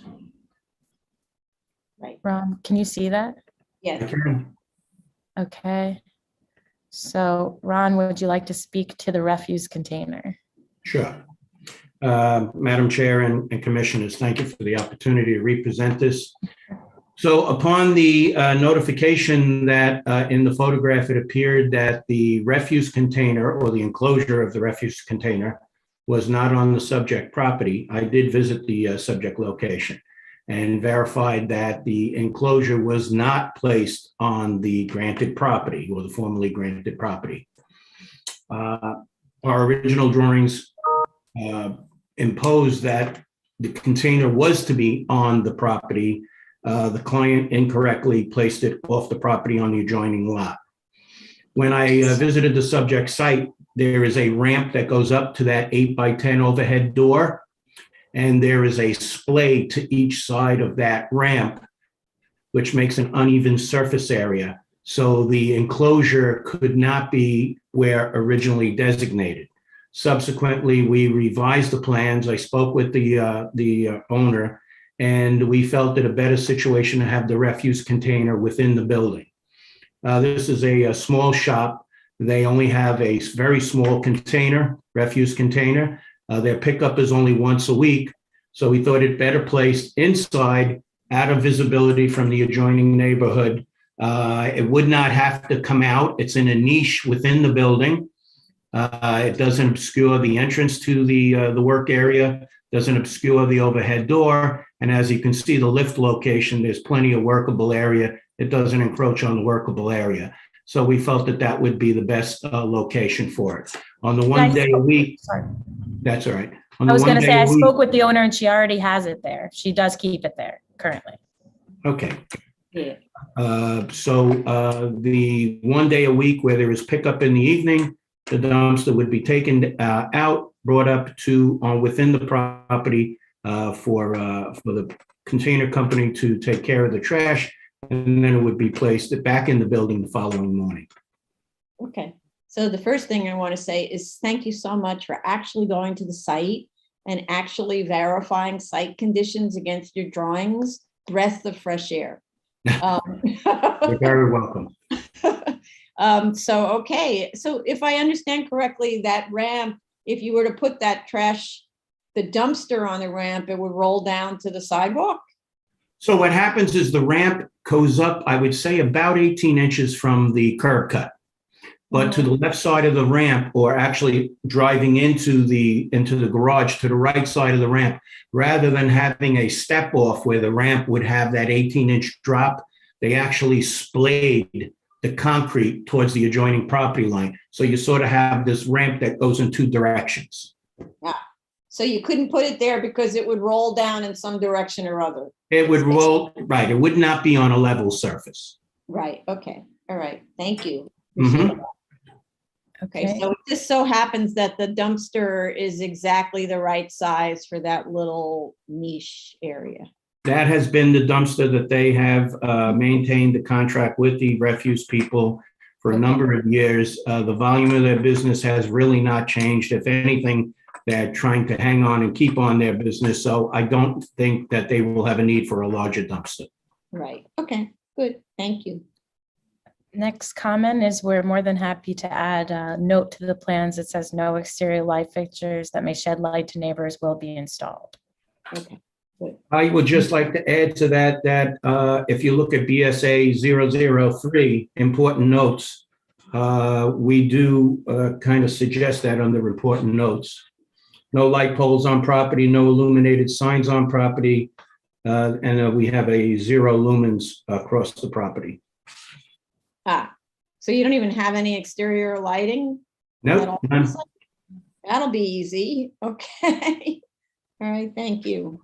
So they don't work at night here, I guess.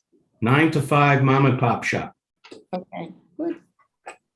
Okay, and then Go ahead. last, I guess you didn't mention this at the, maybe because it's something for us to discuss, but we'd like to discuss the potential of eliminating the term or such.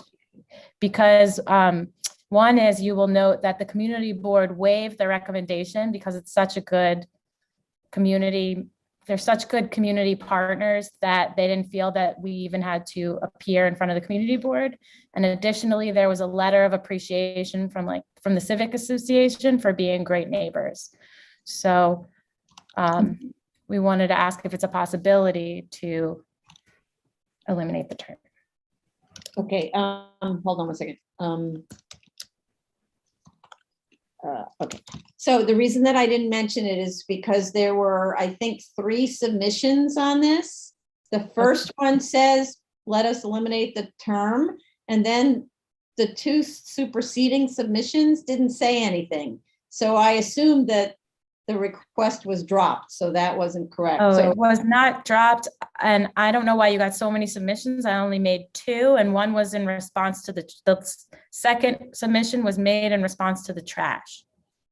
okay, so I guess, so this is something that you should know just going forward.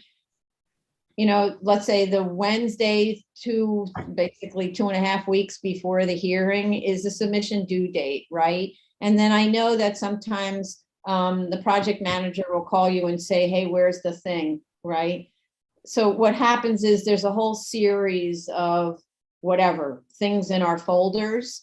And we typically look at, let's just say it's a statement of facts or it's a cover letter. We look at that as the last version of that is where you're going with this. So you should really be, to the extent that you're submitting anything that's kind of a duplicate, you should clarify that you made a submission on, let's just say 4/22, and this submission on 5/4 is in addition to the letter on 4/22, and or it's superseding the letter on 4/22. Something to clarify, so we know that we're to consider both issues. I'll make it more clear. I just wrote in the cover on the first line that this was made in response to the email that I got from the project manager. Right, so that was the thing. I saw it kind of in bold letters in the first submission that you wanted to consider that, but by the one that I read later, it didn't mention it. So I thought, okay, so they dropped it for whatever reason. Okay, so so just to let you know why sometimes stuff gets left out of the discussion. I don't personally have a problem with eliminating the term. We didn't discuss it amongst the other commissioners. Anybody want to weigh in on this?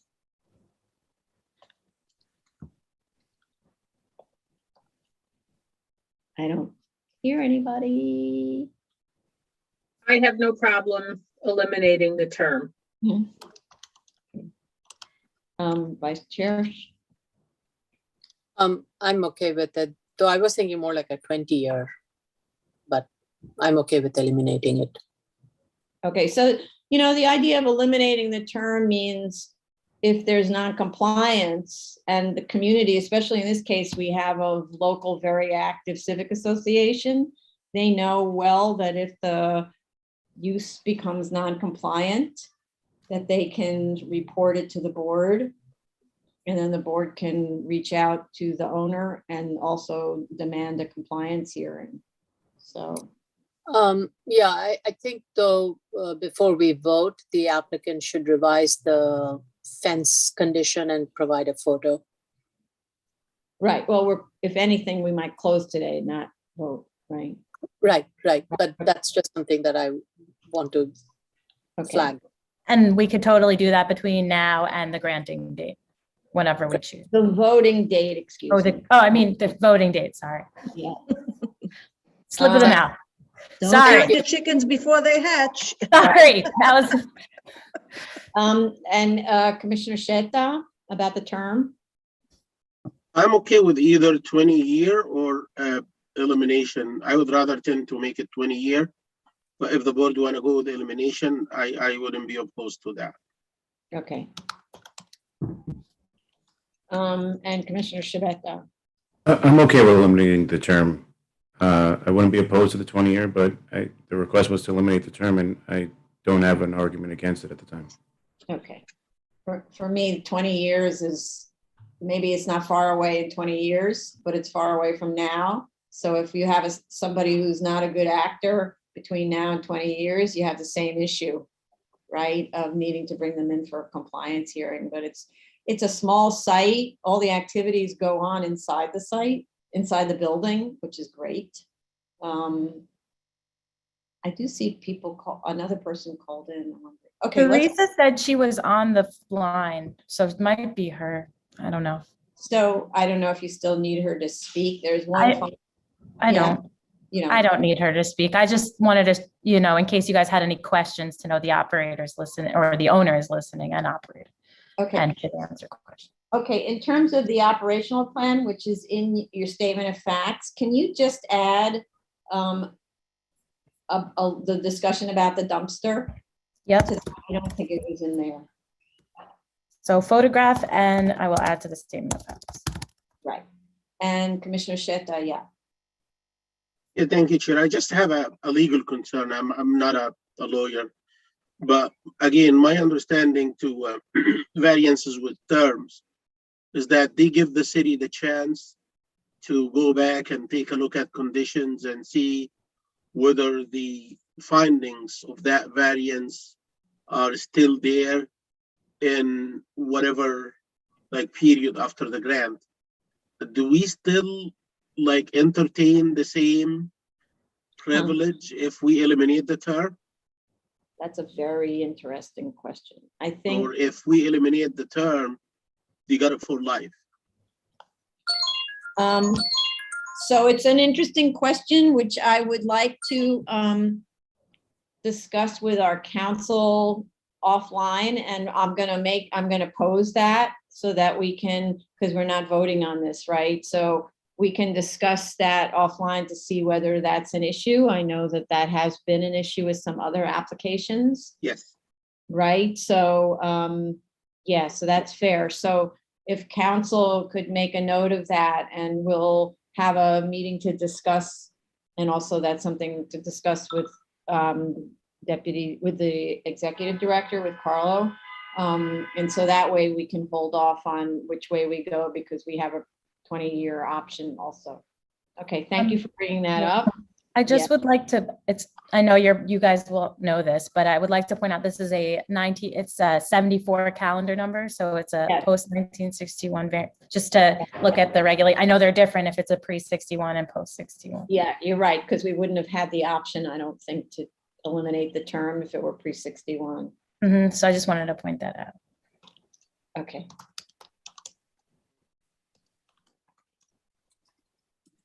Okay, so let's go to the public. Sure. The case we are currently discussing is 435-74BZ, 552 Midland Avenue, Staten Island. This is an extension of well, it's the extension of term. Auto service station. Dials, if you're interested, call in 646-558-8656. Enter the webinar ID number, which is 950-3270-8125. Press pound. You'll ask to be enter the participant ID number, which you can ignore and just press pound. Once you are in the Zoom room, you can press *9 to raise your hand, *6 to unmute to speak. If you are in the Zoom room already, please raise your Zoom hand, and that is the little hand that is at the bottom of your screen. I think that's actually, thank you, Commissioner Sheta. It's a very good question because this is in an R31. And it seems like mostly residential with the exception of the immediate neighbor.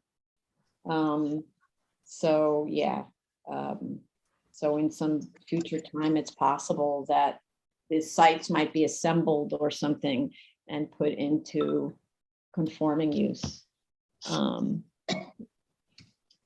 Oh yeah. Lot 17, did we mention that? Stop the share. Someone are we sharing a screen still? Oh, no, I'm not. No, you're Wait, not. am I don't know why I got that note from someone. Okay, never mind. Okay. Tony, it's not used in conjunction with lot 17. Okay. Fixing that. Right. No, something about lot 17 not used. Okay. No. It was a representation that we're going to have in the resolution that it's not that lot 17 is not to be used in conjunction with the site ever, because it's not the subject of the variance, right? Mhm. Okay, so I think, how much time do you need to submit this little bit of changes? I guess I'm gonna say like 2 or 3 weeks because I want to give the owner time, and she's probably on somewhere in space. She's out there, but to remove the trash enclosure, which she backs and put there. Oh, it's still actually in place. Well, So- they had just put, yeah, it's because we found out about that on like last week. So I want to give her a week or 2 to remove it. Okay, all right, so is that enough time? 2 to 3? Ron, what do you think? Does that make sense? It's only a matter of 4 pipes that were put in the ground. They can be very simply cut, removed. I think the owners, we as the architects and Blatnick's office is anxious to get this one behind us all. And you can Yes. Okay, all right, so I'm writing, I don't know, 3. Whenever you give me the offer of 2 to 3, I always pick 3. I'm not sure that it makes any difference in terms of the calendar, but Yes. 3. Okay, and then okay, so I'd like to make a motion to close, but before I do that, I want to reiterate my deep appreciation for architects who go to actually to the site with their own selves and take dimensions and check the property against the drawings. Nothing like truth. Thank you, Madam Chair. I will also supply that photograph of the removed enclosure. Okay, thanks So very much. visit the site one more time. Okay, thank you. Thank you. So a motion to close. Chair Palmetto, Aye. Vice Chair Chanda, Aye. Commissioner Otley Brown, Aye. Commissioner Shepherd, Aye. Commissioner Shabeta. Commissioner Shabeta? I can't hear you. Still can't hear you. Aye. Yeah. Thank you. Thank you. Okay. All righty. Elise, we'll see you at the end of the calendar. You're on the last case, sorry. Yay. Item number Yeah, 16. Yeah. Yeah, sorry. item number 16, 1254 ADBZ 511 Avenue R, Brooklyn. This is Jay Goldstein. Yeah, his hands up.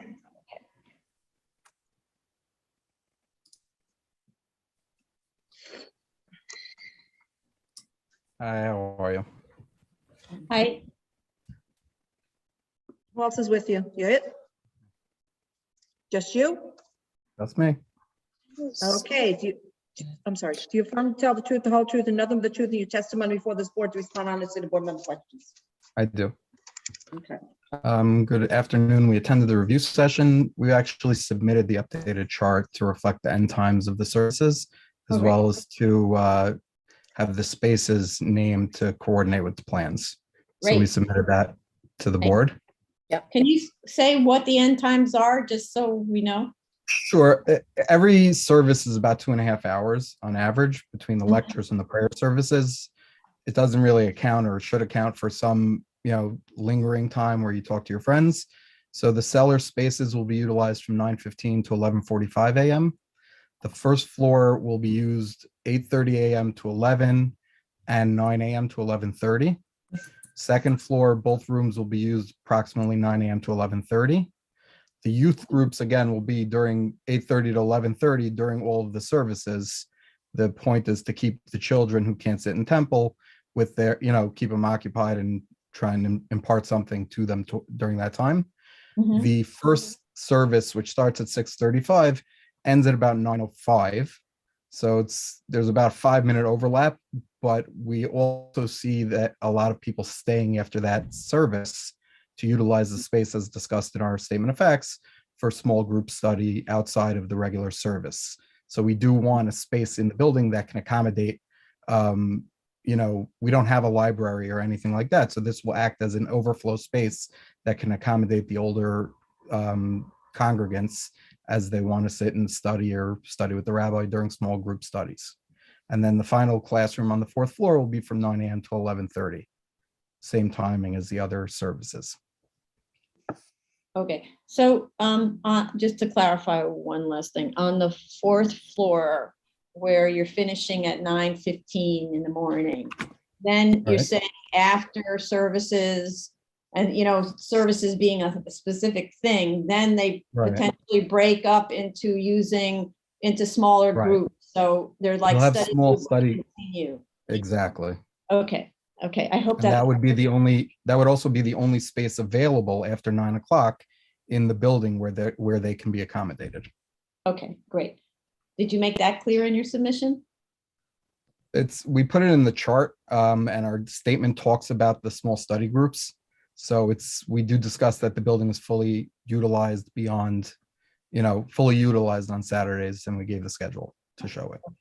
Okay, because you could always fix that since we didn't look at it. Well, I can. I think the only outstanding issue at this point would be the DEP item. Yes. I don't know. I heard that they may try and get it to you today, so I was wondering if it's come in. No, unfortunately not. Maybe tomorrow. So what I could offer with this is we leave it open because we can't close with open seeker. But if we get it tomorrow before the end of day, we could call this back and say we got DEP and therefore we can close. How about that? That'd be great. Because it's That'd the be only wonderful. open thing. But I Right. would like your chart to be clear about that fourth floor where there's breakout sessions. So to the extent, if I don't see the chart, so to the extent you could just add that one little sentence that says from after 9:15, then that floor is used as breakout sessions for both the services here and the services on the other floors. So I can add an asterisk to the chart, and on the bottom have that line. Okay, And we'll perfect. resubmit it. Excellent. Great. Okay, perfect. Thank you so much. You're welcome. Any other comments from anybody? No? All right, so let's go to the public.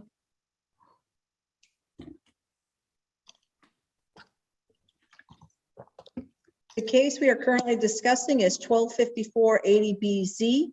It's an amendment of a house of worship, 511 Avenue R, Brooklyn. Should you wish to discuss, dial in 646-558-8656. You'll be asked to enter the webinar ID number, which is 950-3270-8125#.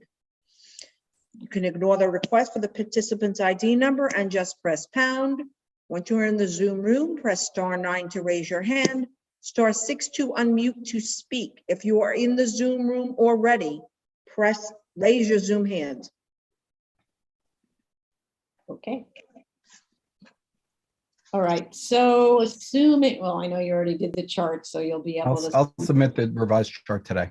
Okay, so, all right, so I'm trying to just give time for people to call in case there's any interest.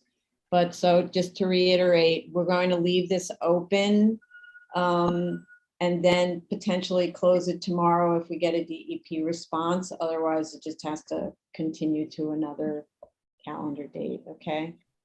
Okay, I appreciate it. Okay. All right. Thank you very much. Thank you. Have a good day, everybody. You too. Bye. So. Go to the next one.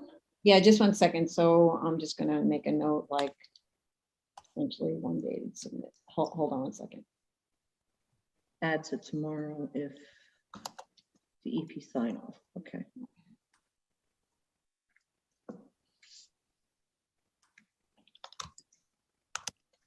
Sorry, just 1 second. I just Mhm. what to do or not do or whatever. Okay. All right, go ahead.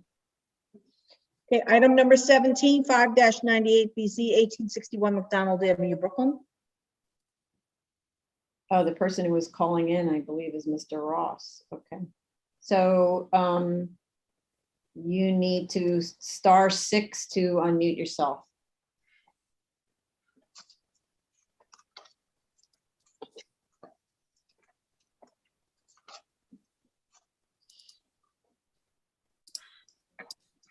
Okay, can you hear us? Hello? The person who just *6 and unmuted with last 3 digits 797, is that Mr. Ross? Yes, can you hear me? Yes. Yes. Okay.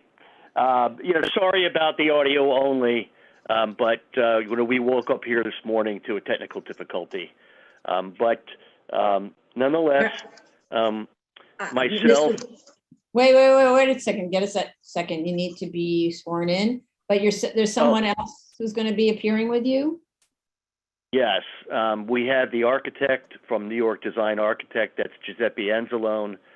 And we also have the owner, Carmine Del Priori from Priority Landscaping and Gardening.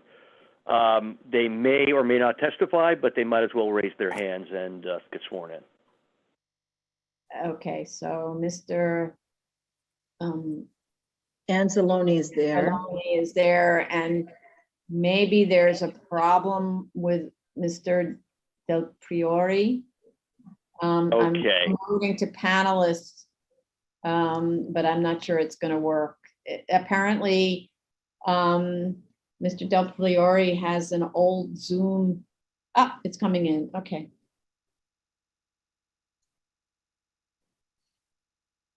Good. There you go. Okay, there you go.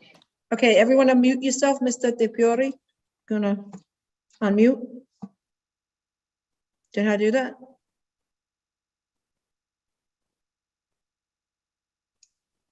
I don't see it's gonna mute.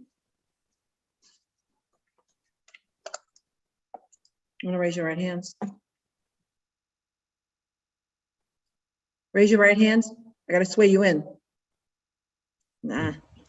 Do you affirm to tell the truth, the whole truth, and nothing but the truth in your testimony before this board and to respond honestly to board member questions? I do. Okay, Mr. Ross, you can proceed.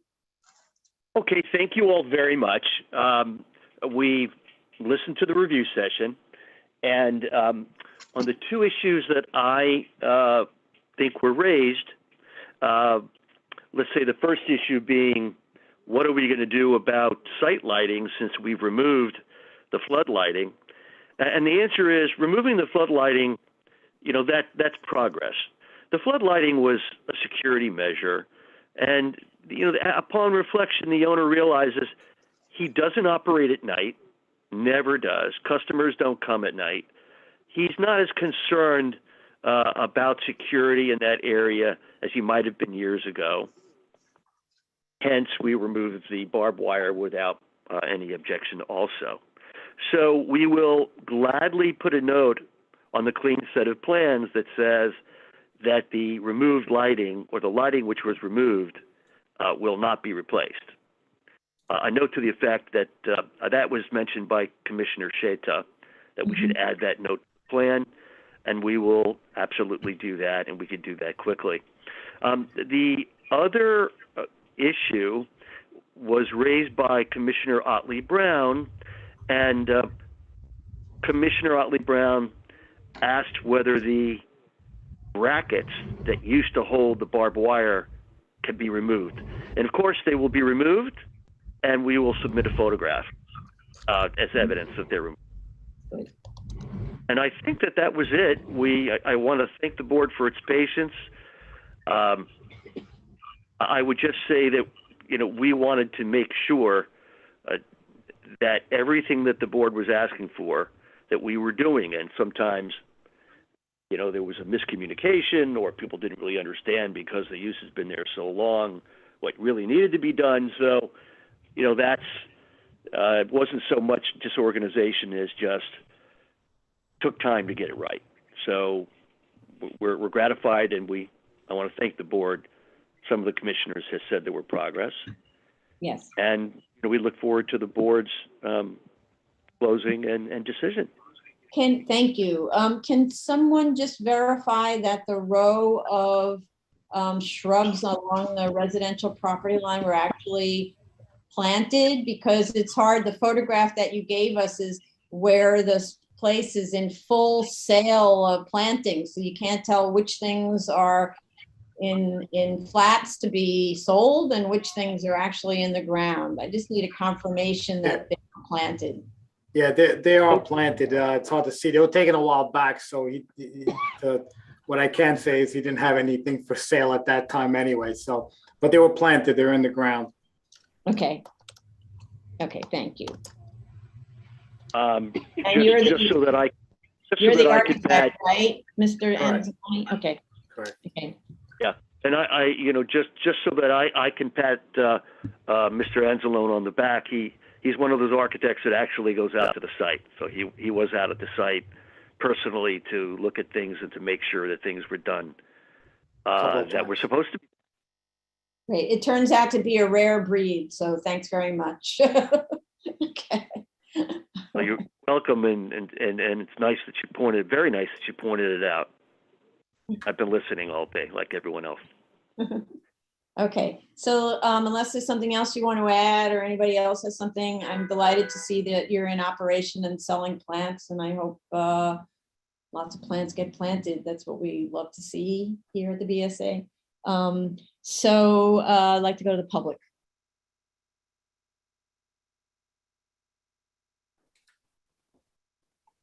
So the case we're currently discussing is calendar number 5-98BZ, 1861 McDonald Avenue, Brooklyn. This is an extension of term for a garden supply establishment. Should you wish to discuss, dial 646-558-8656, enter webinar ID number 950. Someone have something on that is carrying me? 3270-8125. Press pound. Oh, I don't hear it now. Okay. You'll be then requested to enter the participant ID number. Just press pound. Once you're in the Zoom room, press *9 to raise your hand, *6 to unmute. Should you already be in the Zoom room and wish to discuss this case, please raise your Zoom hand. Once again, it's 5-98BZ, 1861 McDonald Avenue, Brooklyn. Thank you. So with this one, just you need to give us a photograph showing those brackets removed, and Yes. to update the drawing with that little note that, that says the lighting won't be reinstalled. Yes. And I think that's it, right? Yes, we can have that for you very quickly, and I would just ask the board to consider the longest possible term that it's comfortable with. I don't think it's appropriate to, in this case, to eliminate the term altogether. It's an R5 district. There was a nearby recent commercial overlay zoning change not that long ago, but as long a term as the board is comfortable with. What was the term? before? But 10 the years? term request, 10 years. Yeah. We did not request 20 years, and I understand the chair's, question about that. 20 years is a long time. This has been a family-operated business all of these years, and it's not anticipated that this will change hands, but you never know. Mhm. So we'll leave it in the board's good discretion. But did you submit that request in writing, or is that the first we're hearing about it? No, in my most recent submission, I asked the board not to eliminate the term, but for the longest possible term. So you weren't And I, specific. Sorry, did you specify a term? I didn't specify 20 years. The application, typically 10 years is the term. It's what's happened in the past. Right. I didn't specify it, but I'll be happy to when we submit the photograph of the brackets removed and the plan reciting that the lights won't be put back. Right. If the board's comfortable with 20 years, I would specify it. Okay. I don't know what the board thinks because we've never talked about it. Does anybody have an opinion about extending the term? There's hardly any physical improvement on the site. It's just a small building that's mostly plants all around, right? And in the off season, it's not used am I right that it's not really used at all during off season? As I understand it, there really isn't much to do in the off season, other than the owner might do some stocking of certain plants that can take the cold weather, the evergreens or whatnot. Let's hear from the owner. He's there in front of our very eyes. Mr. Del Priore, do you want to speak to that? Yes, I'm here, and we're closed in the off season, completely closed, pretty much.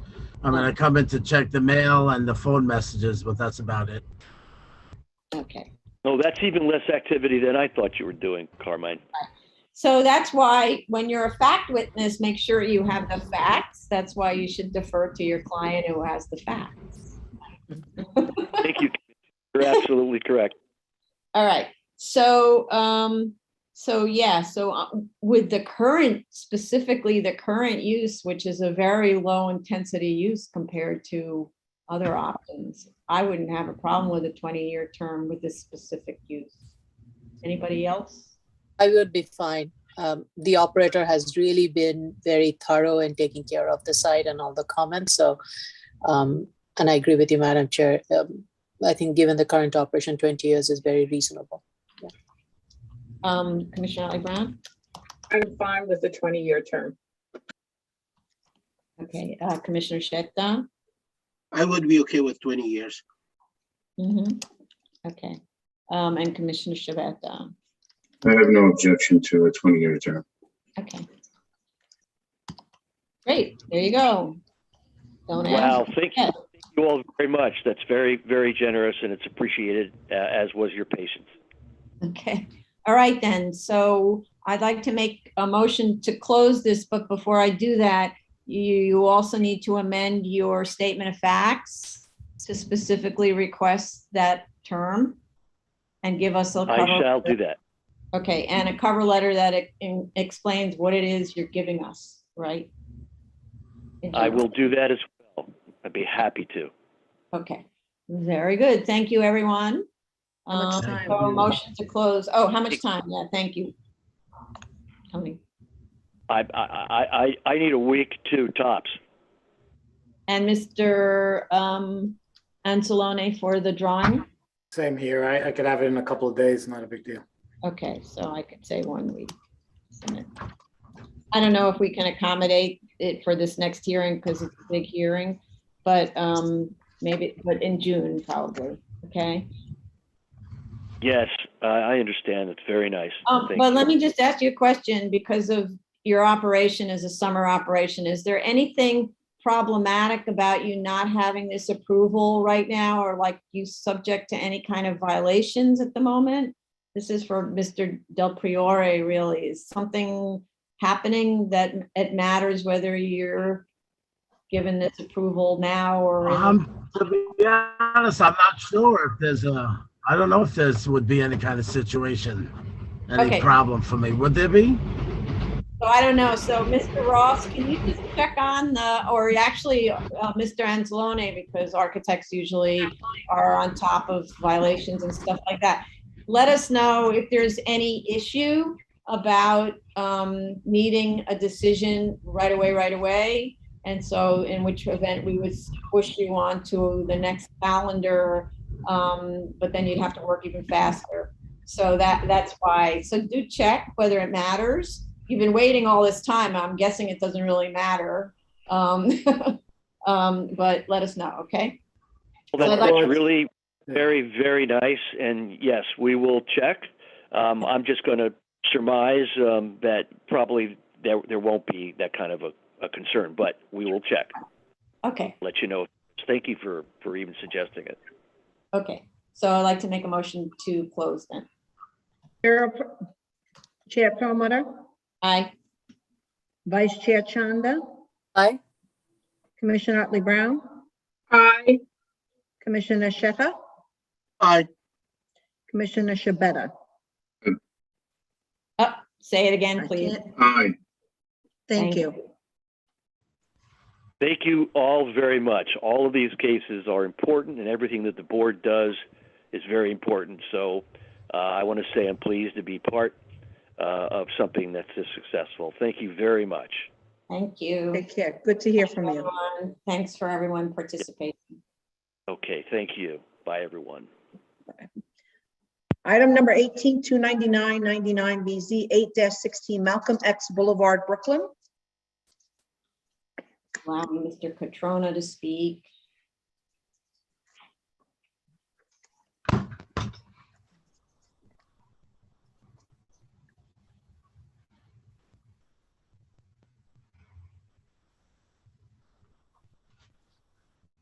I don't know if there's anyone else.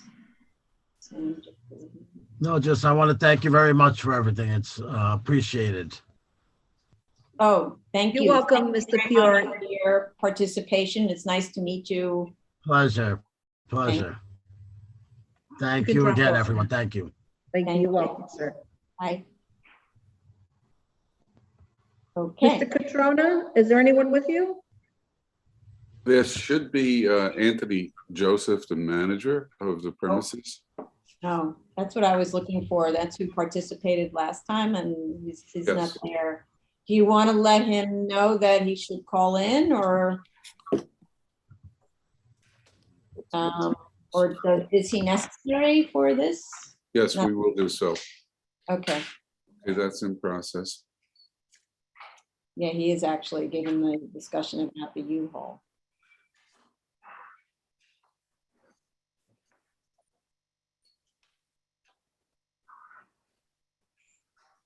Let us know when you finish sending him a note. So maybe we can start without you, because it's might take some time for him to call in. We can also put this on second call if you prefer and go to the next case and then come back. He was queued up, so I'm sure that he'll call in. I know it's been a little bit of time since we got on this morning. I'm good with moving forward here, if that's okay with everyone. Okay, raise your right. Okay, Madam Chair? Yeah. Okay. Do you affirm to tell the truth, the whole truth, and nothing but the truth in your testimony before this board, and to respond honestly to board member questions? I do, You can proceed, Mr. Catrona. yes. Madam Chair, Vice Chair, Commissioners, BSA staff, Glenn Catrona, representing the Malcolm X extension of term. We've been at this for some time. I was at the executive session, and the first thing I would like to say is I hear clearly the position of the board, and I align myself with the position of the board that certain improvements, as Vice Chair had described it, low-hanging fruit could have been in place. There are a few improvements that were made that I could point out, but in large part, I'd like to be in a position here today where these improvements are in place.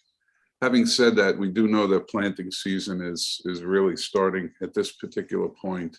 Our clients for the holidays had traveled out of the country, but I will assure this board that I will be, my next action will be to contact this client. And if Anthony Joseph is listening in now, or anybody else for that matter, that, you know, I will strongly say that if these here improvements are not made, and I cannot come back to this board demonstrating that through photographs and, you know, whatever is appropriate, that we likely will not be, you know, moving to the next level that we'd like to achieve here. So I will go through the comments that I heard, and I'd like to ask some questions. Madam Chair, you had commented, the first comment was about the neighbors' attendance here.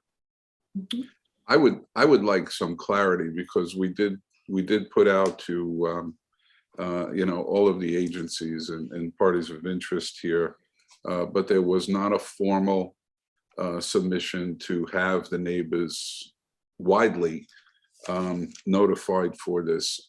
What are we looking to do? Is it the adjacent neighbors that are touching this here, or is it the 400-foot radius? Because I'd like to. Yeah, normally on these adjacency questions, it's neighbors who would be directly affected by this use, right? And have been arguably directly affected by the use. So it's immediately adjacent neighbors that are notified.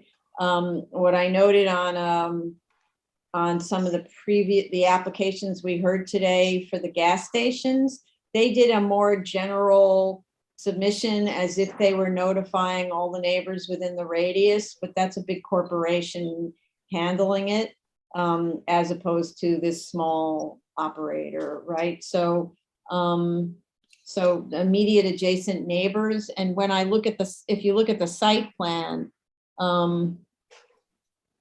you can see that there are quite a number of properties that back up to this site or are adjacent to the site, right? Okay. Those are the ones that we're concerned about. This is, plus, you know, there's, I think this is the site that has a pretty big apartment building that looks down into the area that I'm concerned about. That is this, I used the word trapezoid before, but it's not, it's like a complex. Yeah, it's a complex trapezoid and a triangle. Yes. Agreed. All right, I'm clear about that. I know that we will have a follow-up hearing. We will definitely take care of that. You know, given the fact that you brought this here up, before I move any further, you know, you're concerned about people looking down. The two adjacent properties that border the primary adjacent lot lines are both windowless. Neither one of them, either the two-family or the 4 to 5 story adjacent building. So the next comment was, you know, steadfast, the owner's position about the U-Hauls. It definitely makes a difference for these operators to exist.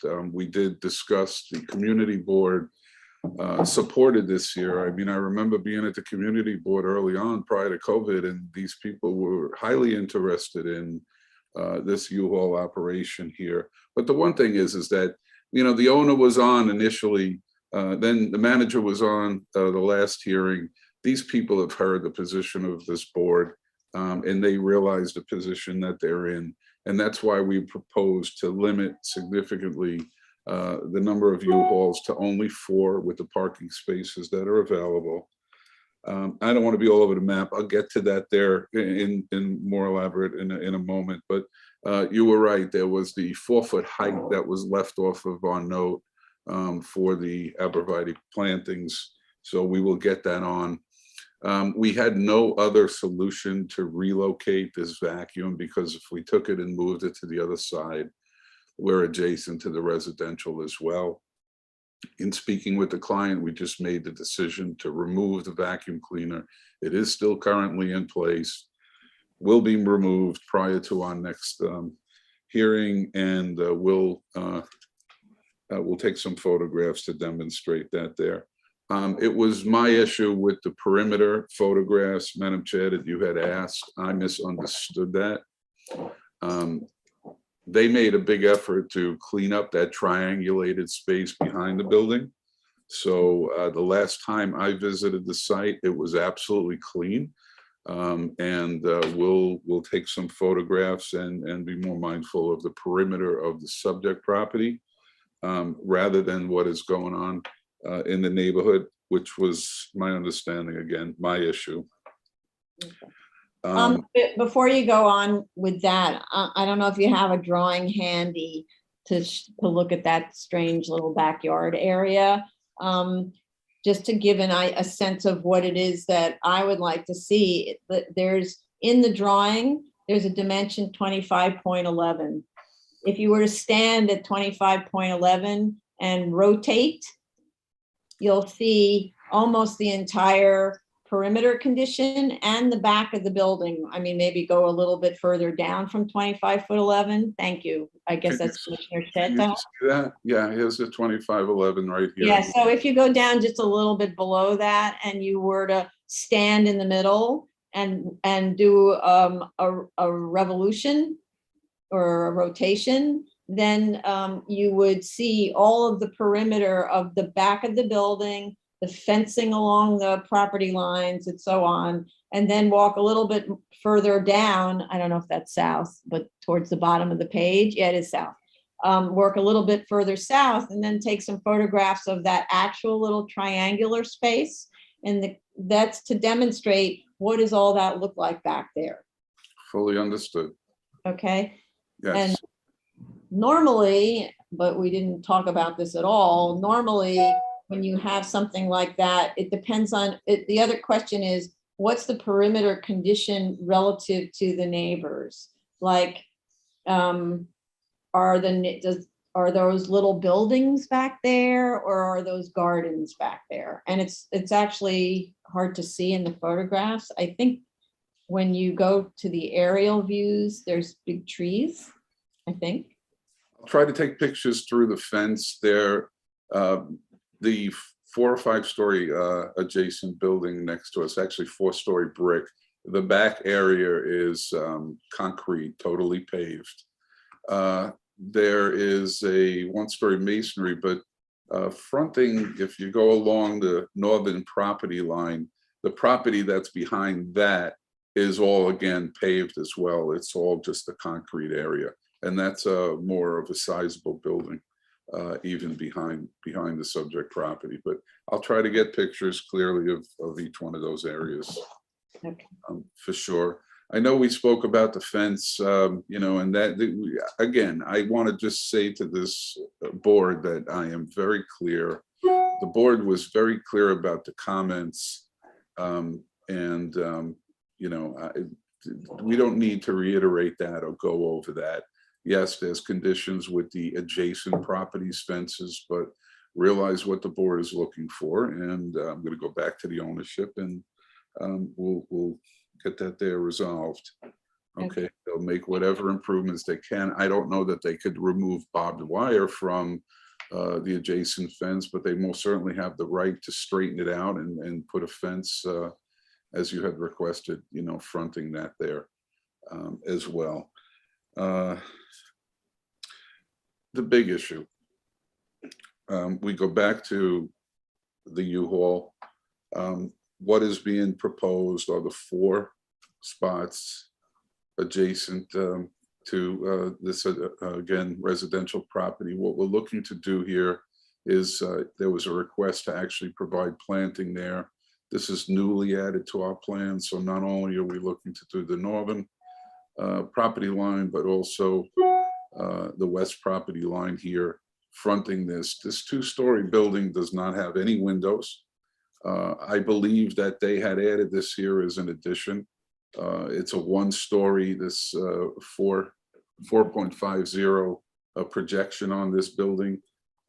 No windows there. And then the 2nd story and above, no windows there.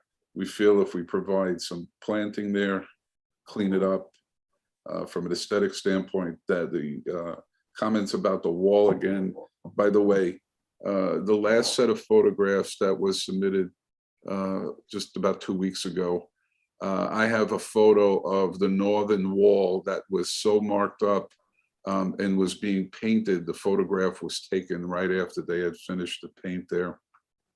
And I noted on this 2-story building that somebody climbed on this 1-story roof and painted that up. We would love to see that not be the case, but that's not our property. These people are constantly, the owner and the operator here and manager, they're constantly painting the 2 walls that we had originally painted.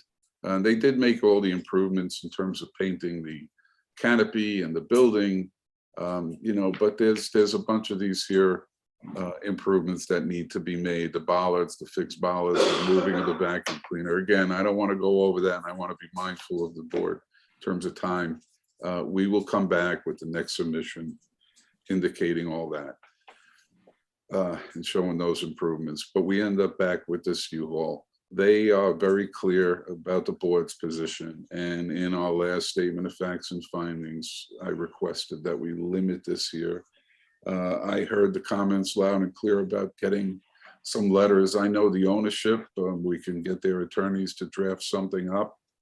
If the board wants to give us some sort of guidance, that would be great. I thought about this here since it was the statement was made, but I don't know that U-Haul would particularly give us a letter, but I know that the owners can prepare an affidavit or some sort of legal document that will be on file.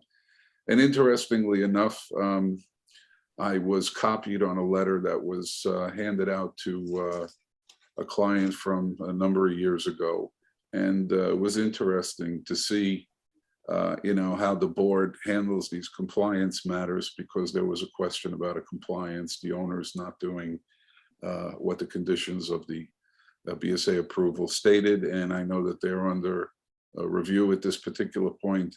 So I know that that's in place, and we wouldn't take this lightly. You know, if the owners commit to maintaining that, they'll know that if they operate adversely to it, that they would be in a position to lose the opportunity. So, you know, I think it makes sense that if we could limit and prepare some sort of a legal document that they're responsible for, and the board sees that we can approach this here on the site. I've also elaborated operationally about the limited items that I didn't even want to call it a convenience store at this point. The attendance booth, vice chair had asked that we create some sort of a handicap situation here and put a ramp to get people able to get up to the window to do the payment or even get into this here limited item store, if you want to call it a convenience store. But I think overall, the fact is that we don't have a convenience store that is a place where people come to buy goods. It's basically just stuff that would people the motoring population would be interested in. The automotive use, while it's necessary in this community, people do get their cars repaired here. It's not incredibly robust. And, you know, the prior conditions with the U-Haul were terrible. This is not the case right now. They're very clear. So I would like to pursue that with this board. So can you explain what you mean by that? They were terrible under the prior conditions, but aren't terrible now. Why is there a difference between that and that? Yeah, I didn't think, personally, I didn't think that the operators understood the boundaries of you know, of this type of thing, you know, happening or affecting the property and anybody else around it. I don't think, but during this year review, I think they were made very clear, you know, that they're not going to be able to do this here in the future. And as I said, you know, it's a component of their business, and they are absolutely willing to, you know, to put conditions on this here, and even if we create a legal document moving forward. But the thing is that they attended here and they understood it. it's like anybody else, that you say, hey, listen, this is the way you need to act in this situation. If you didn't really think about it previously, it's a different story now. They understand. They've heard this board without a doubt, and would like to apply to do this here absolutely limited, and with conditions. I mean, to make all these improvements. I know it doesn't look like they've made a strong effort to do all of this here. The planting is a big issue. The trash enclosure is another one. They even pulled a permit. Commissioner Shetta had requested that, on a time that he went to visit here, that the sidewalks were not in a great condition. I even had in my prior submissions the fact that there was an adjustment to the curb cuts that never actually occurred. And we know by pure zoning that the largest length that we can have is 30 feet. We have one curb cut, the northern curb cut fronting Malcolm X Boulevard, that's 35 feet. We do see these conditions. Our clients said, that they have never ever touched any of this here, but the sidewalk permit had a very short duration. So when I told them that we needed to address this condition, the permit had expired because they don't want to go in and do all of this work, put splays in place, and then have to go and rip it up to adjust the curb cut. So, they are looking to make reasonable changes, and improvements to this site. And they will replace all the sidewalks on this property and make the adjustment with the curb, but that's a building department matter. We even stated on our drawings. What do you state on your drawings? BSA is not taking position on curb cut conditions, DOB to verify legality of existing curb cuts. That was a note that I believe. Oh, I see, yeah, number 4. It's actually right. I'm sorry. It's actually right here on the first drawing. Okay. Yeah, so I guess for me, the question, I have a few questions about these U-Hauls. The first one is the comment that was made by the owner at the prior hearing was that the public who rents U-Hauls identifies a place where they see U-Hauls parked as the place you bring your U-Haul to return it.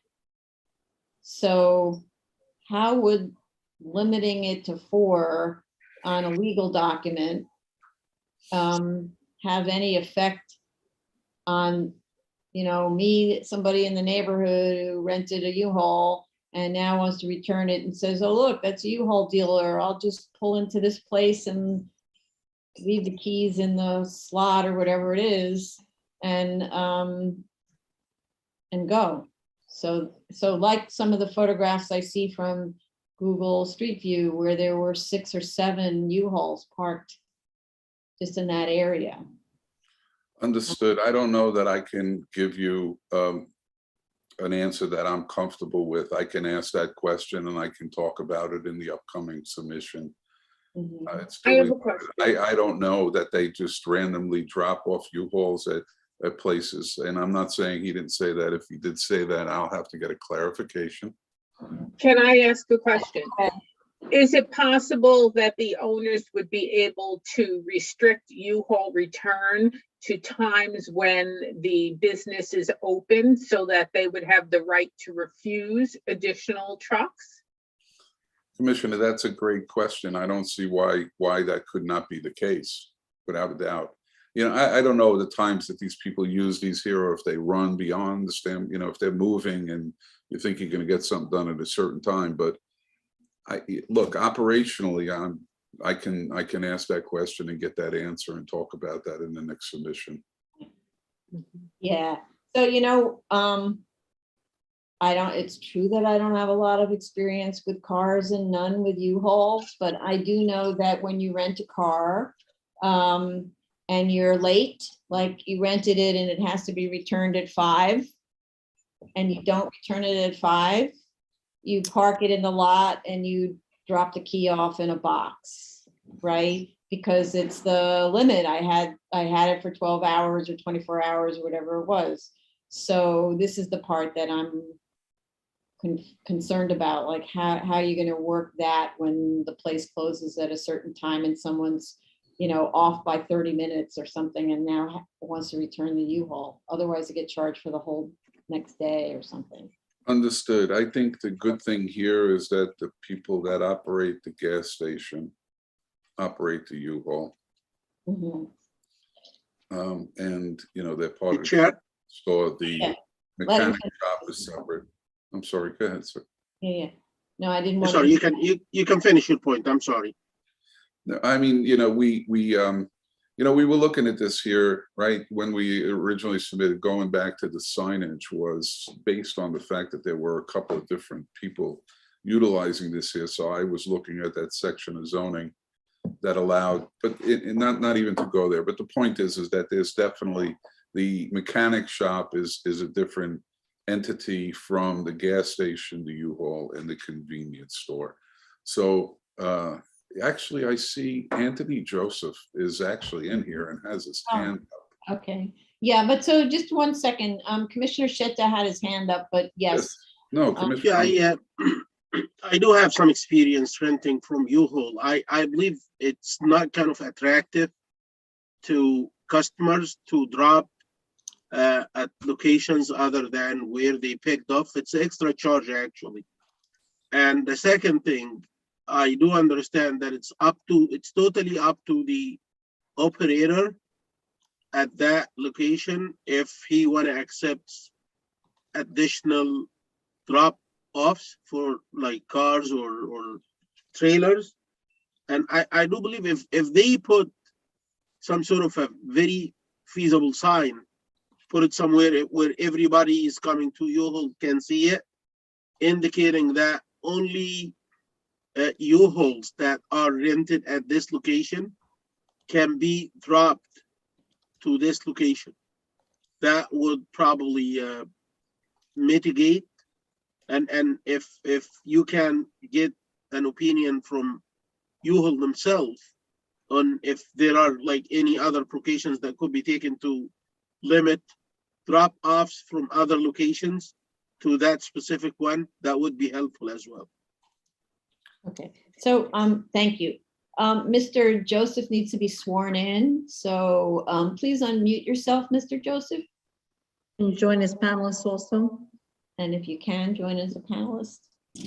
Yes, I'm in.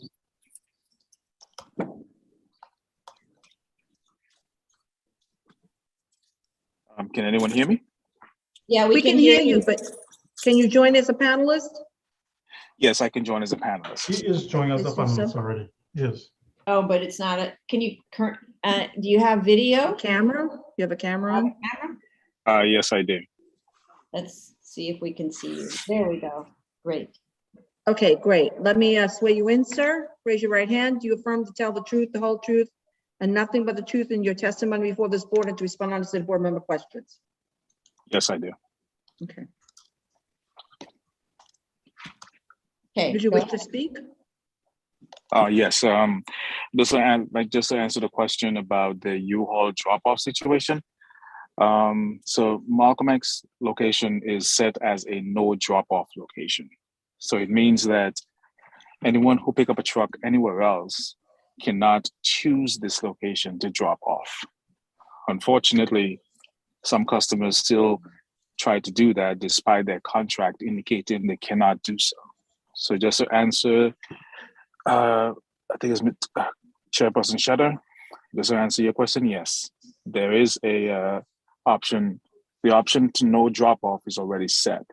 However, when a customer do drop off, U-Haul has a transfer driver program where we will alert them of it, and then they will send someone to pick it up. But so how's that work in practice? So somebody drops off who shouldn't have dropped off. What does that mean? They come and they hand someone the keys and say, that's it, I'm not doing this anymore? I mean, can't you just refuse the keys? Well, we could refuse the keys, but usually they go drive it on the street and take up street parking, which we try to avoid because, if anyone sees a U-Haul parked on the street, usually they just assume that it's ours. It's usually for people coming out of town on long trips, and then they download in their trucks, and then they just told U-Haul they're going to drop off in Brooklyn. Unfortunately, when they get to Brooklyn, they didn't realize that they have to go all the way to Park Slope, but then they moved to Bed-Stuy. So then after unloading, they don't want to go to Park Slope, so then they just try to drop off in Bed-Stuy.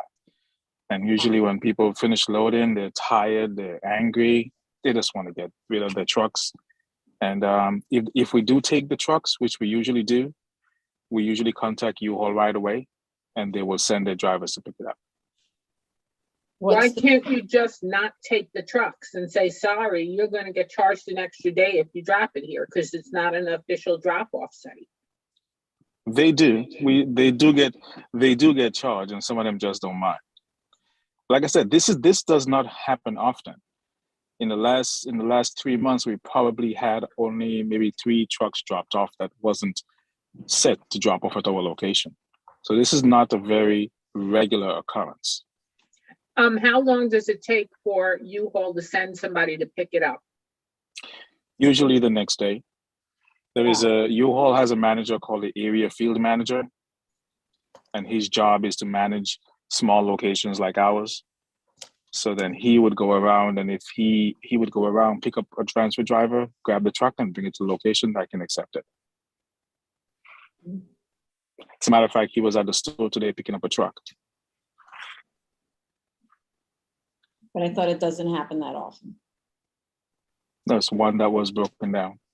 The NYPD as well, when NYPD recover a U-Haul vehicle, sometimes they just drive it to the closest U-Haul. Wow. And then we just accept it, and then we call the U-Haul tow truck, they come and get it. Because most people just Google U-Haul and they don't really pay attention to, okay, if this U-Haul belongs here. Well, most members of the public don't know that. That's not information that most members of the public would know. Is that you got to be working for U-Haul or have some inside knowledge of U-Haul to know this.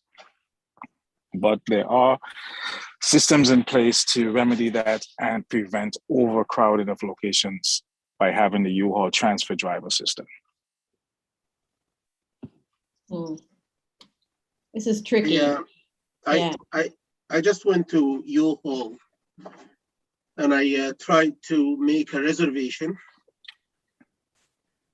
and I made the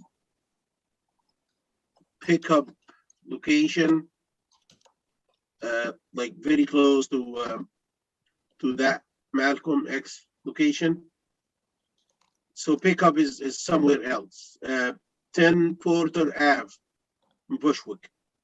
And then I made the drop off at 10 Malcolm X. They are like a mile away or so,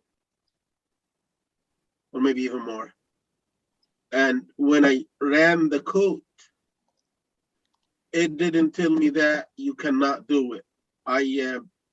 If you take the screen off, I can show it on my screen if what is just mentioned is accurate. So this is what I did.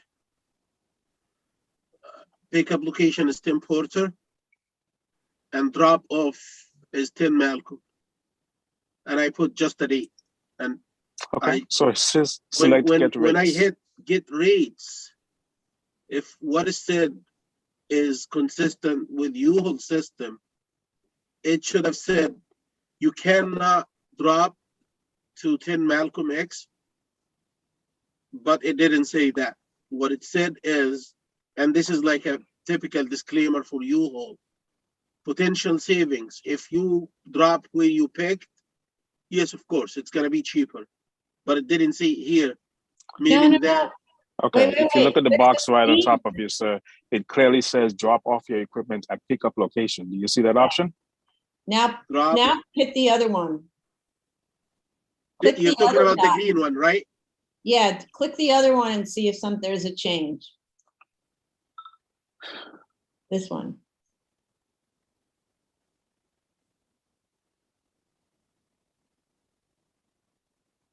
Thank you.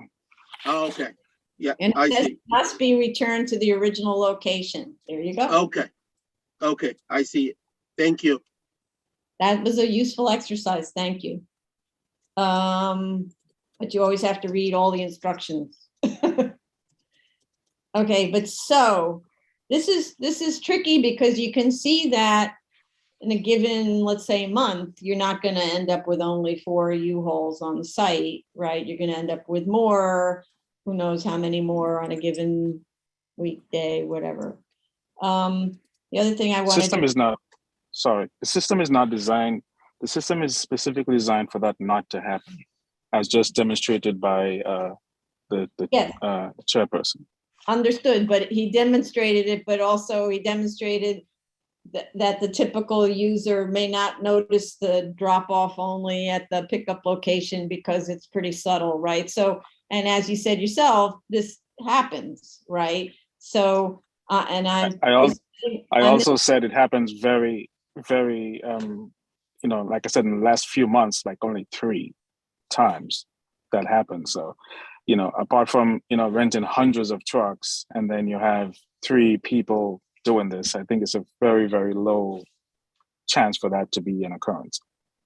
So, To ask him a question? let me just finish what I want to say here because I'm presenting to the commissioners. The first part of this is to consider whether this is a use that's the right thing to do in this location. That's the first part of the question. The second is, this is supposed to be accessory to a gas station. So the question is, have we considered these as accessory to a gasoline service station in the past? I don't know the answer. I'm throwing that out because I don't know the answer. Because when we talk about the kinds of uses that we see at gas stations, sometimes we see people selling cars. And then we're specific that you can't sell cars at this location, for example, or you can't rent cars at this location, for example. At the court decided that an accessory convenience store was an acceptable accessory use to a gas station. Obviously, these vacuum machines are accessory uses. Sometimes those little hand car wash things are accessory uses.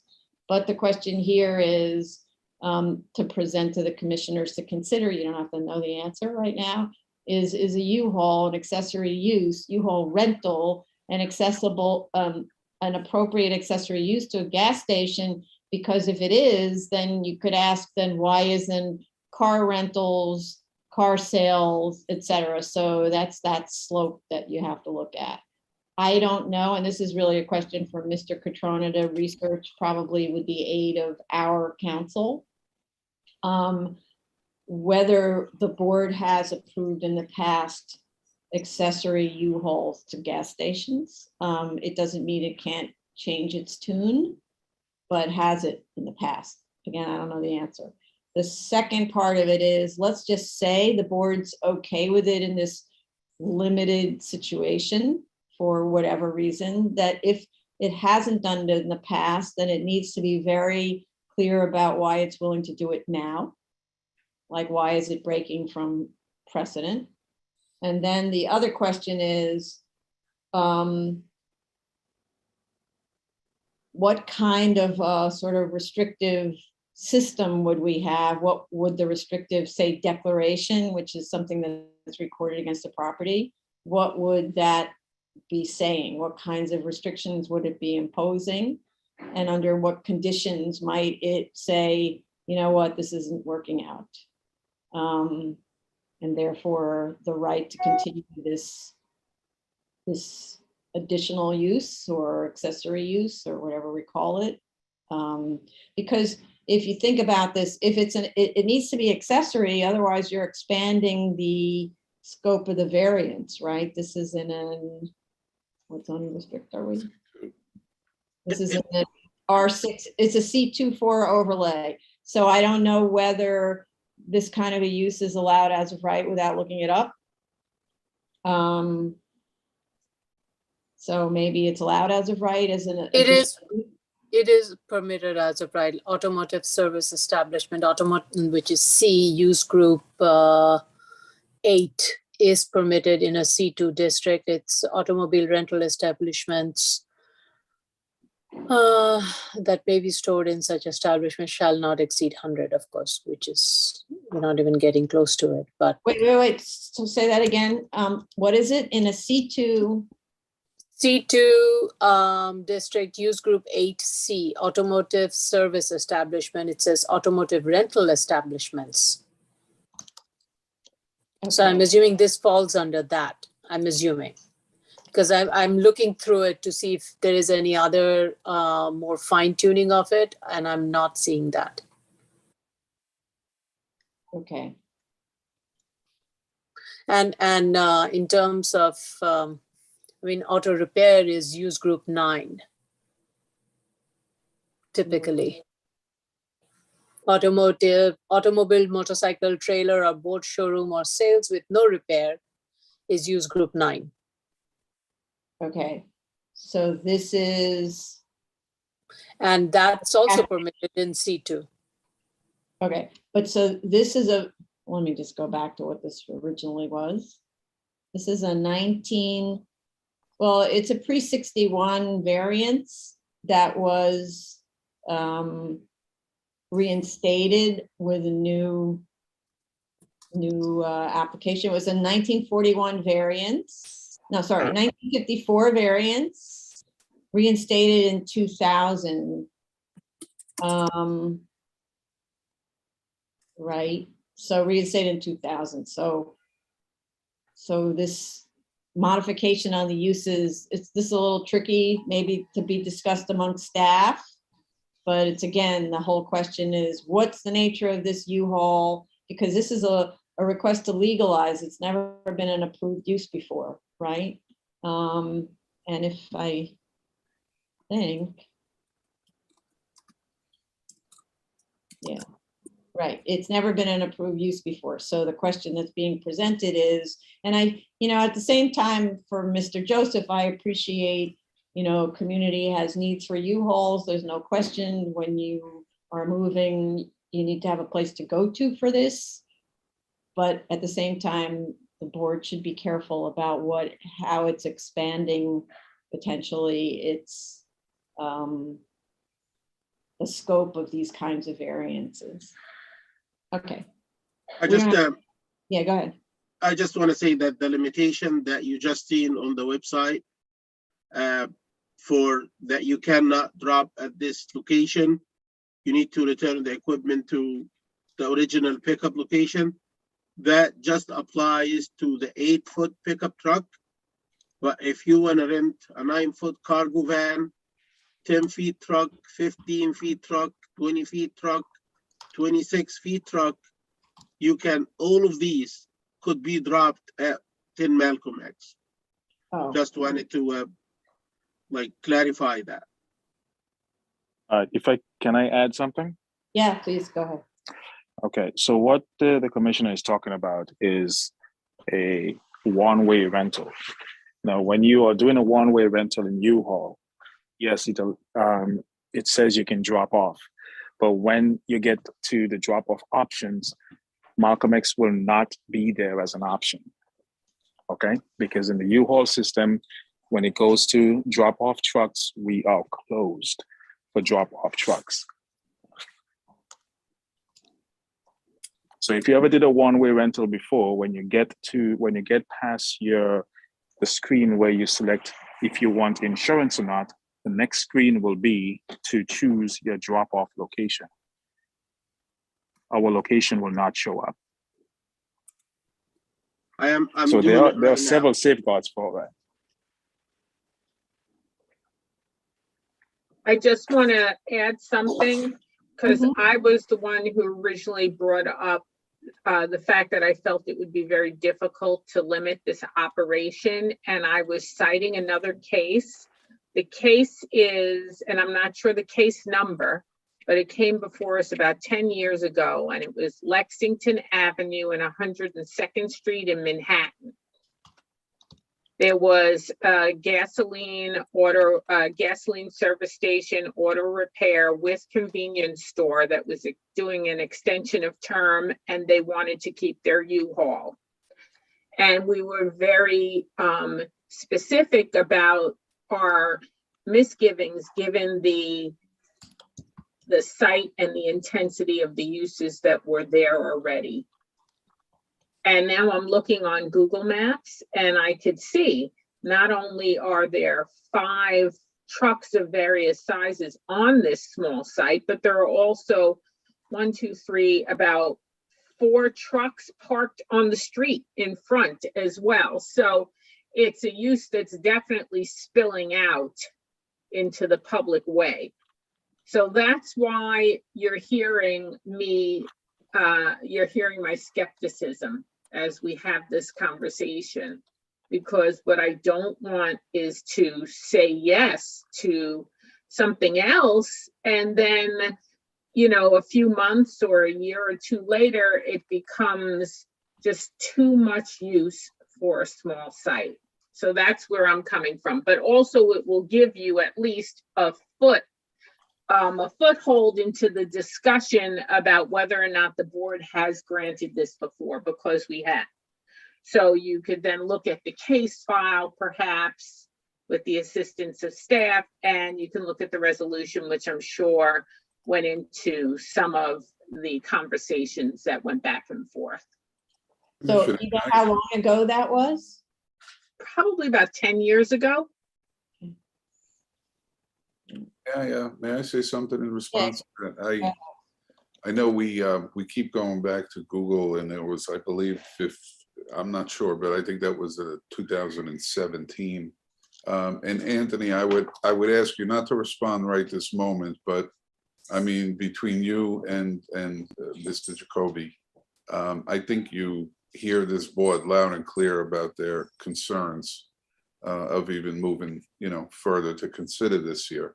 Am I right at that? There, you all understand that now, and that's the reason why we're looking to propose this with a significantly limited use, that there wouldn't be any vehicles on streets and or sidewalks. You could respond now. I mean, I just, you know, again, we're looking to do this with limitations and whatever that sweet spot is, but I think you're clear about that, right, Anthony? Absolutely. We have stopped putting vehicles on sidewalks over 3 years ago. Since I took over as manager of that station, one of the things we had to do was to get the vehicles off the street. We work with U-Haul. We've reduced the number of trucks that we were storing at the location. So keeping vehicles off the sidewalk would be very easy because we are already doing it. Okay, you know what I would like to do, because this is obviously something we have to carefully consider.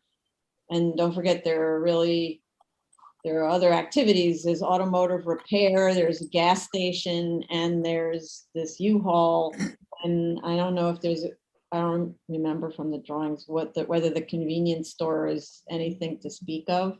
Is it selling stuff, or it's just really? All little space, and in my statement of facts that I recently submitted, and we were very clear, I list everything. It's really windshield wiper fluid and some oil and some things that are related to cars. They don't sell sandwiches, they don't sell food goods, they don't sell paper towels. Somebody coming from the neighborhood to potentially go to purchase something like that would not come here because it's incredibly limited. And Anthony, I think that there is not even something which was referenced to try to limit the convenience store. I think that happened organically. Would you explain that a little bit? Sorry. Oh, yes. So the convenience store, really, we only have one agent working there. So basically, he's just an attendant at the window. Anything that the customers want in terms of like windshield wash fluid, air fresheners, fuel injector cleaners, like these are stuff you put in your tank before you gas up. Everything is received from the window. The people who enter the store the most are for use of the bathroom, and basically U-Haul customers and MTA employees at NYPD to use the bathroom. That's the most traffic we have inside of the store. Bathroom use. That's it. Mhm. Okay, thank you. So what I would like to help us consider this is a very clear operational plan.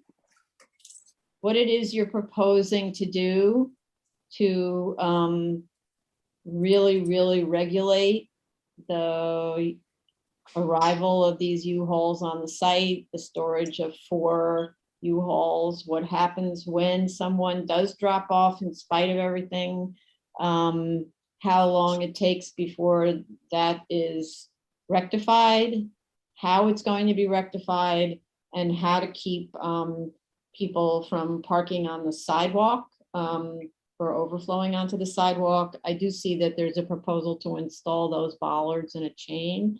That certainly would prevent kind of overlap parking like we see in some of these photographs. And then also with respect to the drawings I mentioned earlier, when I look at the aerial photograph, I see cars parked all along the other property line, which is not shown, I don't believe, on the site plan as parking. That's parking for the vehicles that are going to be repaired. It's noted. Oh, right. I see. 4 spaces for cars awaiting service. Okay, so maybe there's more cars squished in there than actually, oops. If I could just add something, Glenn, with the garage parking, this new tenant who's taken over the garage has done a far better job than the previous tenant. He's a much better business operator. His cars are in and out, and they don't sit on the property for very long periods of time. Okay.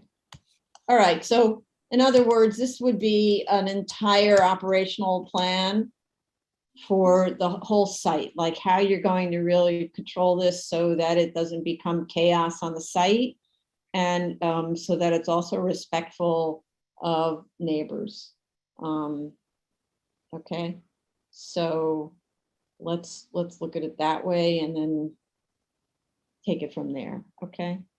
Thank you. Okay. Any other Thank you.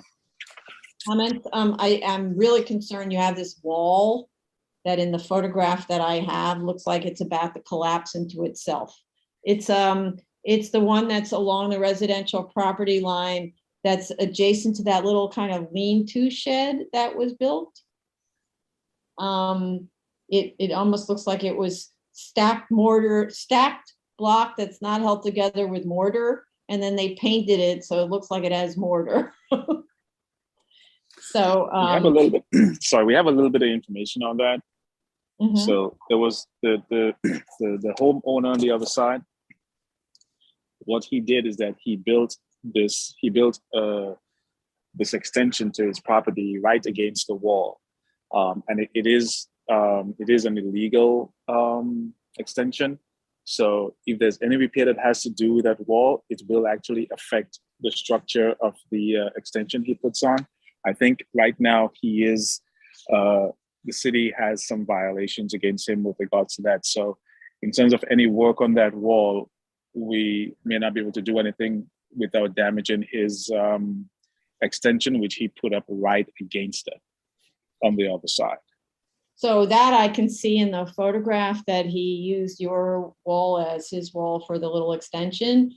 But I'm actually concerned also for the neighbor about the structural integrity of this wall. But the other part of it is your drawings for planting show an in-ground planting bed there, which will, I'm taking a wild guess, this wall doesn't have a foundation. Or if it has one, it's like a foot. So your in-ground planting bed will cause this wall to completely collapse, right? Even if it does have foundation, the issue for that wall is not the foundation. The issue that like 8 inches, right? That after the first row of the blocks, I can see that that second row is out of order. And it's a liability issue for you and for the neighbor as well. If this wall collapse, you cannot say that your neighbor is the reason for the collapse, because the wall itself is not looking to be built right. Yes. So I don't know how you accomplish sort of any of the tasks with that wall. How are you going to do the planting bed without further damaging or collapsing this wall? And how are you going to attend to the dangerous, you're parking rental trucks there that don't belong to you. And when the wall collapses on your rental trucks, because it looks like it's probably going to go that way, now you have a serious insurance issue. Not to mention that, well, there's wheel stops I see, so the trucks probably won't be hitting the wall, but nonetheless.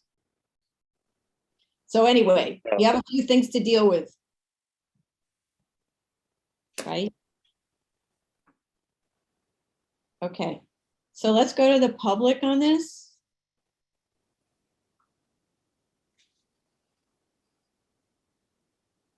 Okay, the case we are discussing is 299-99-BZ 8-16 Malcolm X Boulevard, Brooklyn.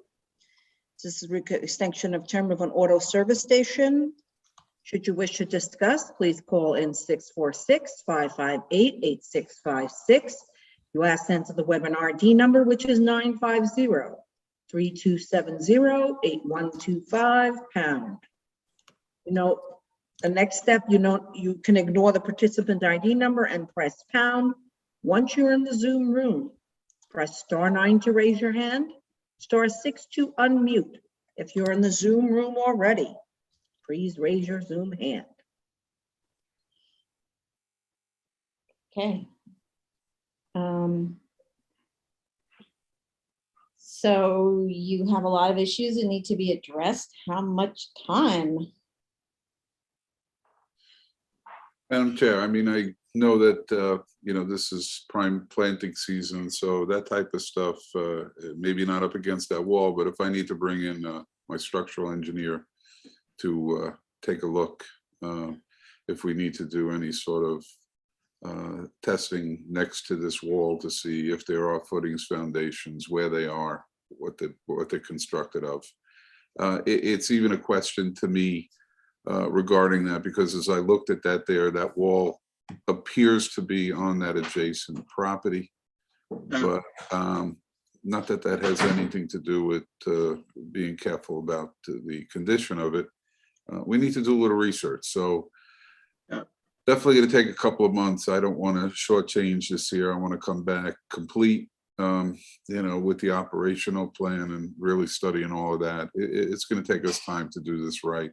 I want to go back to the owner, and really sit down and have a clear conversation about where we're moving to from here. So I would say 3 months.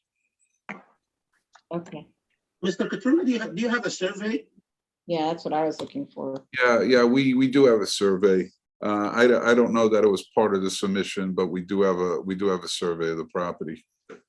The reason I'm asking you, because I'm looking at like a very close Google view, and I'm skeptical that this wall is on your side, because if you look at the limits for the store, it sounds like the store just touches that wall. There is like a gap between your building and that wall, like probably 2-3 inches. Commissioner, there's a survey. It's submitted 8/8/19, and it shows that wall 8/8/19 submission, and it shows the wall clearly not on the subject property. Right. Yeah, here we go. So it's not yours. No, but still, I mean, I don't think planting, the nature of planting a 4-foot high arborvitae at the time of planting would undermine or challenge that, but it's something to look at. You have to dig into the ground to plant it. Oh, I'm with you. Okay. Yeah, but I mean, you know, the size of the ball is really not. But it's a row of balls, Yeah, I get that. right? I get A that. row equals a rectangle. That's why I said we need to know where the footing is. If we're going below the footing, it's a different story. Right, okay. Which, you know, in that respect, let's say for argument's sake that we do check this out and we see that there is you know, a condition there that is not in our best interest to do any excavation. Would we interim come back to the board, come back to my project manager and speak about this here and let people know what conditions we found? Because, you know, we don't want to be thought of as resistant or anything here. I mean, if we need to plant, we'll plant. But if there's some reason why we shouldn't be, you know, disturbing anything along that property line, what would be my position to come back to the? So you, yes, do submit what you find, do your probes now, because the planting needs to be started now anyway, so you have to start doing that. Do it now and submit your findings to the project manager, and then it'll be discussed among staff, okay? Thank you. Okay, so, all right, so I have 3 months to submit, and I didn't see anyone calling in or raising their hand. So thank you very much, Mr. Joseph, for participating, and Mr. Catrona, always for your cooperation. Yes, thank you all very much for your time. I appreciate it. Have a great day. Thank you. Item number 19, 6-04BZ, 7118, 7124 3rd Avenue, Brooklyn. Mr. Fred Becker. I think he's in already, right? Yes.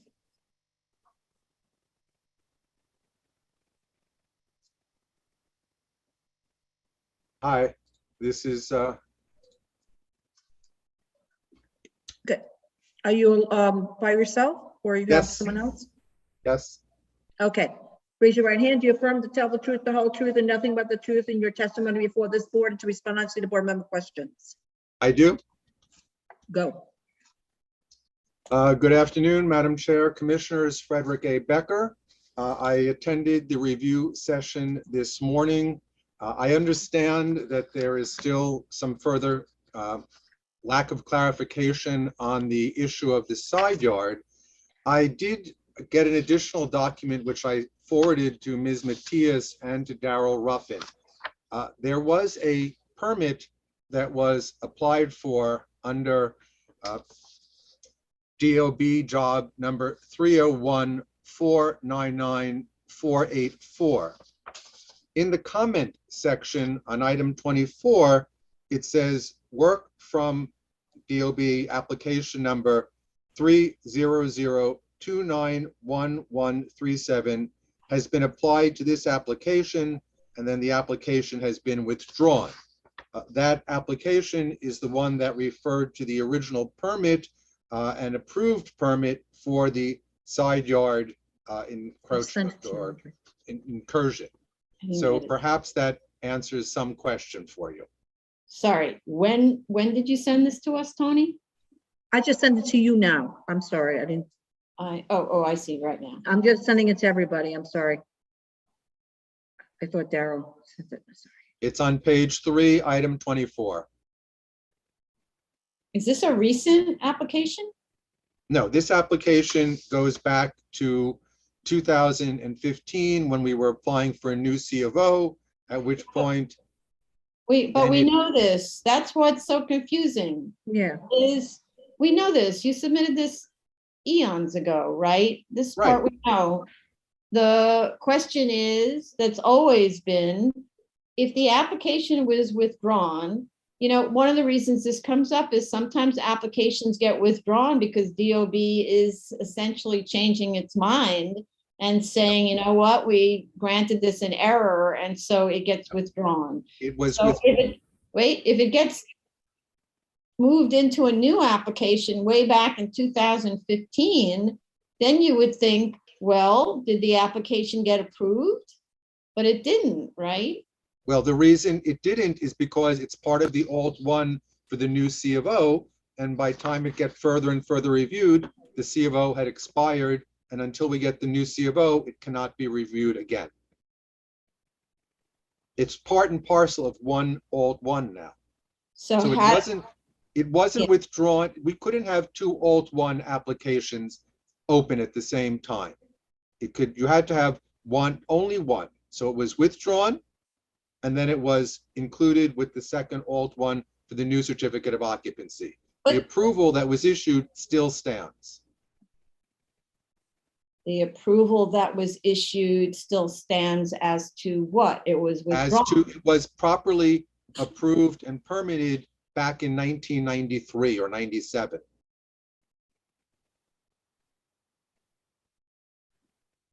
It says plan exam disapproved 2017. But that was because of the certificate of occupancy.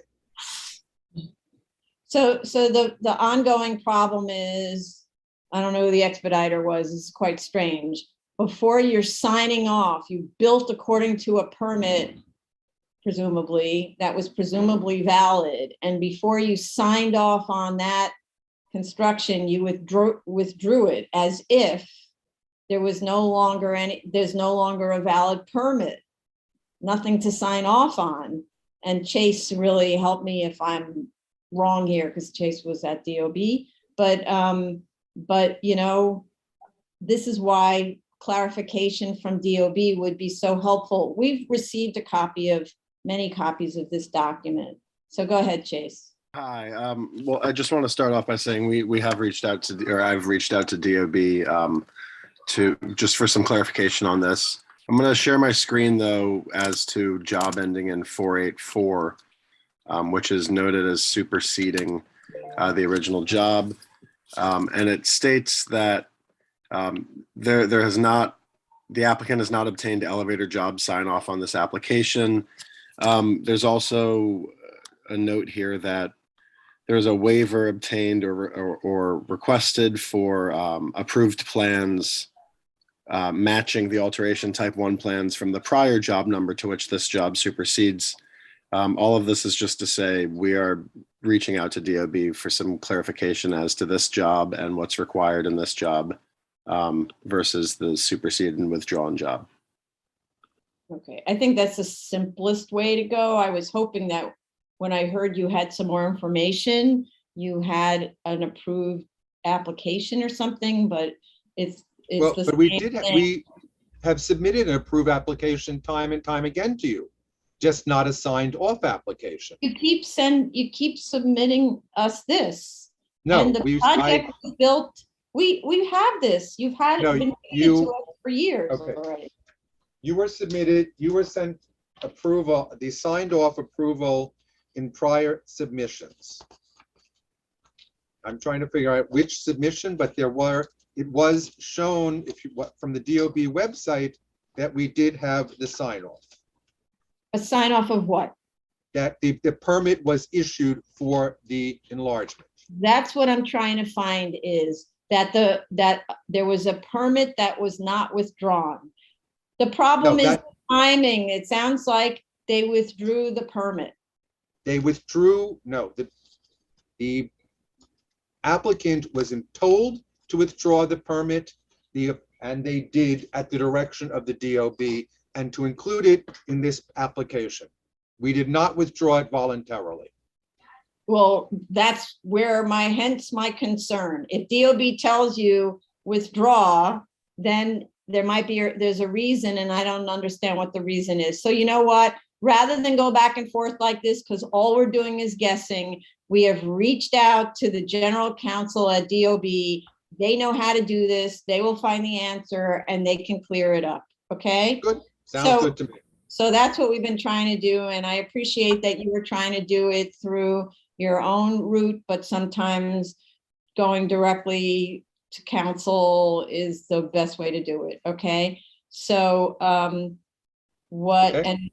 okay. So then the other thing was, so I realized there was a statement about the sprinkler. I will amend the statement to say the building is not sprinklered. With regard to the fire alarm, we did receive a proposal from a fire alarm company.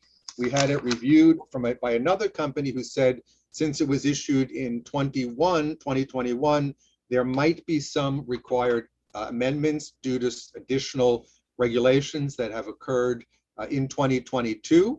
So we are having a second company review it. And once that review is complete, we will file it. I'm told that the filing at the DOB should occur within 4 weeks. Okay. And we will make you aware, and of course, CC Chief Daley with an update on that as well. But I would say we need a 4-week period to submit that for your future reference. With regard to the statement and the PCE nomenclature, I will remove the nomenclature, discuss that it was approved pursuant to PCE standards, and that it's due to the text change in 1221. We are now have a health and fitness establishment with the use group 6 and accessory offices, and clarify in the statement. Great. Okay, thanks. And I think that was it. Yes, thank you. Okay. I need to go to the public in order for Chief Daley to officially participate. So let's go to the public.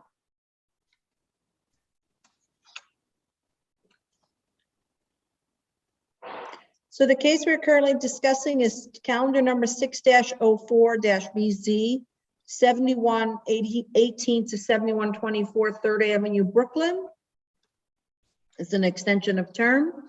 Should you wish to discuss, it is 646-558-8656.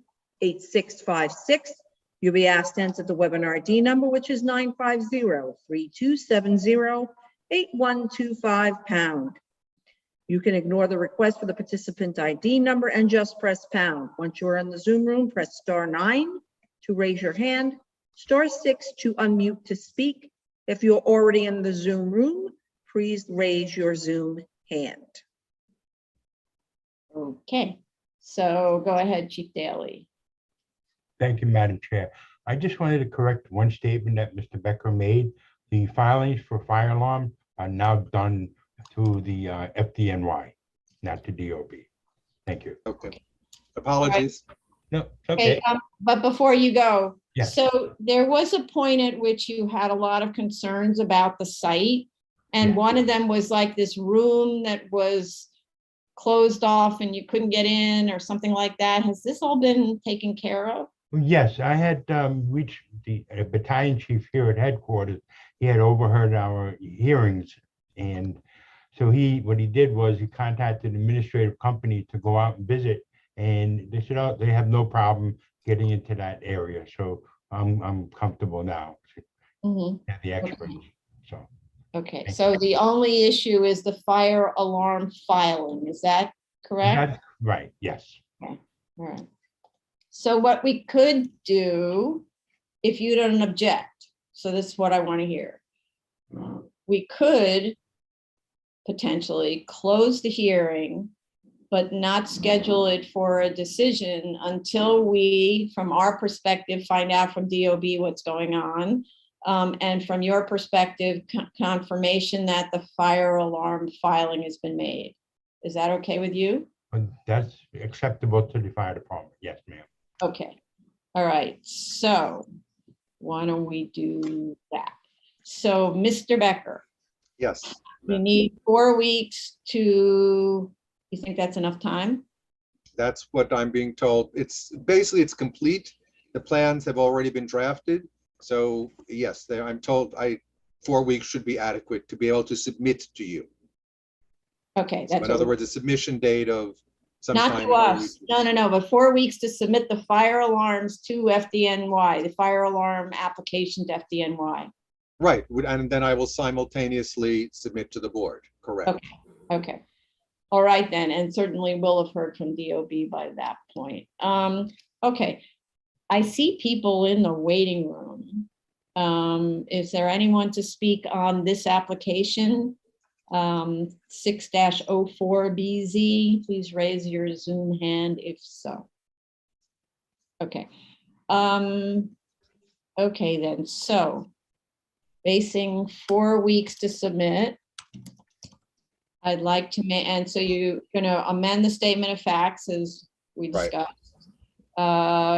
Submit the fire alarm drawings and we'll get a clarification from DOB, okay? That's from our side, okay? So then a motion to close. Chair Promoter, Aye. Vice Chair Chanda, Aye. Commissioner Otley Brown, Aye. Commissioner Sheta, Aye. Commissioner Shabeta. Aye. Okay. Submission on, by what date? We'll I'm basing it on 4 weeks and we'll let you know based on the calendar. All right. Okay. So the way that we always do this is you give me a parameter like 4 weeks. Right. And then I look to see when there's space open on the calendar that would respond to a 4-week submission. And if there's space on the calendar, you get put on that time. If there isn't, you get bumped to another time. It just depends on how much competition there is because we have. Understood. Okay.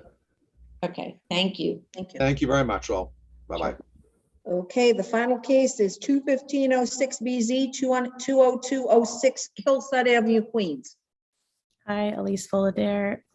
We should have with us Andrew Stewart, hopefully, and Jim Perry and Joseph D'Amato. Joseph D'Amato, yeah, they're all there. Wow, great. Okay, raise your right hands. Do you affirm to tell the truth, the whole truth, and nothing but the truth in your testimony before this board and to respond honestly to board member questions? I do. I do. Elise Fullader from Eric Palatnik PC. I have Andrew Stewart from High Point Engineering, Jim Perry from BP, and Joseph D'Amato, our lighting consultant from New York Design. First, the board history. Sorry if we missed it to include the extra resolution. We'll do that and update the board history. Next is, I'm sure Andy could speak to this if necessary, but we could add any in-ground planting, wheel stops, and all the details for the plantings. Yes, I'll do that. We heard your comment about the masonry wall needs repair in the steel door. We can speak to the maintenance, BP maintenance people about that. And then I also heard, maybe it's the same wall, there's a wall on 202nd Street. There was a comment about a wall from Commissioner Chanda as well as you. Is that the same wall? Different walls? About painting a wall. I was referring to the 202nd Street wall. The exterior wall is in need of a good paint job. Maybe that's all the same wall, because then there is a wall. We also talked about cracks in the walls. It's probably all the same wall. Oh, I see. It was Commissioner Sheta talked about cracks in the masonry. No, the cracks are the other wall in Hillside. Oh, the other wall. Okay, sorry. There's multiple. The one by the big sign for BB. Okay, so that wall will have looked at by an engineer or and potentially fixed if necessary. I also heard a comment request to Parks Department to provide street trees in the two existing street tree pits. Can do that. I heard Commissioner Brown's comments about tires outside the building and banners. We will speak to the operator again and we will take additional photographs. The site next door is not our site. Those are not our drums. After speaking with Jim. So I don't think there's anything we can do about that because it's not ours. Yeah. It's good they're not yours. Yeah, right. Oh, just to clarify, I don't know, but the comment about painting the wall was for view 1, which turns out to be 202nd Street. So it's different than Commissioner Sheta's concern about the integrity of the wall on Hillside. Okay. But it's the same as Commissioner Chanda's comment. I think, I don't think there are any other walls to talk about. So yeah. Okay, yeah. Vacuum. And then I don't know if I should share plans or my screen, but I think the last comments are about the vacuum, the lighting. And remediation, I think you just spoke about, but we need to finish that. We need to update you again, probably in our next submission about where we are with remediation. Right. Andy, would it be helpful to share the screen or for you to share the screen to talk about vacuums or? If you want, I can share my screen. Let me just pull up the plan.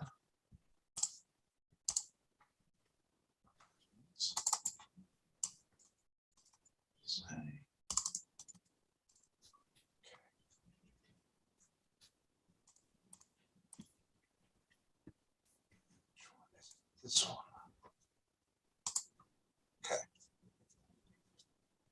So I think the only vacuums we're looking at on the site, there's an air station here underneath the light, and there's a vacuum adjacent here for use by, I guess, it's a handicap stall where someone to pull in to use it. What was are you just general concerns about the noise again, I guess, and in proximity to whatever is adjacent to the property, I guess? I guess. I actually don't remember don't see in my notes the comment about vacuum. Somebody else say something? Did someone say it? I had it after the tires. It was me, and I thought I saw it along Hillside. I thought I saw one along that two-story frame and basement. I think wait. Yeah, you said the vacuum hasn't moved, right? Don't see anything on the plan. Was it in field that you had noted this? Yes. Oh, okay. So we All right, need it. We'll confirm and update the plan accordingly. So. Okay, I understand that. Thank you for clarifying.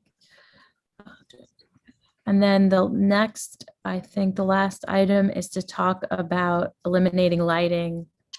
Same issue as, so before that, we will add to the operational plan per the other hearings about how they actually operate on the site. I know to talk about that. And then I will share my screen to talk about the lighting. We keep having the same issue about balancing safety with lighting.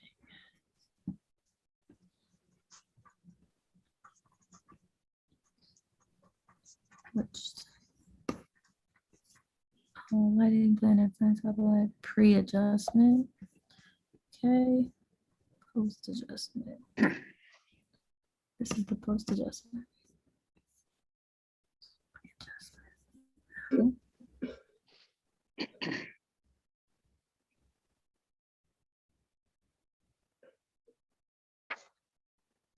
So I guess lights on post-adjustment, Joseph? Is this, or is it the next one?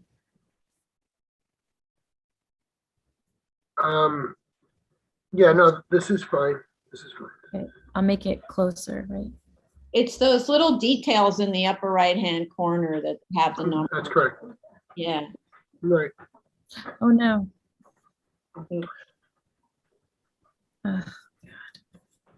Let's go.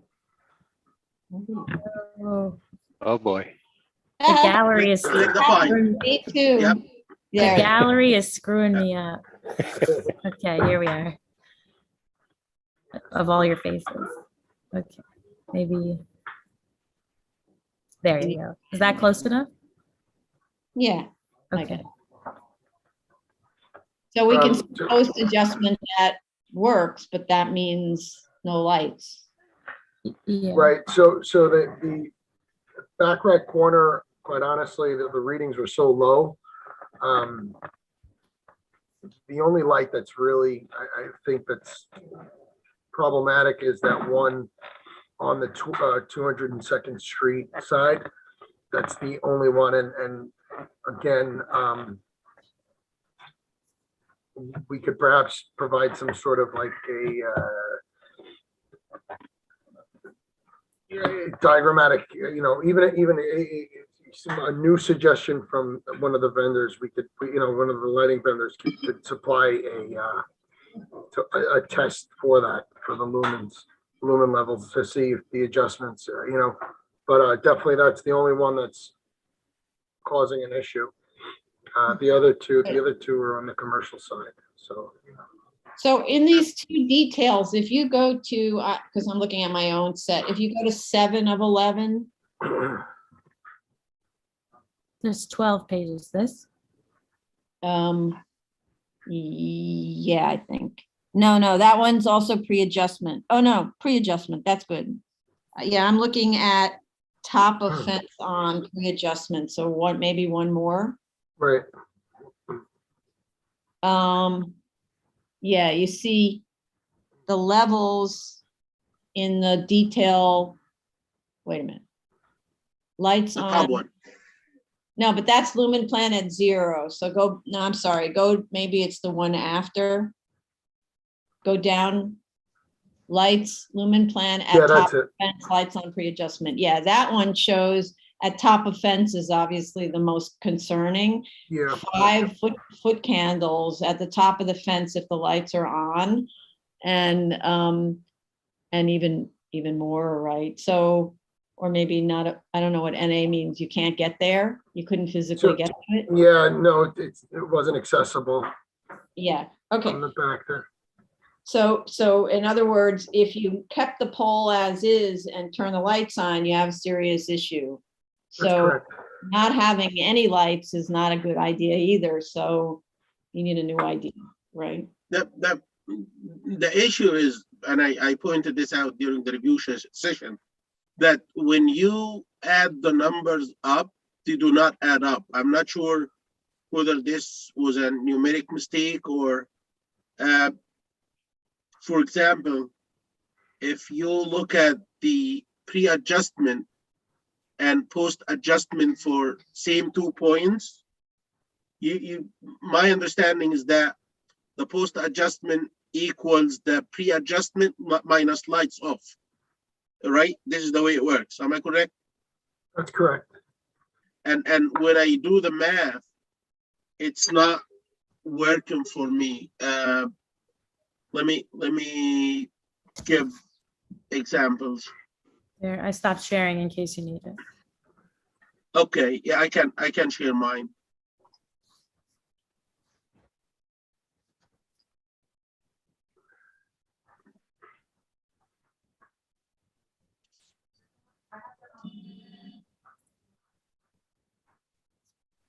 This is lights off.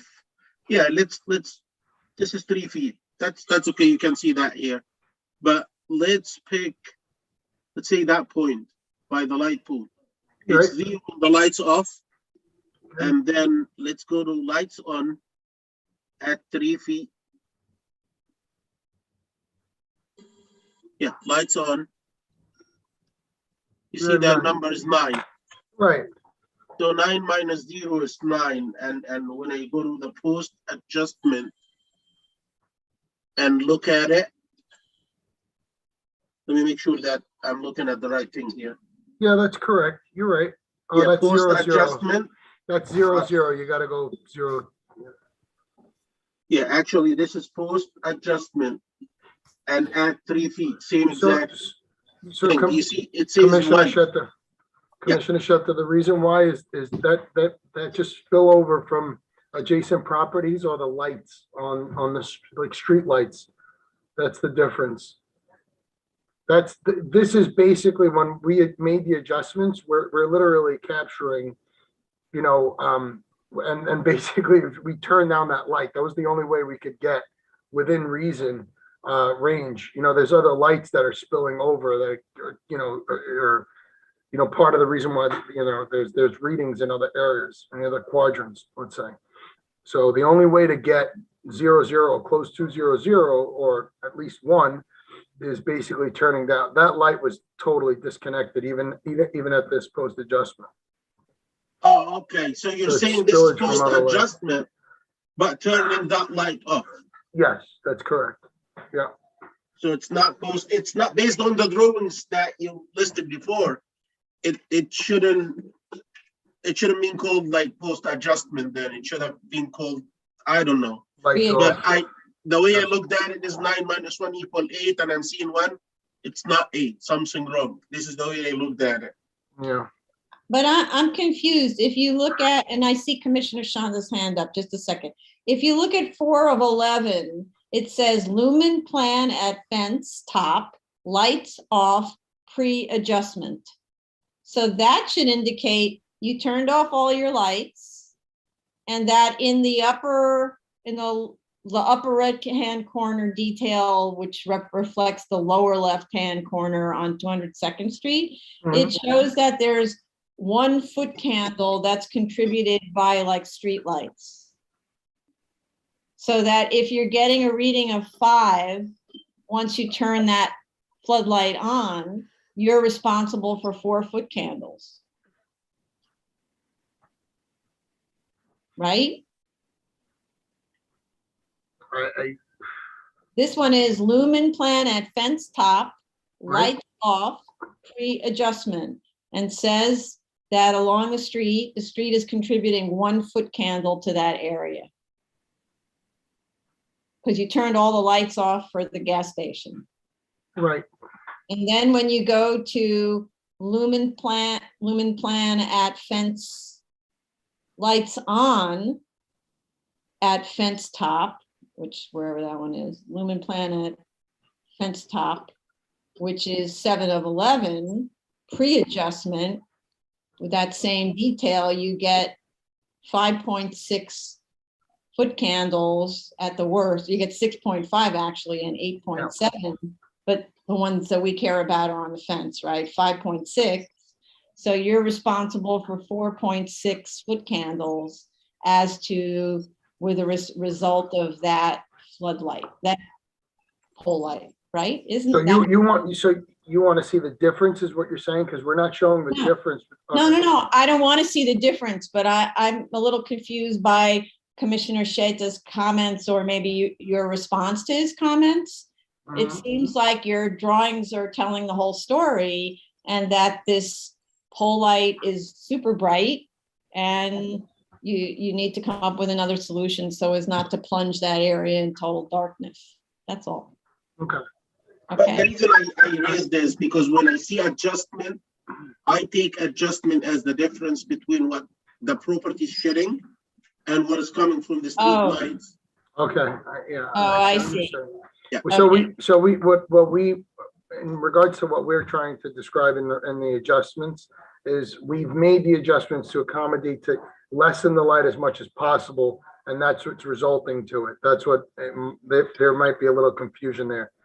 We're talking about 2 different adjustments, actually. Yeah. Adjustment, the light features Commissioner Sheta, you cannot hear you. Understand you. Garbled. Terrible. Do Can you that hear me again. Not too well. Try it again. Hold on. I don't understand this technical issue. In the meantime, is that any better? Not really. Not really. Oh. How about this?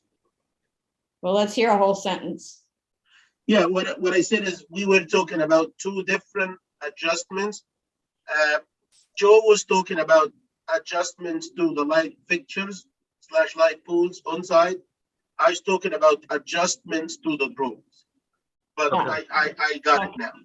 Okay, good. So we're clear. Okay, good. Vice Chair Shanda, sorry. Go ahead. Problem. If I can have everybody go to page 11 of 11. There photos are provided of the conditions with light. 11 of 11 where? On the lighting study. Okay. Lighting study, 11 of 11. And there it's a sheet that provides all the photos of lights on and lights off. So if you look at the first row of 4 photos, the third one from the left, you can see the 2 lights along that rear lot line that we are discussing. One is coming from the light pole and the other one is on the building, which is around the subway sign. I was wondering if that light pole light was turned off and only the subway light, the light that's on the building, was kept on, what would the lumen reading be? Would that be adequate? The reason I'm asking that is when I go back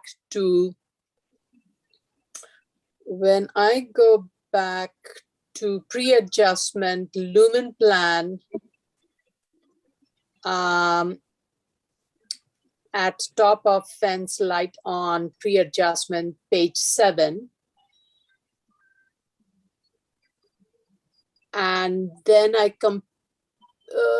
no, not that. Sorry, 6 of 11. I think that's the 3-foot one. 5 of 11, my apologies, 5 of 11. Lumen plan at 00 lights on pre-adjustment. The light reading, I think that is coming from the building facade, starts off at furthest away is 3.3 and it drops down to 1 by the time it's at the property line. And I don't know if that was considered. If you eliminate the pole light, but you have the building light on, how much light would it cast up to the sidewalk and to the rear lot line? And would that be adequate? Am I making sense? You're talking about just leaving the light on above the subway sign. Yeah, because it's pretty bright. If you look at the photo and if you just leave that up, you may get enough light to light that corner. And you're going to have plants once the remediation equipment is removed. You don't need the lighting there. You really need to have that lighting that is going up to the lot line beyond the planting area. So will that be adequate? That's the question I have. Vice Chair, you're suggesting to Commissioner Sheta, again, your audio. I cannot hear you. Terrible speaker. I tried that way. So in other words, Vice No. Chair, you said. No. It's Sorry. completely squeaky when you speak. It's not me.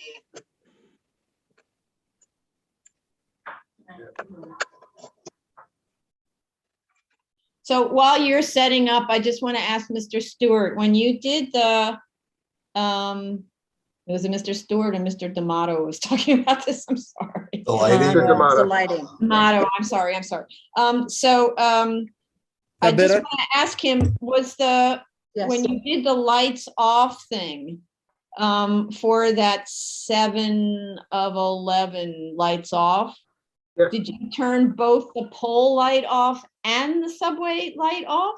That's correct. Ah, okay. So you didn't do one or the other, so there was another kind of a test. All right, so you'll find out. Okay. If you take a look at that first top left corner on page 11 of 11,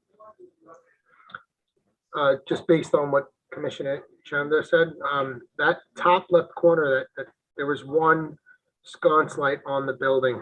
If by just turning off that light, I mean, we did take a couple of readings just to take a measure of it, you're still getting sufficient amount of light spillage off of just the subway side to defend Commissioner Chanda's comment in regards to, you know, if you just kept the subway lighting, it would be ample amount of lighting that just covers that whole front area. I'm not sure if that's, you know, complying to what Emeco is, you know, their standards, but, you know, Andrew could speak for that, but I think that that was like the, you know, that light there was quite bright.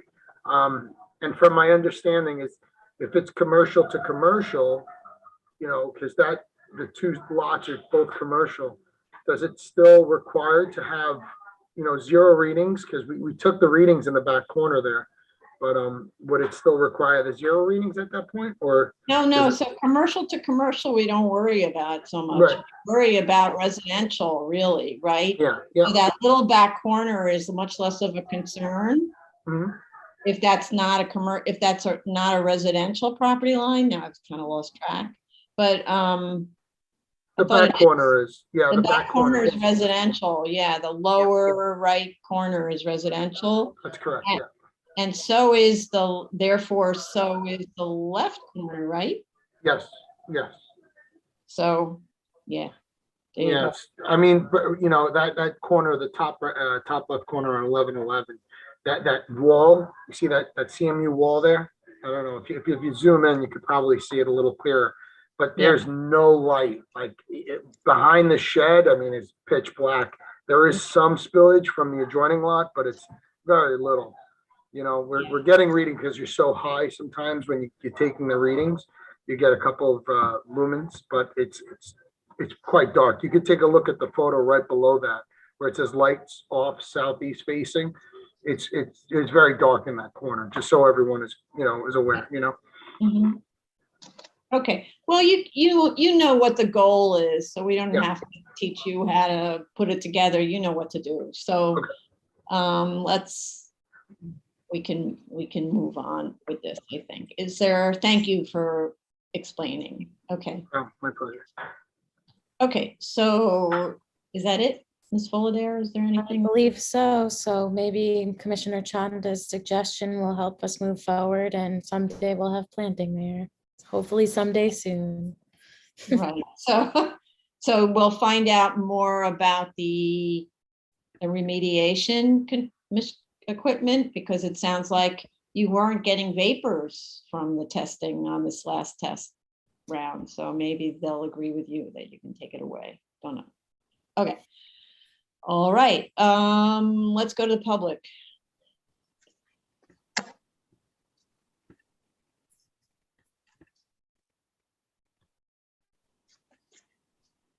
So the case we are currently discussing right now is 21506BZ 202-06 Hillside Avenue, Queens. This is an extension of term of an automotive service station. Should you wish to discuss, please dial in 646-558-8656. You enter the webinar ID number 950-3270-8125 pound. You do not need to enter the participant's ID number, just press pound. Once you are in the Zoom room, press *9 to raise your hand, *6 to unmute to speak. If you're already in the Zoom room and wish to speak, raise your Zoom hand, and is only for 21506BZ 20206 Hillside Avenue, Queens. Right, okay. So just to go back one more time where that remediation equipment is, the reason that we care about the lighting level there is that's residential right next door, right? So, you know, the planting may or may not, because as we talked about, the planting may or may not have an effect on the lighting. And perhaps what might happen is, with respect to the subway sign, is there's a little bit of a shield put on it so that it doesn't glow onto the neighbors. If the subway lighting is enough to provide adequate lighting, maybe you add some kind of a shield so it doesn't glow onto the residential property. I mean, that's the, yeah. Okay. And I see that there's a place where there's a blank wall of the residential property. If it was simply lighting up that wall, because it doesn't look like there's room to fit a person between, that'd be one thing. But if it's also lighting like the porch or the window, that's another thing, right? Understood. And hopefully it'll be minimal, if any. Yes, exactly. Minimal is your goal. Okay. So then how much time to submit? Maybe 3 months. What do you think, Andy? Because there was a bunch of things on the list. Yeah, I think the main crux of it is the lighting, just to kind of come up with a plan, maybe model it first, like we talked on other sites, then actually go out and institute it. So I'd say like 3 to 4 months. So when you say 3 to 4, I usually pick 4. Is that Right, yeah, I know. Is that all right? Changing it to If that's all, if Joe thinks that's good with the lighting study timing, I think that's okay. I think that's a fair amount of time. Yeah. Okay. all right. And Ms. Fullader, for all of these scheduling, you want them to travel together like you did before? Well, we asked for different timing on a bunch of different ones. So if you could group, if you could group some together, that would obviously be helpful. Okay, so the 4-month ones together, the 3-month ones together. Yeah, like that. Yeah. I don't okay. want to hold anything up because if there are ones we can move, we obviously want them done. Okay. Okay, got it. All right. then. Thank you for asking. Sure. Thank you. I think that's it on that one. All There are no right. speakers? There are no speakers? Oh, yeah, I'm sorry. Did I forget to ask for the public? I did. Tony, let's go to the public. No, we already did. Oh, we did? No speakers. Okay, so. Okay, there's nobody left in the room, right? Well, so there are 3 people who are in the panelist room who have not raised their hands for anything. And I think either they're just interested parties in today's hearing, or they're unaware that there are other cases that will be heard tomorrow. Right, so I just want to mention, since we received phone calls and a lot of opposition, item number 26, 2020-64BZ, 8594 66th Road, Queens, is on for tomorrow, not today. So the same way you logged in today is the same way you'll do it tomorrow, and wait for your case to be heard, the case to be heard. And for clarity, you can actually, I mean, I'm sorry if there wasn't clarity, but we try to be as clear as possible. You can go onto our website, Which we did tell them to do. okay, which is nyc.gov/BSA, as in Board of Standards and Appeals. And right at the very beginning of that, you'll see the announcement for our hearing. And then you can click on the calendar and you can see the order of the cases that will be heard on any given day. And if you scroll, number 26 is kind of late in the day, right? So, yeah, we unfortunately, to the people that called us, Madam Chair, we told them we could not tell them exactly what time we would be able to get to them. So we told them we start at 10 o'clock, and and it takes however long it takes, and we often have no idea.